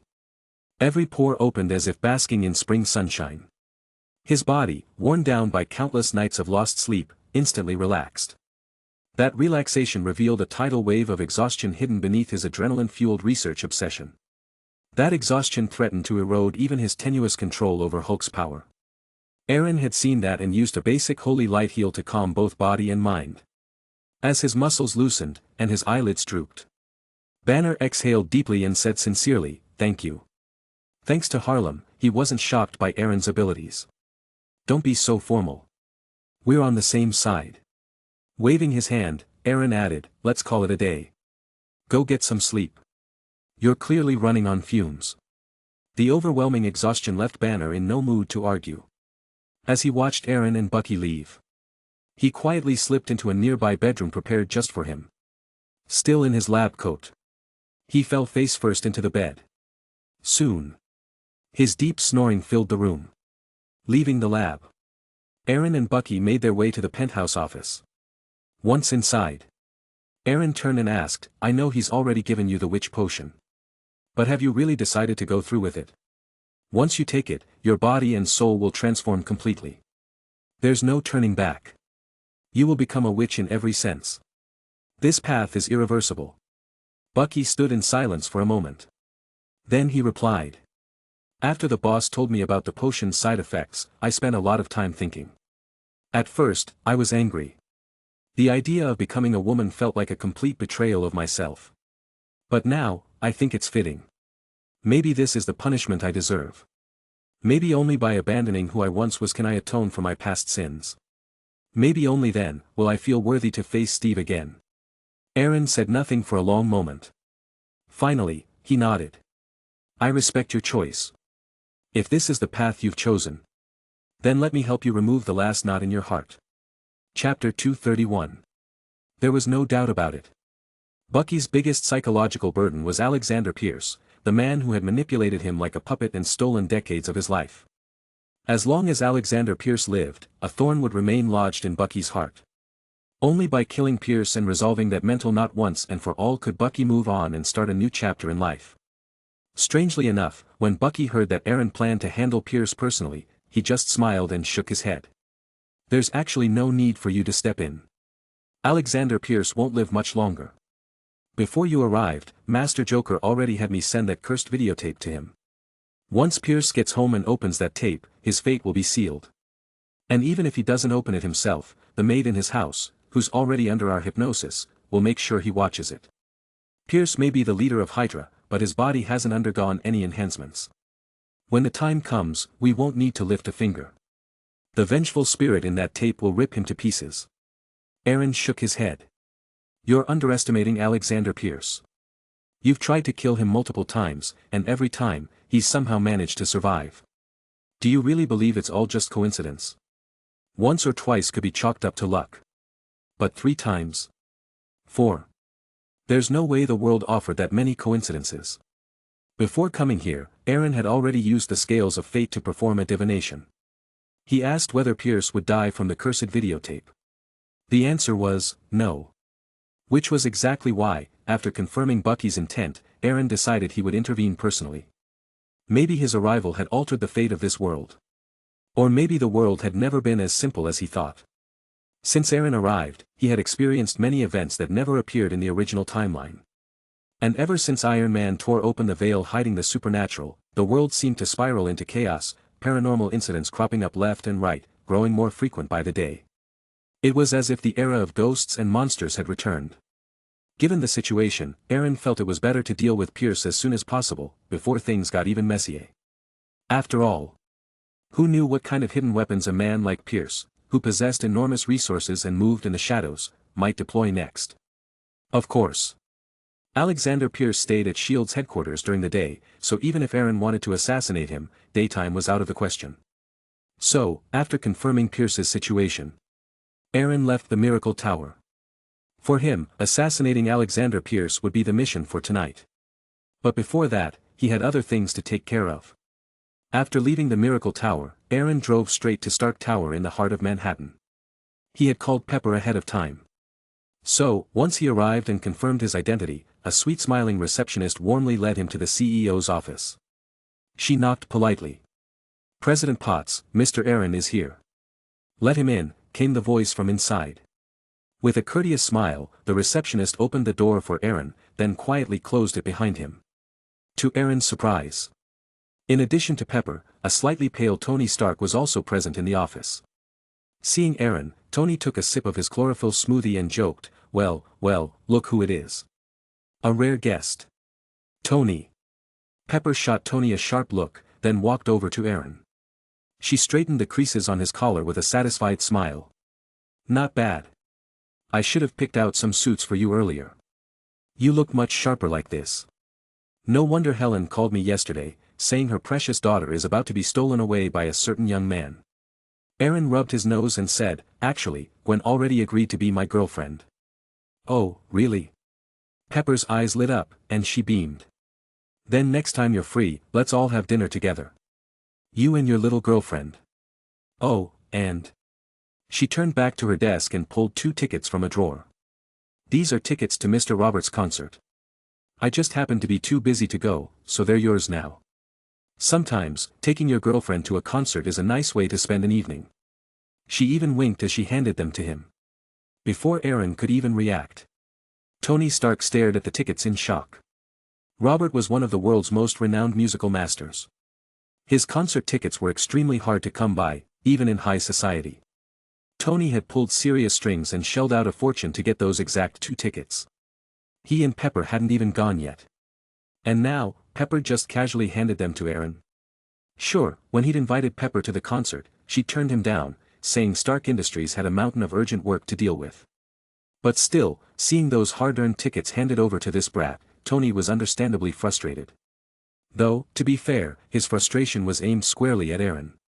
He and Pepper hadn't even gone to one of those concerts together yet. Because of Pepper, Tony swallowed his annoyance and said nothing. Meanwhile, Pepper asked Eren, "You mentioned over the phone that you needed my help.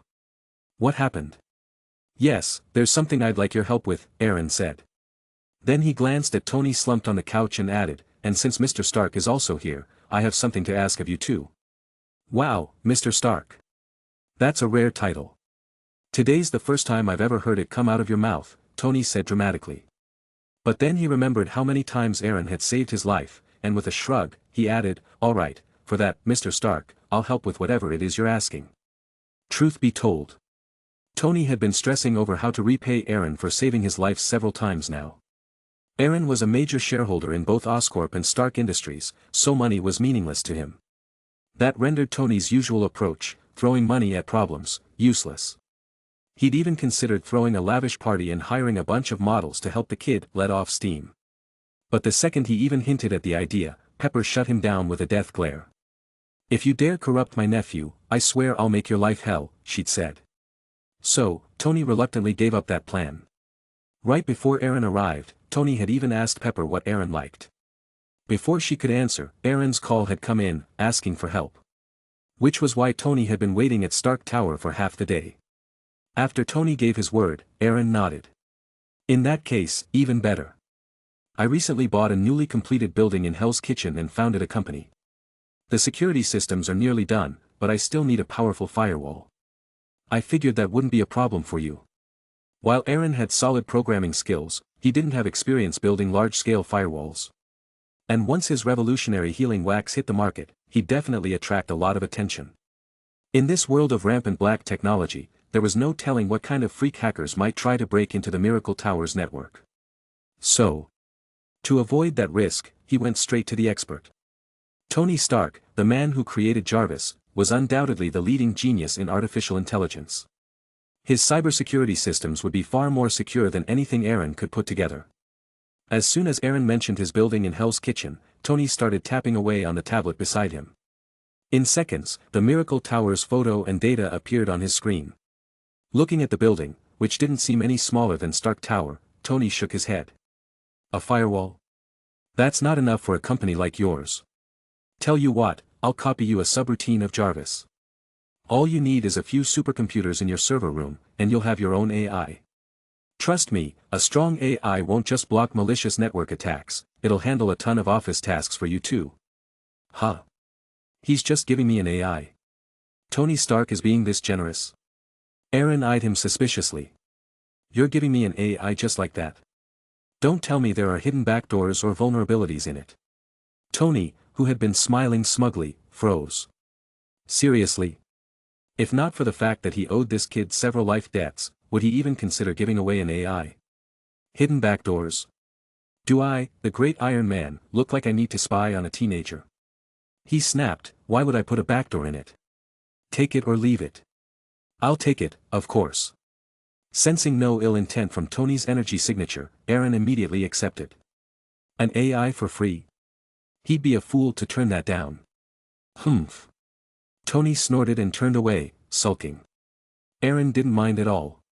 He turned to Pepper and said, "Pepper Auntie, you know I've got no experience running a company, and I haven't even graduated high school yet.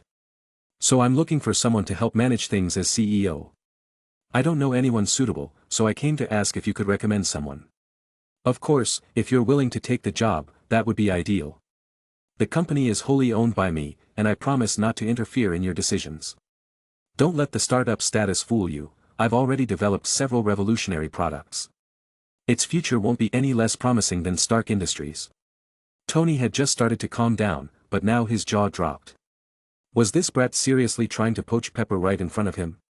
Even more frustrating, Pepper was actually considering it. Their relationship had only just become official. And now, this kid, who also happened to be Pepper's nephew, was trying to take her away. Before Pepper could respond, Tony jumped up and shouted. "No way! You little brat, don't even think about it. Pepper's the CEO of Stark Industries. She's not leaving to run your tiny little company.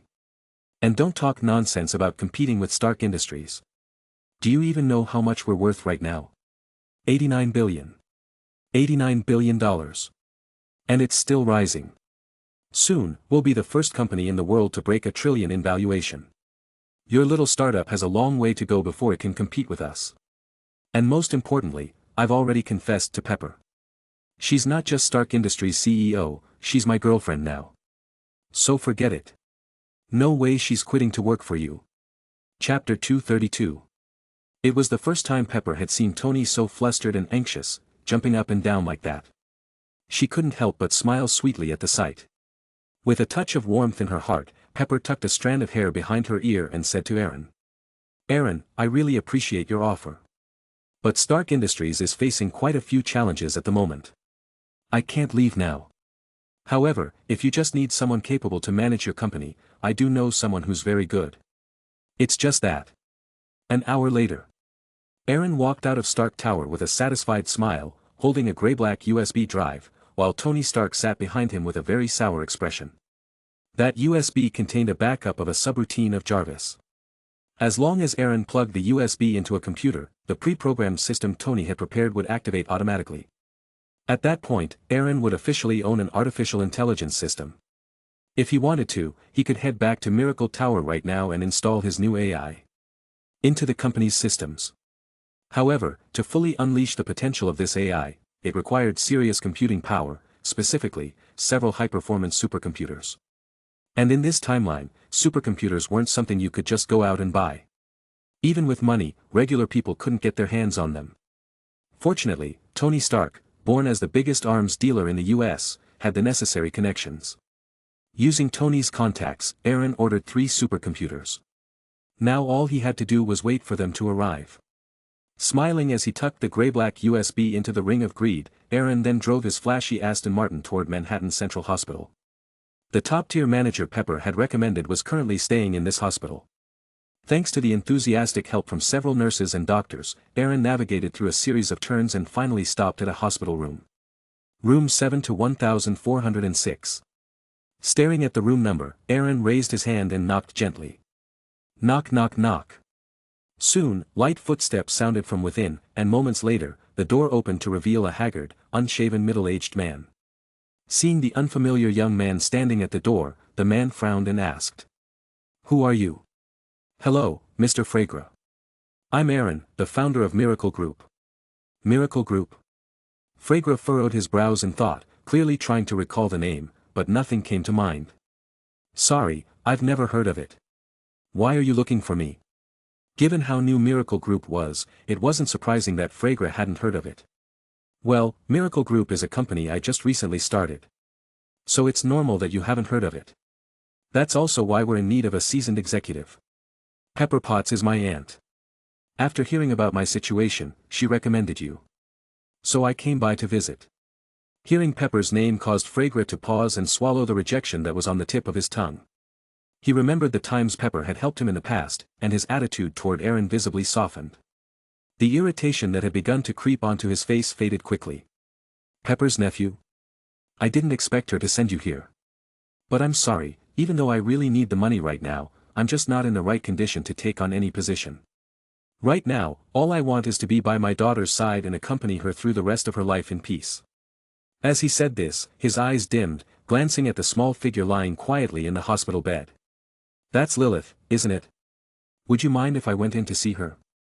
After a moment of hesitation, recalling all the times Pepper had helped him, Fragra eventually nodded. "You can go in. Just try not to make any noise." It took a lot to get her to fall asleep. "Of course."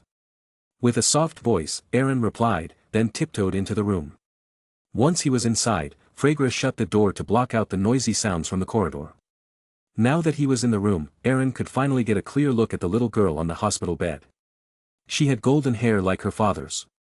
According to Pepper's file, Lilith should have been 7 years old, but at first glance, she looked more like 5 or 6. Her porcelain doll-like face was unnaturally pale, and deep, dark circles hung under her eyes, completely out of place for a child her age. She looked like a flower that had withered before it ever had a chance to bloom. Even in her sleep, her delicate eyebrows remained furrowed tightly, as if plagued by unresolved anxiety, or rather, fear. Yes. Fear. Even though Lilith was unconscious, Eren could clearly see that emotion written in the creases of her brow. What was she afraid of? While Fragra wasn't looking, Eren's pupils shifted, activating his spiritual sight. He originally just wanted to use it to better understand the source of Lilith's fear, but what he saw instead was a thick gray miasma clinging to her spiritual body, swirling around like tendrils of smoke that refused to disperse. That looked like the miasma of calamity. With the knowledge ingrained in his mind, Eren immediately identified the strange mist tangled around Lilith's spirit. He frowned. And the longer he observed Lilith with his spiritual sight, the deeper that frown became. Before coming here, Pepper had told him that Lilith was suffering from some unknown illness. If Eren could cure her, someone like Fragra would definitely be willing to give everything he had to support Eren and his newly founded miracle group. And with Fragra's ability. Forget just a newly established company, even running a juggernaut like Stark Industries wouldn't be beyond him. No one understood Fragra's capabilities better than Pepper, who had once worked closely with him. All he needed was a stage to show his talents. Of course. There were no shortage of sharp-eyed recruiters in the Federation. Several top companies had already offered him positions. Fragra had even accepted one such offer at one point, but just as he was on the verge of a breakthrough, tragedy struck. His wife died in a car crash. And while his daughter survived, she fell ill with this strange affliction. Since then, Fragra had spent every moment and dollar trying to cure her, traveling to hospitals, consulting the best doctors. But nothing worked. In fact, Lilith's condition only worsened. More than once, her life hung by a thread. During this time, Pepper had helped them however she could. Which was why she knew Fragra's situation so clearly. As a friend, all she could do was offer sympathy, until the night she saw Eren's miraculous healing abilities with her own eyes. That's when an idea began to form in her mind. Eren needed a capable CEO. Fragra needed hope. It was a win-win. If Eren could cure Lilith, he'd earn Fragra's unwavering gratitude and support. If he couldn't, well, he wouldn't lose anything. What Pepper didn't know, however, was Lilith wasn't suffering from some rare illness. She was being tormented by the miasma of calamity. Since arriving in this world, Eren had never seen such a concentrated presence of that gray mist on anyone. Under normal circumstances, someone engulfed in so much calamity should have died long ago, from an accident or some other misfortune. So how had this little girl survived so long under its influence?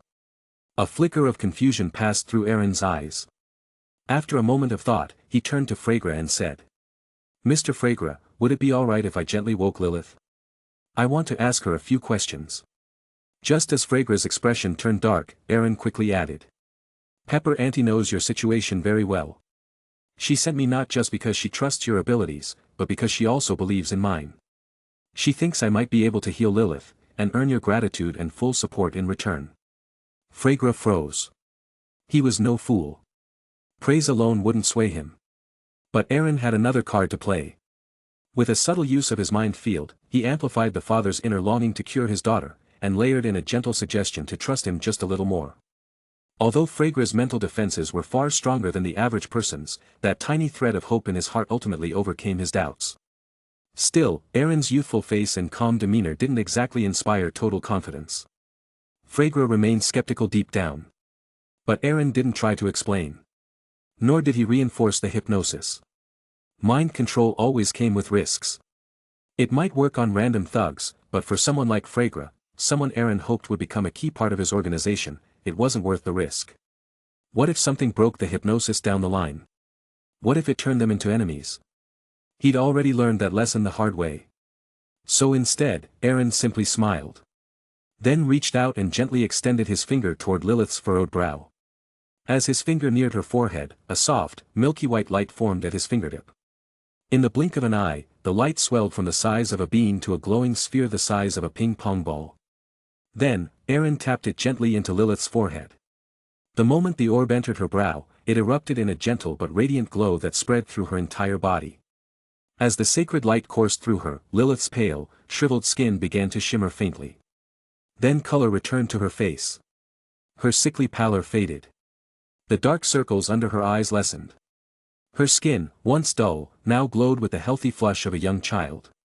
Within Eren's spiritual sight, he saw the sacred light settle into Lilith's body, most of it nurturing her fragile frame, while a smaller portion targeted her spiritual body directly.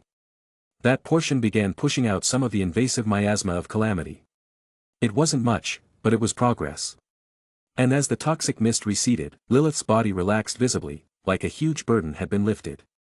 Even her tightly knitted brows finally began to ease. In the hospital room. The moment that white light appeared on Eren's fingertip, Fregra instinctively tried to stop him, afraid something might happen to his daughter. But Eren's move was so quick and smooth. Before Fregra could take a step, the light had already entered Lilith's forehead. Then, to Fregra's astonishment, her complexion visibly improved. He couldn't see the miasma of calamity like Eren could. But he could see the white light being absorbed, and he could see Lilith's complexion change. He could see the peace returning to her sleeping face, and the way her brows gently relaxed. For the first time in years. Chapter 233. Lilith. Seeing the sudden improvement in his daughter, Fregra, who had just been about to stop Eren, froze in place. He even retracted the hand he had raised. Gazing at Lilith's rarely seen, peacefully relaxed brows in her sleep, Fregra forcibly suppressed his urge to interrupt Eren. At this point, he looked more afraid of disturbing Eren's concentration than anything else. Although he didn't know what that mysterious white light was, Fregra saw clearly how Lilith's complexion visibly improved after absorbing it. The obvious, visible results, it was something he'd never seen in all these years. And coupled with that mysterious glow, it seemed to hint at a new path he had never considered before. Fregra had spent years running to the best hospitals in the world, but none had brought any hope. He had already given up on modern medicine. That's why, when he opened the door for Eren earlier, he had seemed so full of despair. But now, that light gave him the first glimmer of hope in years. If modern medicine couldn't save his daughter, then perhaps the mysterious realm of the supernatural, filled with legend and unknown powers, might hold the key. It was with this thought that Fregra calmed his worry and allowed Eren to continue working beside Lilith's bed. But while Fregra saw hope, Eren frowned. Because he had just realized that Lilith's condition was even worse than he expected. The basic holy light treatment had healed part of her physical injuries and expelled some of the miasma of calamity that had invaded her. But that was only temporary. Once the energy of the holy light dispersed, those tendrils of miasma that hovered around Lilith's body began creeping back, slowly but relentlessly. At this rate, in 2 or 3 days, maybe 4, Lilith would regress to how she was before Eren's treatment. And if that lingering miasma wasn't dealt with once and for all, even if Eren fully healed her body and spirit, she'd eventually fall right back into this state. Just as this thought crossed Eren's mind, Fregra, who had just begun to feel hopeful, noticed Eren frowning and instantly felt a chill in his heart. He couldn't help but ask, "Can you cure Lilith?" Eren looked at the anxious father and replied, "Lilith's case is more complicated than I imagined. Her condition isn't just physical. I can heal her body, but unless we deal with the source of her affliction, even a fully healed Lilith will fall ill again someday." Hearing that, Fregra, who had already expected bad news, fell silent, eyes dim. But a few seconds later, he smiled. Truly smiled. Walking over to the bed, he gently brushed Lilith's tangled hair and said, "Even if all you can do is let her live a few more healthy years, that's already far better than now." The truth was, not long ago, Lilith's attending physician had issued a critical notice. After years of torment from her illness, her body was completely drained. Lilith was only still alive thanks to the incredibly expensive medications Fregra provided every day. But even so, she was hanging by a thread. Fregra had already lost hope. Until today. Now, a miracle seemed within reach. "I promise," he said to Eren. "If you can help her recover even a little, I'll join your miracle group and do everything I can to grow it. But," he added seriously, "if I'm going to work for you, I'll need a proper salary. My monthly income can't be less than $300,000. That's the amount I've been spending monthly just to keep Lilith alive. For her continued care, I can't settle for less. Of course, I'll prove I'm worth every penny." Eren smiled, looking at the man whose eyes now shone with determination. Don't underestimate my miracle group, Eren replied. The base salary for the executive CEO is $1 million a month. And that's just the minimum. If your performance lives up to what Pepper Auntie says, and you can satisfy me, I promise, your bonuses will be several times your base pay. And that's just the beginning. As for Lilith. Eren's gaze turned to the small girl shrouded in misfortune. He paused for a moment, then said, there's no shortage of excellent doctors in New York, but in Lilith's case, staying in a hospital is just wasting time. If you're ready to commit, find a place to rent near my home. You can bring her over every night. I'll treat her personally, and I guarantee the results will be better than anything you'll get here. With that, Eren took a pen and notepad from his jacket pocket. After quickly jotting something down, he tore off the page and handed it to Fragra. This has my number and address. Come find me once you've made your decision. MMNN.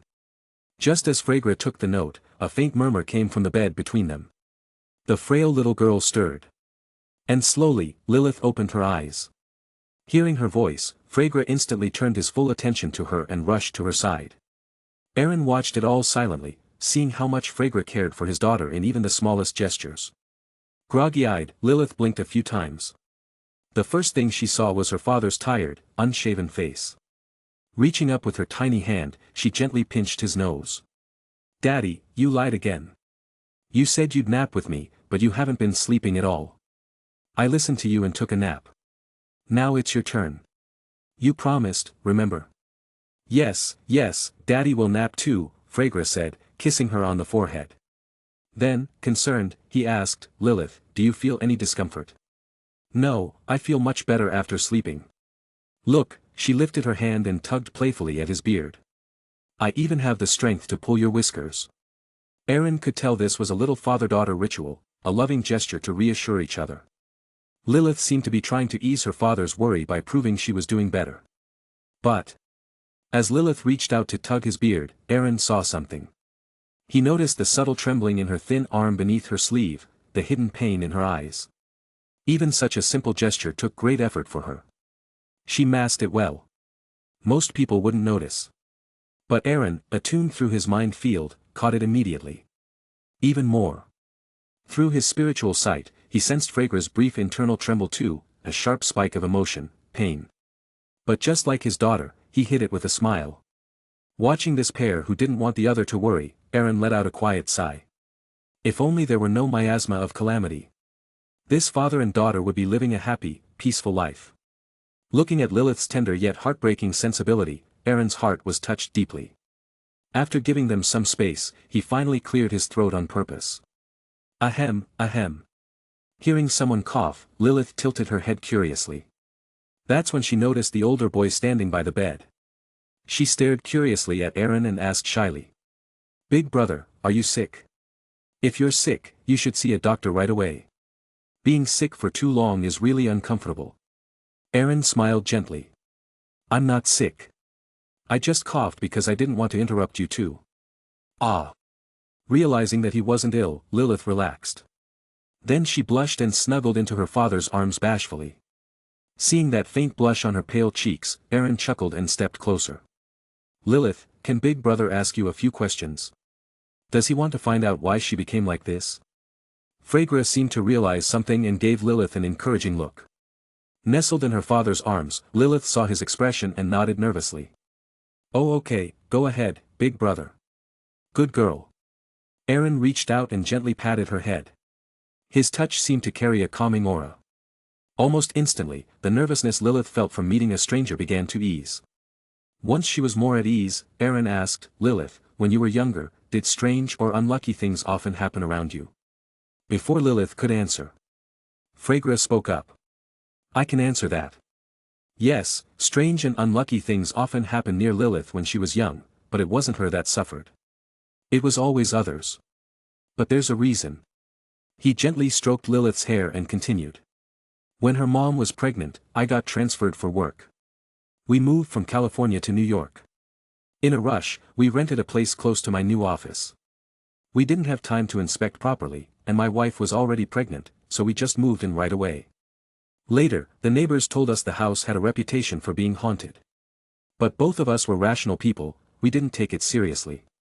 But soon after, strange things started happening around us. Our luck worsened drastically. There were near misses, accidents. Once, my wife almost had a miscarriage. After that, we moved out immediately. I even beat the crap out of the agent who rented us that place. And oddly enough, after we moved, things did improve. For a while, we thought that was the end of it. But then Lilith was born. After that, weird and dangerous things started happening around her. Disasters, you could say. But every time, she miraculously survived unharmed. It was terrifying.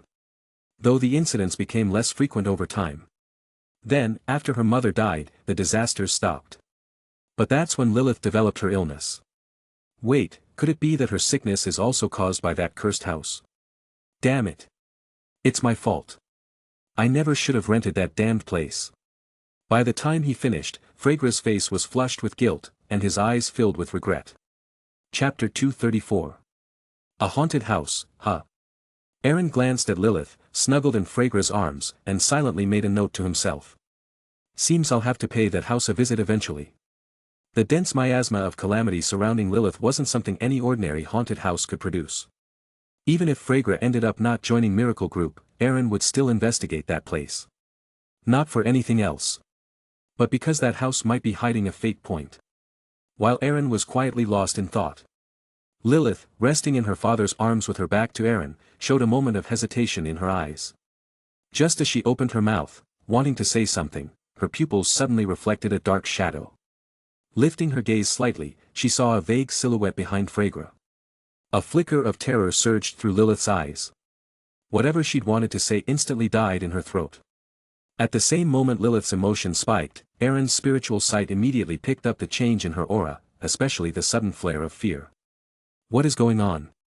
Just as confusion stirred in his heart. A bone-deep chill crept up Eren's spine.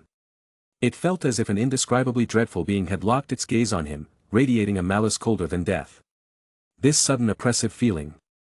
It was nearly on par with when the Ancient One had enveloped him in her killing intent. The intense sense of danger made Eren tense instinctively.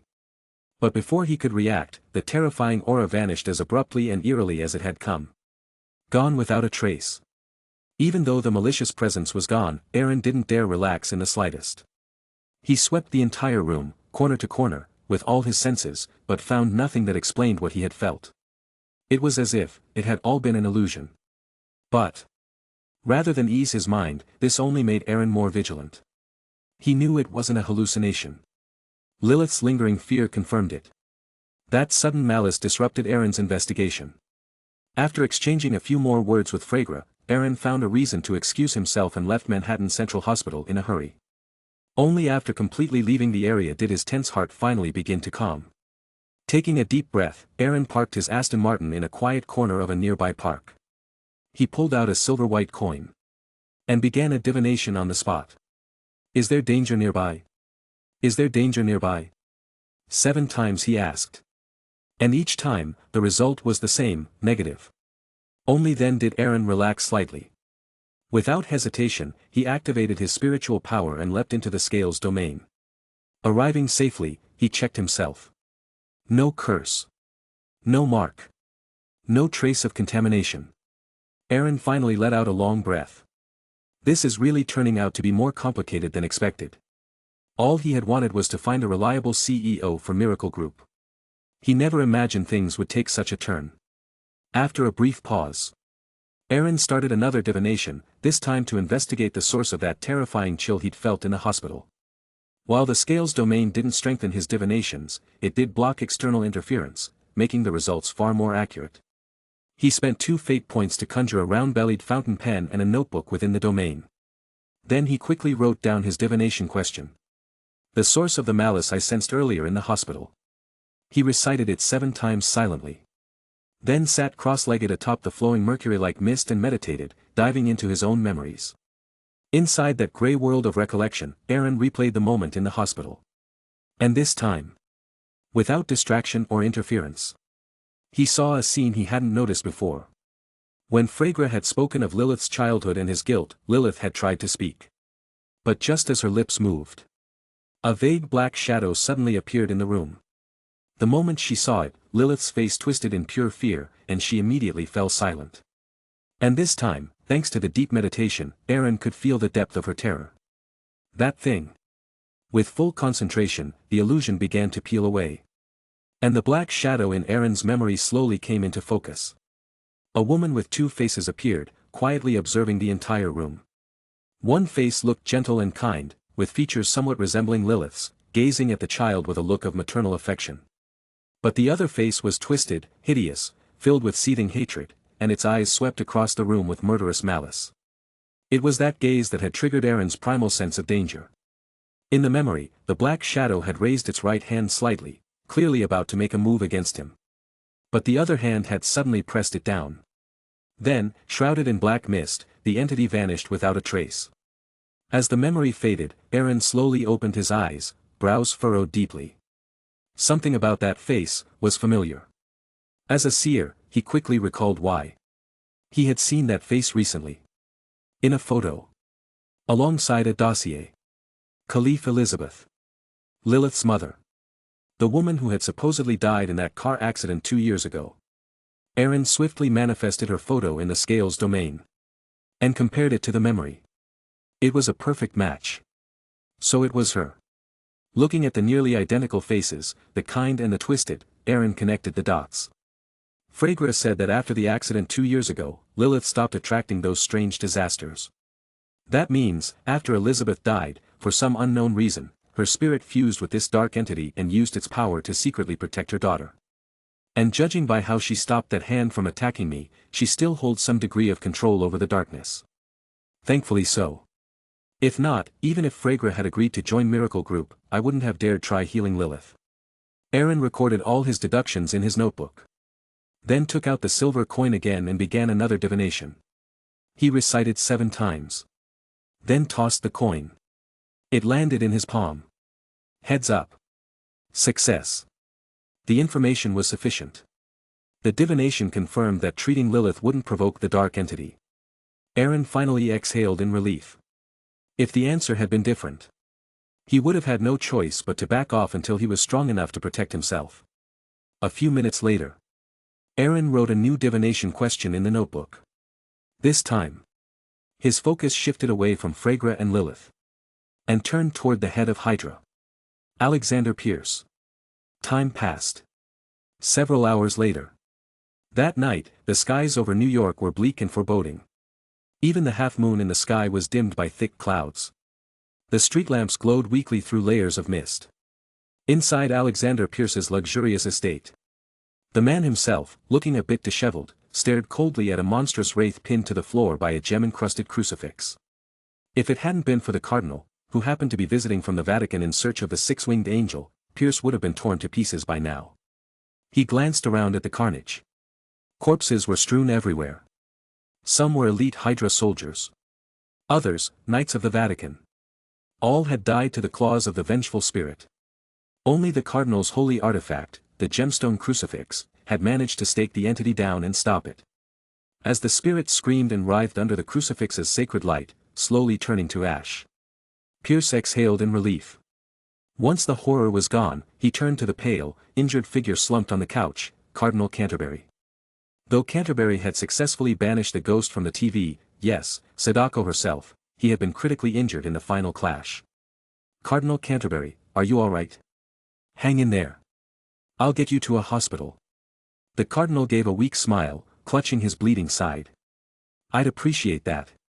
Canterbury might be a high-ranking figure in the Vatican. But his position was earned through scholarship, not power. He wasn't one of the church's combat specialists. If not for the sacred crucifix, he wouldn't have stood a chance against Sadako. Even so, that final blow from her had probably cracked a few ribs, at the very least. Just as Pierce bent down to help him up. Bang! A silver handgun was suddenly pressed against Canterbury's back. Bang bang bang. 3 shots, straight into his heart. His chest exploded into a mist of blood and bone.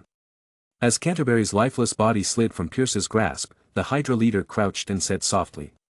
Sorry. I thought it over. You're better off dead. He gently closed the man's glassy eyes. Then stood, took the handgun from his subordinate, and fired one more bullet into Canterbury's skull, just to be sure. After wiping the blood from his shoes with a pristine white handkerchief, he turned and ordered. Dispose of the bodies. Once the corpse was dragged away, Pierce finally turned to the crucifix still pinning the wraith's remains. Truth be told, the only reason he'd let the cardinal live that long was because of that sacred relic.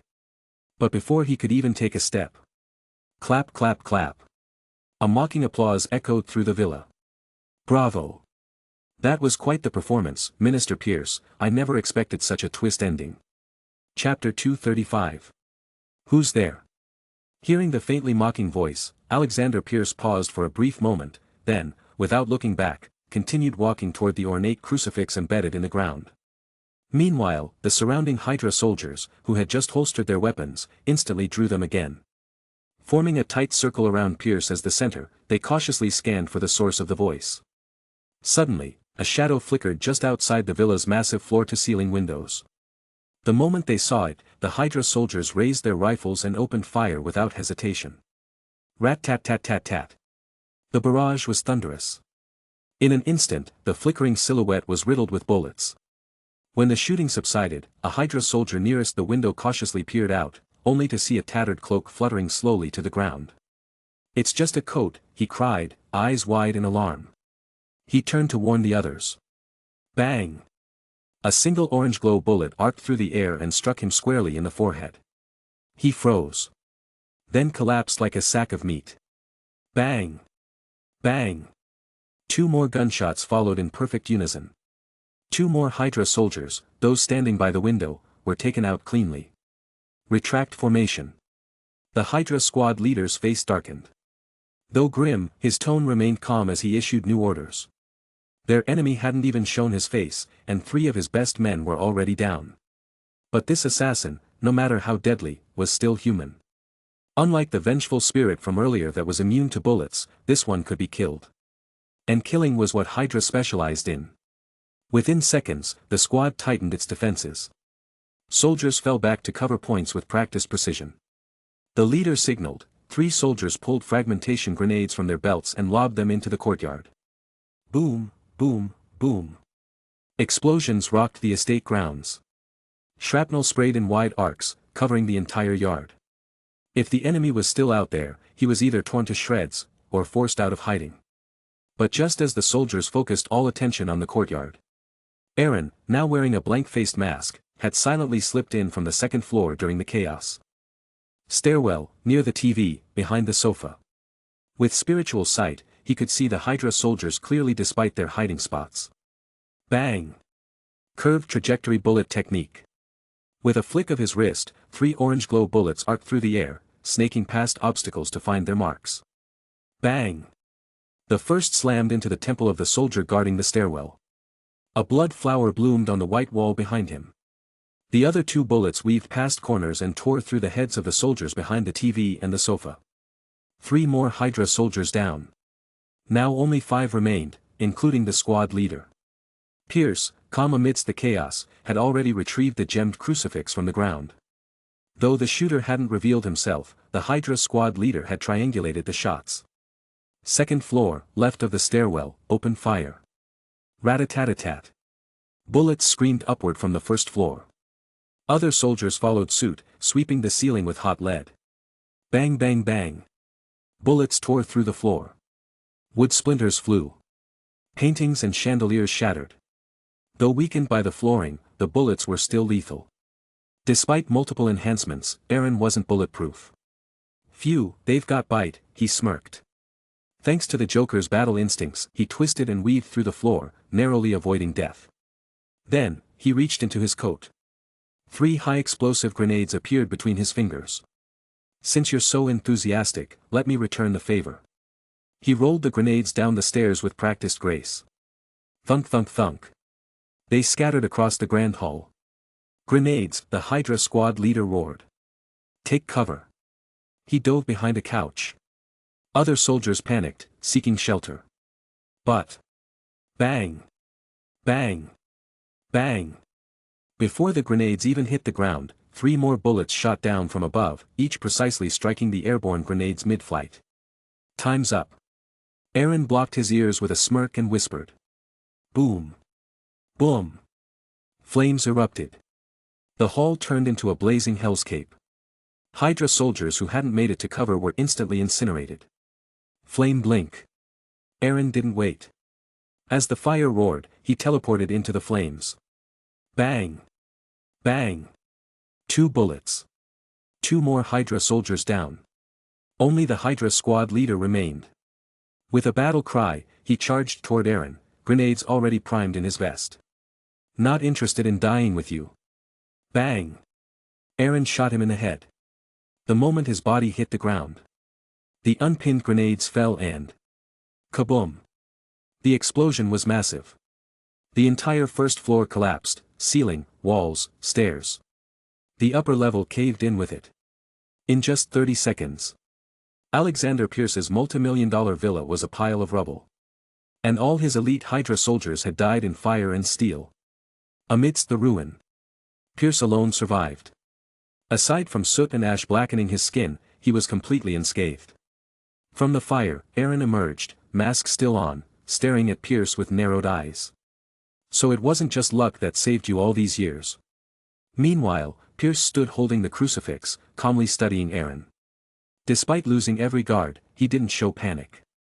Looking at Eren's faceless mask, he remarked. I'd heard Nick Fury had been secretly recruiting powerful agents with SHIELD funds. I didn't expect one of them to be this strong. He had seen it all, the flame teleportation, the precision, the power. He thought back to the helicopter explosion meant to kill Nick Fury. No body was ever found. He knew retribution was coming. Which was why he had surrounded himself with guards. Still, he never expected it to come this fast. Or this bizarre. First came a vengeful spirit immune to bullets. Then a superhuman assassin massacring his elite squad. To him, both were Fury's revenge. With a bitter smile, Pierce muttered. All these theatrics. And yet Fury still makes you hide behind a mask. If you were with us, you wouldn't have to. How about it? Join us. We can make you the next Tony Stark. You'll walk proudly in daylight, bask in praise, revel in wealth, and wield power without limits. Wow. Eren clapped mockingly. Hell of a speech. I bet that old man you just murdered would have loved to hear it. At those words, Pierce's heart sank slightly. But his expression didn't falter. He scoffed. You mean Canterbury? Please. If you knew the things he's done, you'd be thanking me. For decades, he climbed the ranks through blackmail, bribery, betrayal, even murder. Dozens of families were destroyed because of him. And that's just what we know. Letting him live would have only brought more harm to the world. Chapter 236. Pfft. Whether that guy was truly a threat to this world, or if, according to the Zola algorithm, he was simply a threat to your Hydra's ambition for world domination, only you people know the truth. Of course, from where I stand, it just looks like you got greedy for that crucifix and resorted to good old-fashioned robbery and murder. So don't act all righteous and noble. With a sneer, Eren continued, that said, I honestly don't care about any of this. I'm only here for one reason, to kill you. As soon as he finished speaking, Eren raised his pistol and pulled the trigger, aiming straight at Alexander Pierce from dozens of meters away. Just as he said, he wasn't here today to play judge and jury, he was here to put Pierce in the ground. Even if that Cantor guy really was as rotten as Pierce claimed, at most Eren might do him a favor on his way out, with a bullet straight to the temple to send him to meet his god. The moment Pierce heard Eren mention the Zola algorithm, his heart sank. If even that information was known, then it meant Nick Fury knew a lot more than he had anticipated. And that was a serious problem. But before Pierce could worry about what was to come, the problem right in front of him had already arrived. Bang! With a sharp crack, an orange-yellow bullet zipped through the air, aimed directly between Pierce's eyes. With Eren's marksmanship, hitting a target from dozens of meters away was as easy as breathing. But just as the bullet was about to hit its mark, a silvery metal arm suddenly moved in front of Pierce. Ding! With a burst of sparks, the bullet deflected off the metal arm, its trajectory thrown off. The figure who had appeared in front of Pierce was a towering man, wearing a metallic helmet, both arms replaced with mechanical prosthetics similar to the Winter Soldier's. Before this figure appeared, Eren had already spotted him with his spiritual vision. He'd been hiding in Eren's blind spot under disguise. So his sudden appearance didn't surprise Eren in the least. Just as the metal-armed figure thought he had successfully blocked the shot. Bang! Bang! 2 more shots rang out from Eren's gun. The towering man immediately pulled Pierce to the side, diving to avoid the bullets. But before they could hit the ground, one bullet curved mid-air, like it had been waiting for this moment, and struck the man's exposed ankle, tearing through one and burying itself in the other. Meanwhile, the second bullet arced around the metal-armed figure, heading straight for Pierce. But just as it was about to hit, the sharp pain from his ankle caused the large man to flinch involuntarily. That one twitch was enough to jolt his mechanical arm, and shift Pierce's body just enough to dodge the incoming bullet. Eren, having entered a state of adrenalized hyperfocus through self-hypnosis, saw it all in slow motion. Another lucky coincidence, huh? Heh. With a faint laugh, Eren's fingers moved again, and he emptied his entire magazine in Pierce's direction. Bang bang bang bang. In a hail of gunfire, the metal-armed man was hit clean in the heart and the eye socket. Heart and brain, both critical spots, both struck. Without a sound, the man dropped dead. But despite the barrage, Pierce came out of it mostly unscathed, aside from getting a little bruised from the fall. The rest of the bullets? All deflected, by chance. One had hit a spoon previously knocked aside and bounced off. Another was blocked by a piece of metal decor that happened to fall from the second floor due to vibrations. One accident after another, each conveniently saving Pierce by a hair's breadth. This kind of unnatural luck, is that your trump card? Watching as Pierce shoved the corpse off himself and struggled to his feet, Eren asked curiously, "I'm very curious, how exactly do you have such absurd luck?" Pierce's face twisted as he looked down at the corpse of the second-generation Winter Soldier, killed before he could even act. "You think I'd tell you?" He spat the words with hatred, then pulled out a sci-fi-looking weapon from his coat, clearly something special. Since his underlings had all failed, he'd do it himself. With that item, even if his aim was terrible, enough coincidences would let him hit his target. And with the power of this energy weapon, a rare relic from World War II, one shot was enough to turn anything to dust. But just as Pierce raised his arm. "Look at me, you bastard!" The shout slammed into him like thunder. His eyes instinctively snapped open, and locked with Eren's. In that instant, the figure before him seemed to transform into an ancient, roaring dragon. An indescribable aura crashed down on him, making the world tremble. In the face of that primal, dragon-like pressure, Pierce felt like an insect. His soul quaked violently. And before he could regain composure, a dragon-shaped shadow exploded through his spiritual defenses, smashing his will to pieces. As he teetered on the brink of unconsciousness, a sudden warmth bloomed in his chest, like being cradled in a mother's arms. That gentle sensation overwhelmed his mind. "Gotcha." With a flash, Eren grabbed the collapsing Pierce and immediately began questioning him while the man was still hypnotized. He didn't want any more coincidences interrupting this interrogation. Staring into Pierce's dull eyes, Eren asked the most pressing question. "That freakish luck, what's the deal?" "The ring, the lucky ring." Pierce raised his hand. On his left pinky, there was a worn bronze ring. Eren didn't hesitate, he tore it off. Lucky ring. So it really was this thing. He stared at it, brow furrowed. "Where did you get this ring? And besides this one, do you have any other supernatural items?" The lucky ring was recovered by a SHIELD team in the UK during a paranormal incident. After I learned of its power, I went to Britain personally and took it. I also erased all records of that mission. As for other items, I have a Hydra energy gun from World War II. In the villa's basement, there are 2 more artifacts. And in Special Prison B-13, we've sealed several more, though those are far too dangerous. As Pierce rattled off his hidden stash, Eren's expression twitched. "Seriously? All the fighting I've done since arriving in this world, and if I don't count the random loot from the fate balance system, I haven't even collected half the crap this pampered snake has lying around. Still. Starting today, they're mine." With Pierce in tow, Eren made his way to the basement. Using Pierce like a human keycard, he opened the hidden doors. Then, using his greed ring, he quickly looted every valuable item from the vault. Mission complete, he dragged Pierce back out. Outside, Bucky, still bleeding from multiple wounds, approached. While Eren had been fighting inside, Bucky and his team had been handling a brutal skirmish with Hydra reinforcements. Pierce hadn't only had a security squad in his villa, He'd also set up hidden contingents around the estate in case Nick Fury ever made a move. Fortunately, Eren had already foreseen their arrival. He and Bucky had rigged the area with traps. And thanks to those traps, and the elite squad Bucky had handpicked from Fisk's underworld army, they'd caught Hydra by surprise. By the time Eren emerged with Pierce in tow, Bucky had nearly wiped them all out. Bucky's gaze locked on Pierce. There was hatred in his eyes, but also confusion. Why hadn't Eren finished him? He's yours now. With a soft smile, Eren shoved Pierce toward Bucky. Close this chapter yourself, Bucky. He gave Bucky a pat on the shoulder and strode past him. Then, from his greed ring, Eren retrieved another pistol, and joined the ongoing fight outside the villa. With his spiritual sight and curved bullet technique, Eren was a walking massacre. Within minutes, the rest of the Hydra forces were eliminated. Boom! A thunderous explosion rocked the battlefield. Alexander Pierce, with a grenade stuffed in his mouth, exploded into a shower of blood and bone. Bucky stood in the blood rain, bathed in the remnants of his old tormentor. His final grudge, washed away.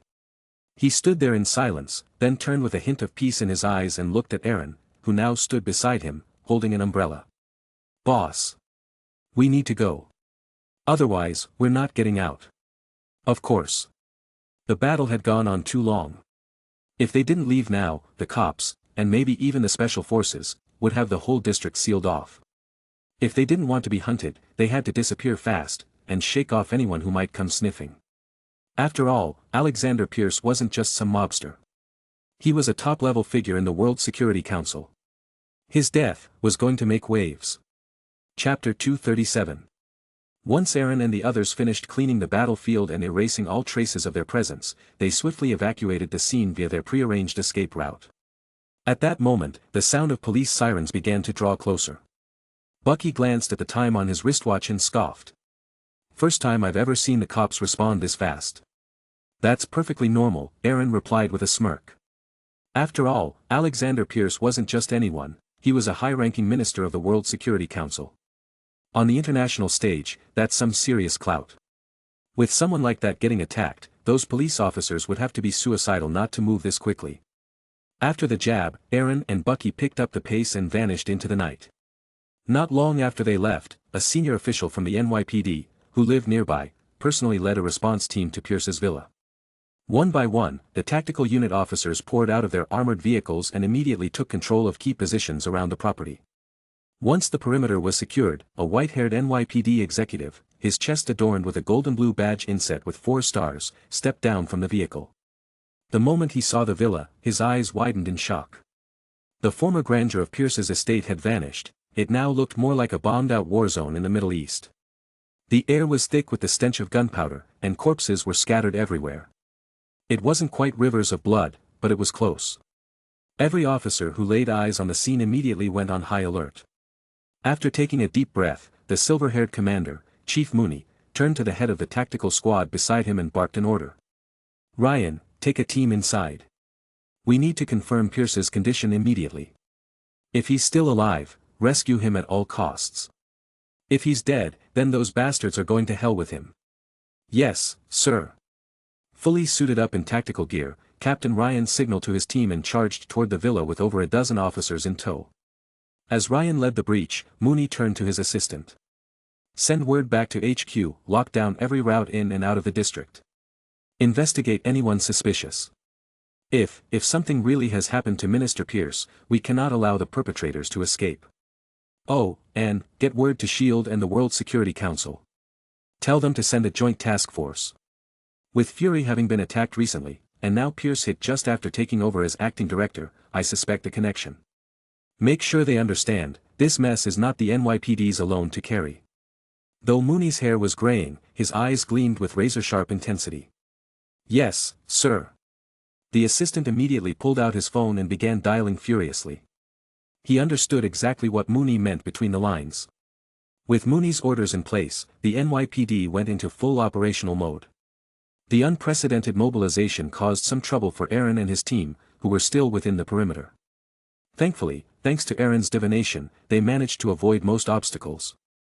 Even the final checkpoint before exiting the lockdown zone was easily bypassed. Eren simply hypnotized the officers using his psychic field. Just as Eren left the area, Captain Ryan came rushing out of the villa. Seeing his haste, Mooney had a sinking feeling. Before Ryan could even speak, Mooney demanded. "Well? Did you find Minister Pierce?" "Sir, the villa has been through multiple explosions. Many of the bodies are unrecognizable. We haven't found Pierce's body yet, but it's likely one of them. There's no one alive in the house. And from what we can tell, the assailants were long gone before we arrived. They even had time to clean up. In these circumstances, the chance of Pierce surviving is extremely slim. Also, we found the body of a red-robed cardinal inside." The moment Mooney heard that, his vision went dark. "Get help." The chief fainted. Elsewhere. Having escaped the NYPD's cordon, Eren's team used their prepared transports to return to Hell's Kitchen in staggered groups. Upon arrival, the special unit members, fresh from a brutal battle, resumed their normal routines. They greeted friends, trained, made small talk, even planned their after-hours drinking spots. As if nothing had happened at all. To them, in a way, the night's battle hadn't happened. Miracle Group was still not strong enough to weather major political storms to ensure nothing leaked. Eren had hypnotized the entire squad, erasing all memories of the mission. Of course, they would still receive a generous bonus for their hard work, under a different pretense. Back at Miracle Tower, Bucky collected a vial of the witch's potion from Eren, then took a long leave of absence and departed. Watching him disappear into the night, Eren's expression turned thoughtful.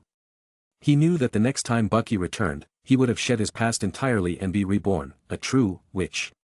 What kind of witch Bucky would become, was anyone's guess. Eren couldn't help but feel a flicker of curiosity. After shaking the thought, he left Hell's Kitchen and returned to Chinatown. For Eren, this battle. Not only was it revenge against Hydra for attacking his past self, and closure for Bucky, but it also gave him a powerful new ally. More importantly, he'd gained some incredible loot. Eren was practically buzzing with anticipation to examine his spoils. But just as he was about to enter the balance space, his phone rang. Gwen was calling. Since their relationship had deepened, they'd grown closer, and their nightly calls had quietly become a habit. After wrapping up the call with Gwen, feeling oddly relaxed, Eren finally entered the balance space. Inside, he pulled out the brass ring he'd taken from Alexander Pierce. As soon as the ring appeared, the illusory scales above the river of fate emitted a white light and bathed the ring. Ding! A notification rang out in Eren's mind. Ding! Appraisal complete, congratulations, host has obtained, lucky ring. Lucky ring, a brass ring forged from the divine essence and blood of a slain goddess of luck, created by a blasphemer who hunted her down. Anyone who wears this ring will gain extraordinary luck. Note, every single bearer of this ring has died an unnatural death. Since its creation, born of deicide, it seems the ring carries a hidden curse. In a way, perhaps this unnatural luck is itself a misfortune. What? Forged from the divine essence of a luck goddess. Eren stared at the ring in his palm, eyes glinting with surprise. He'd assumed it was merely blessed by a deity, not forged from her corpse. And clearly, its drawbacks were greater than expected. That final note, every owner dies unnaturally, suddenly brought Pierce's gruesome demise to mind. Blown to pieces with a grenade in his mouth, not even a full body left behind. Considering the side effects, maybe it should be called the cursed ring, instead. Still, the lucky ring's power was undeniable. In many cases, luck was the strongest weapon of all. After witnessing Pierce's seemingly impossible good fortune with his own eyes, Eren would never underestimate such a force again. Without the ring, Pierce, a regular human, would have been killed by Eren's clone long ago. Even with Eren fighting in person, Pierce had managed to survive for a long time. Had Eren not been so prepared, and if their power levels weren't so different, someone else might have been killed by Pierce's twisted luck. As Hydra's leader, Pierce had access to countless resources. Paired with that ring, anything was possible. Case in point, his final weapon, that energy gun, had made Eren feel genuine threat. Thinking of that weapon, Eren pulled out the rest of his spoils and laid them before the balance scales for appraisal. Other than the lucky ring, he had 3 additional items from Pierce's villa. Under the shining white light, the scales returned the results to Eren's mind. Energy Shooter, a cutting-edge weapon created by Dr. Zola, using energy extracted from the space stone inside the Tesseract. The energy is stabilized into special magazines, producing devastating firepower. Note, due to technological limitations, its firing speed is slow. However, the energy within is powerful enough to destroy an armored vehicle with ease. That said, each clip only holds 5 shots. After decades of decay, the remaining charge is now only 3 shots. Eren examined the sleek weapon. It resembled a Ruger, but far more stylish. He shook his head slightly. Had Zola completed this tech earlier, and had Hydra managed to mass-produce these weapons and their energy tanks during World War II? Honestly, Eren couldn't imagine how the Allies would have won. Even today, energy weapons like this remained highly advanced and rare. Still, while the gun packed a punch, its limited ammo was a major issue. Once those 3 shots were gone, there was no telling where he'd find a refill. With a quick spin of the gun, Eren twirled it into a flourish before storing it back in the greed ring. The final 2 items from Pierce's basement.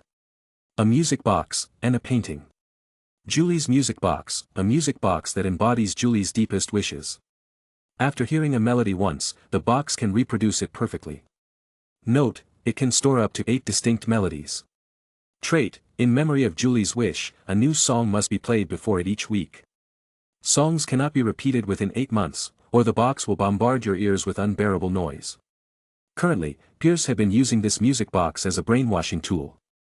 It held 8 hypnotic melodies crafted by master-level hypnotists. Paired with the right setting, each one could manipulate an ordinary person's will. Staring at it, Eren suddenly understood why those Hydra soldiers had been so loyal. Chapter 238. Aside from the hypnotic tool, Julie's music box, the other item from Alexander Pierce's basement, a painting, was something Eren took much more seriously. It was a beautifully rendered landscape. Under a sky of blue and clouds of white, a tall, vibrant tree swayed in the breeze. Around it stretched a lush green field. At the edge of the meadow, a few distant figures could be seen playing and chasing one another, but they were so far away that their features and even their genders were indiscernible. Further beyond, the low-hanging clouds seemed like soft marshmallows ready to tumble out of the sky at any moment. Dream painting, a demon once enamored with the mortal world painted this artwork to commemorate their lost homeland. Anyone who lays eyes on this painting will involuntarily become immersed in its tranquil scenery. Note, demons are selfish creatures. Even their painted homeland is not something they wish to share. Trait 1, anyone who gazes upon this painting will be hunted by the Fae within. As long as the painting remains intact, the Fae can be reborn indefinitely. However, each Fae will only appear once per viewer. Trait 2, the Fae are merely the beginning. Once defeated, the real horror begins. Those who have seen the painting will be marked with a high demon's curse. When they fall asleep, they'll be dragged into the world within the painting, and plunged into the abyss. Hint, when you gaze into the abyss gazes also into you. Of course, if you don't look, it won't see you either. Containment method, after defeating the Fae, at nightfall, burn the Fae's ashes and enter the dreamscape. Their remains will guide you across the abyss to the castle deep within the painting. There, defeat the lingering demonic imprint and the painting will be yours. P.S. After millennia, the imprint has grown weak and faded. Even Eren couldn't help being shocked as he read through the description. This painting's background was no less astonishing than the lucky rings. In this world, demons from the hell dimensions were often even stronger than the gods of certain pantheons. And the painting's 2 traits immediately caught Eren's attention. No wonder Pierce had this hanging right at the entrance to his basement. With this as a guard, he never had to worry about anyone sneaking in and stealing his secrets. Without Pierce's guidance, any intruder would have died a mysterious and terrifying death. Even if they survived the Fae's assault, they would eventually be dragged into the abyss in their dreams. Fortunately, while hypnotizing Pierce, Eren had learned the key to avoiding the painting's curse: keep your eyes shut and don't look at it. Had he been careless, even Eren would have fallen victim. Besides these supernatural items, Eren also gained 2,000 fate points when Bucky blew up Pierce. Though it wasn't a huge amount, it gave Eren's depleted balance a nice little boost. More importantly, based on information Eren had pulled from Pierce, he discovered a hidden USB drive and an underground asset report in the villa's basement. In Eren's view, these 2 items were even more valuable than any magical artifact. Because on that USB was a complete list of all Hydra agents embedded in S.H.I.E.L.D. under Pierce's command. A full roster. Names, cover identities, real affiliations, everything. For normal people, those hidden Hydra identities were radioactive. If exposed, they could shatter careers and lives.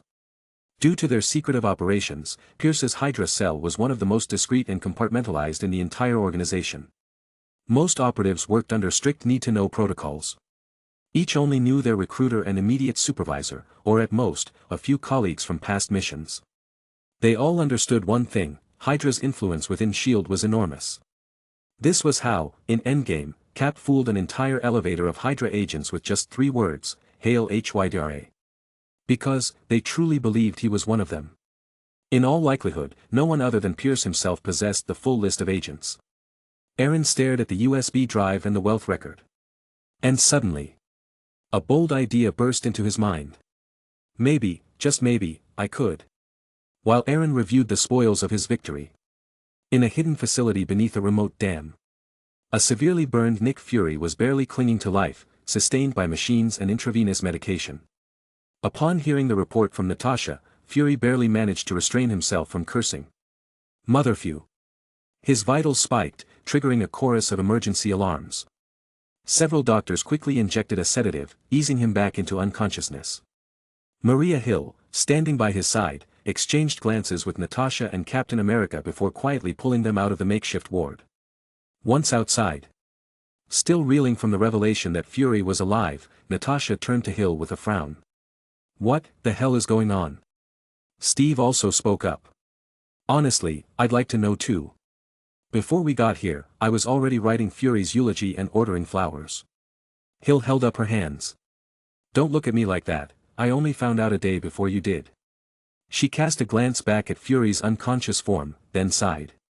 Originally, he was supposed to explain everything himself, but I guess I'll take over for now. I don't know how he survived the helicopter explosion, he never told us. But we do have a suspect for who rigged it. I'm sure he's mentioned Hydra before, right? We believe that the people who targeted him were Hydra agents embedded inside S.H.I.E.L.D. And once Fury was presumed dead, Pierce stepped in as acting director.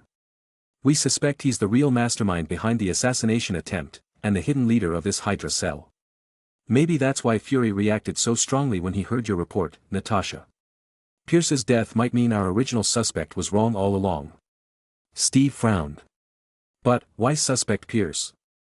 Wasn't Fury the one who promoted him?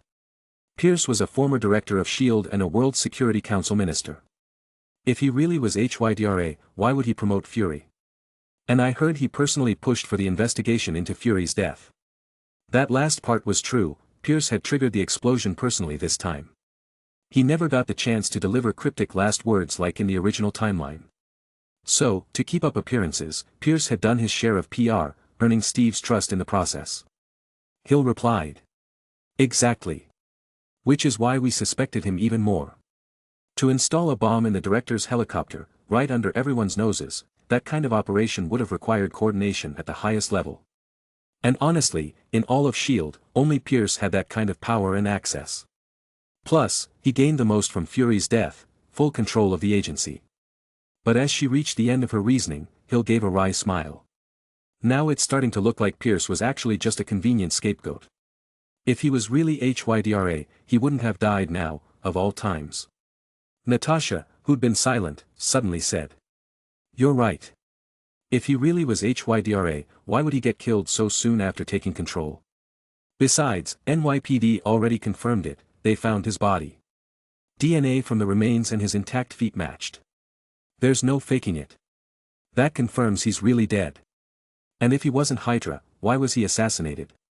2 S.H.I.E.L.D. directors dead in a row, and given Pierce's position, not even Hydra should have had the reach to pull that off. Especially not with a full team of agents protecting him. Also, police reports said the agents assigned to guard him were all killed, and several documents in his basement were looted. So, what if he actually did uncover something? Something dangerous. And got silenced for it.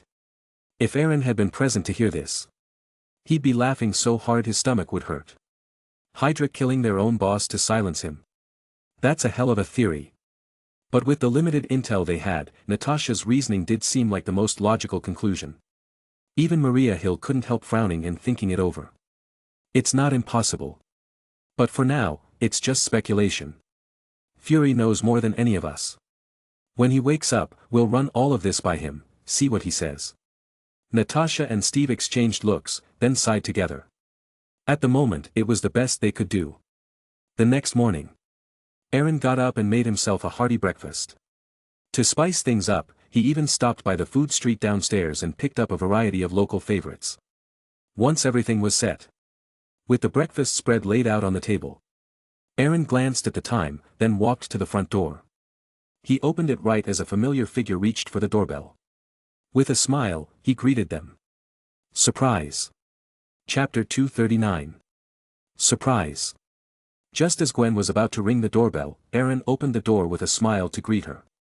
Gwen's lips curved up in amusement. Let me guess, you foresaw what time I'd arrive. Of course. And I've also prepared a hearty breakfast, Eren said, stepping aside with a gentlemanly gesture. Perfect timing then. I brought some strawberry pudding, it can be dessert. You made the pudding yourself? I'll be sure to give your cooking a proper taste test. As the two stepped inside, the front door softly clicked shut behind them on its own. Huh. Noticing the change in lighting, Gwen turned in surprise to glance at the now closed door. An automatic door. She didn't remember it having that feature before. Eren chuckled at her puzzled expression. You're wondering when I upgraded the door, right? Gwen shook her head with a smile. At first, I was. But then I remembered, you probably did it after that incident with the cultist who worshipped the spider god, right? Makes perfect sense. After that episode where Helen was abducted, her father George had been terrified. He even moved them into a new house afterward. So compared to that, Eren simply upgrading his door was entirely reasonable. In Gwen's eyes, Eren was simply being responsible for his own safety. Eren smiled. Actually, I didn't just upgrade the door. Technically, I leveled up the entire house. You upgraded the house. Gwen looked confused. Eren grinned and called softly, Gobble. The floor before them rippled like a whirlpool. Then, a creature resembling a magical trash can popped up from beneath the floor. Oh my god. Gwen gasped, covering her mouth. After several seconds, she finally composed herself and looked at Eren in amazement. This is... He's called Gobble. Eren patted Gobble's head, prompting a contented squirm from the creature. You could think of him as the spirit of the house. After that cultist broke in, I came across some interesting resources, and decided to upgrade my old place. Gobble was born from that. Don't underestimate him. He can amplify the structural strength of the entire house, and in emergencies, he can harden the walls, doors, and windows to a steel-like toughness. With him here, not even an armored car could break through my door. Seriously? Gwen looked at Gobble with newfound respect, trying to picture it tanking an armored vehicle. Eren laughed. Not long ago, Tony Stark was attacked in Chinatown. His bodyguard brought him here, and that guy with the energy whips? He was nearly kept out by Gobble. That whip could slice clean through a car, but Gobble held him off. Gwen, who had asked George for details about the Chinatown incident because of Eren's involvement, was stunned. That's incredible. Can I pet him? Of course. A few minutes later, Gwen was seated at the breakfast table, absently stroking Gobble again. It's just amazing. I used to think magic and mythology were fiction. But now, it seems like it all might be real. Human-faced spiders. Cultists of dark gods. Mystical diviners. The horrific worms in Harlem. That divine six-winged angel. Everything that had happened over the past few months had completely shattered Gwen's worldview. Fortunately, she was adaptable. And now, she genuinely liked Gobble, feeding him buns with enthusiasm. Magic and the divine have always existed, Eren said. Ordinary people just aren't aware. Then he added, by the way, Gobble has already recorded your presence. Next time you visit, he'll open the door for you. That's so convenient. She grinned. So this is the surprise you promised yesterday? Not quite. But before Eren could explain. Ding dong. Ding dong. The doorbell rang. Looks like you've got visitors, Gwen remarked. Gobble quickly appeared, carrying a screen that displayed the front door's camera feed. Standing outside was a tired-looking Natasha, with Steve Rogers at her side. It's her. Gwen immediately recognized the striking red-haired woman from Midtown High. She's the agent who handled the mushroom incident at the dance, right? You said her name was Natasha. Do you think she's here because of that? As a member of the student council, Gwen was especially invested in the incident. Many students had been hospitalized because of those spores, including herself. Eren shook his head. Hard to say. That Natasha woman's always got a mountain of trouble following her. Who knows what she wants this time? With a sigh, he stood up. Come on. Let's see what this agent wants. Ding dong. Ding dong. As Natasha rang the doorbell again, Eren's front door opened automatically. She immediately spotted Gwen walking beside Eren. Glancing at the two of them, then checking her watch, Natasha raised an eyebrow. Looks like I'm interrupting something. Before she could tease further, Eren coolly replied, You are. Ms. Natasha, you've interrupted breakfast with my girlfriend. Gurgle. As soon as Eren said breakfast, a loud rumble came from behind Natasha. Steve Rogers looked sheepish. Sorry. I guess hearing the word breakfast reminded my stomach that it's empty. Gwen, who hadn't really noticed him until now, looked over, and her eyes widened. Captain. Thanks to years of patriotic PR, Captain America's image was still widely recognized, even decades later. While Gwen wasn't an obsessed fan, she'd been to the Memorial Museum countless times with her dad George as a kid. She quickly corrected herself. Sorry, it's just, you really look like the Captain America in all those exhibits. For a second, I thought. If the museum version is named Steve Rogers, Steve said, smiling slightly, then yes, that's me. He had no reason to hide the truth. After all, Eren already knew who he was. But Gwen's eyes filled with questions, and her expression turned a bit odd. That look made Steve feel a little awkward. Eren chuckled. You're not mistaken, Gwen. This is the real deal, America's Star-Spangled Legend. Due to special circumstances, our captain here spent the last several decades frozen in ice. He's only recently been thawed out. Very few people know. Gwen's eyes widened further. It was like a character from a history textbook had walked into her living room.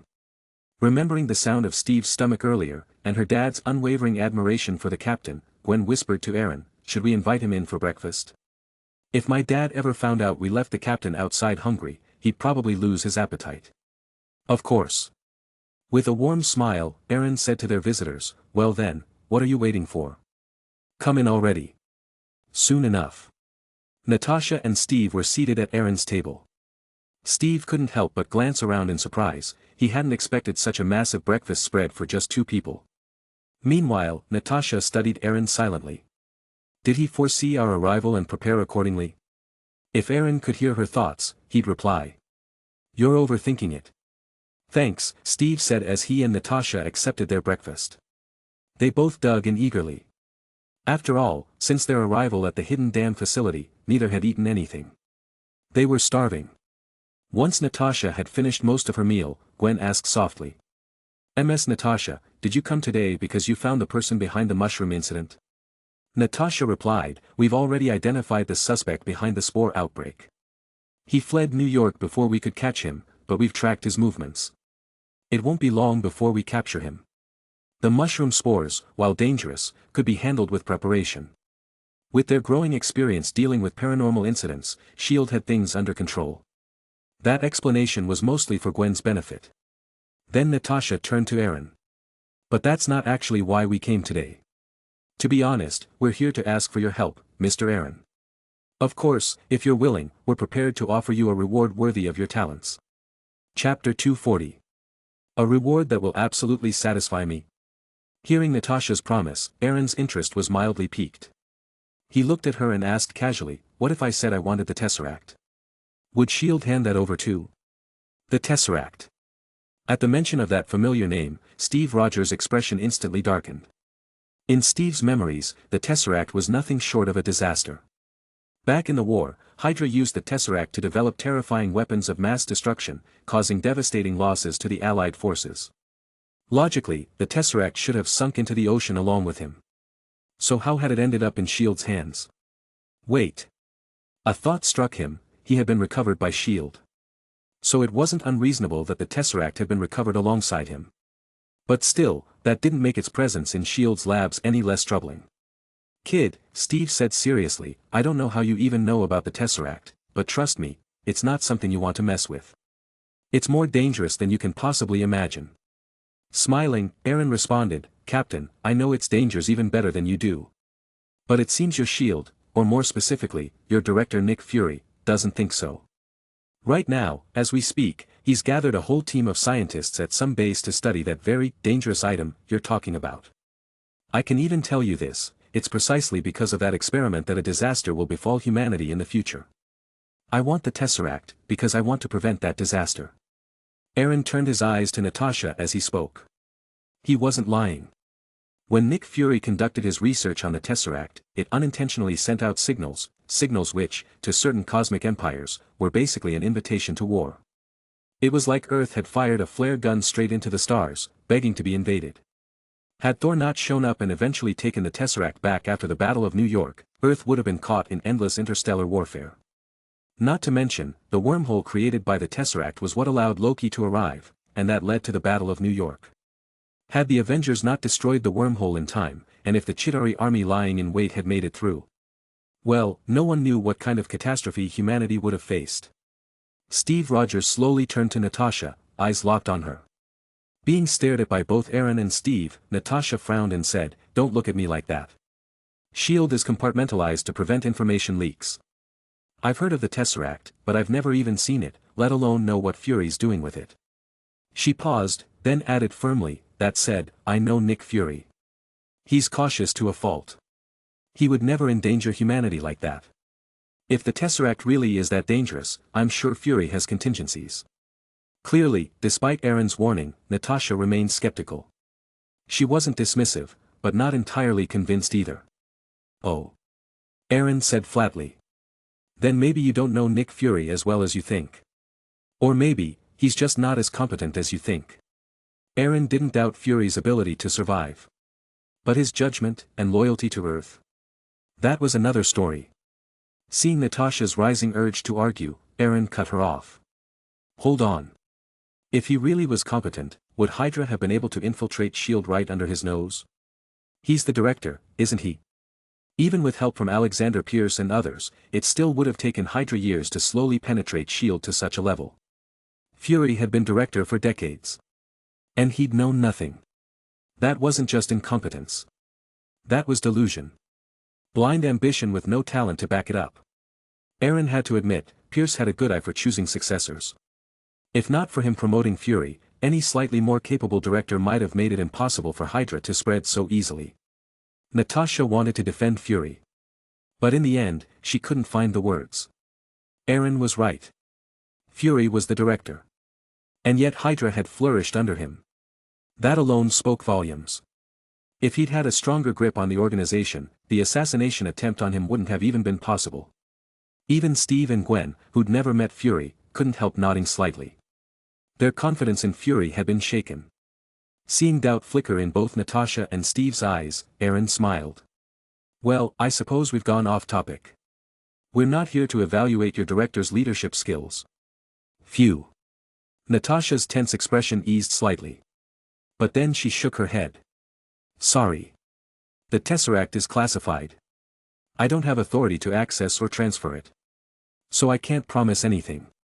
She paused, then gave a sly smile. Don't worry though, I won't tell Director Fury what you just said about him. Eren chuckled. Tell him or don't, I don't care.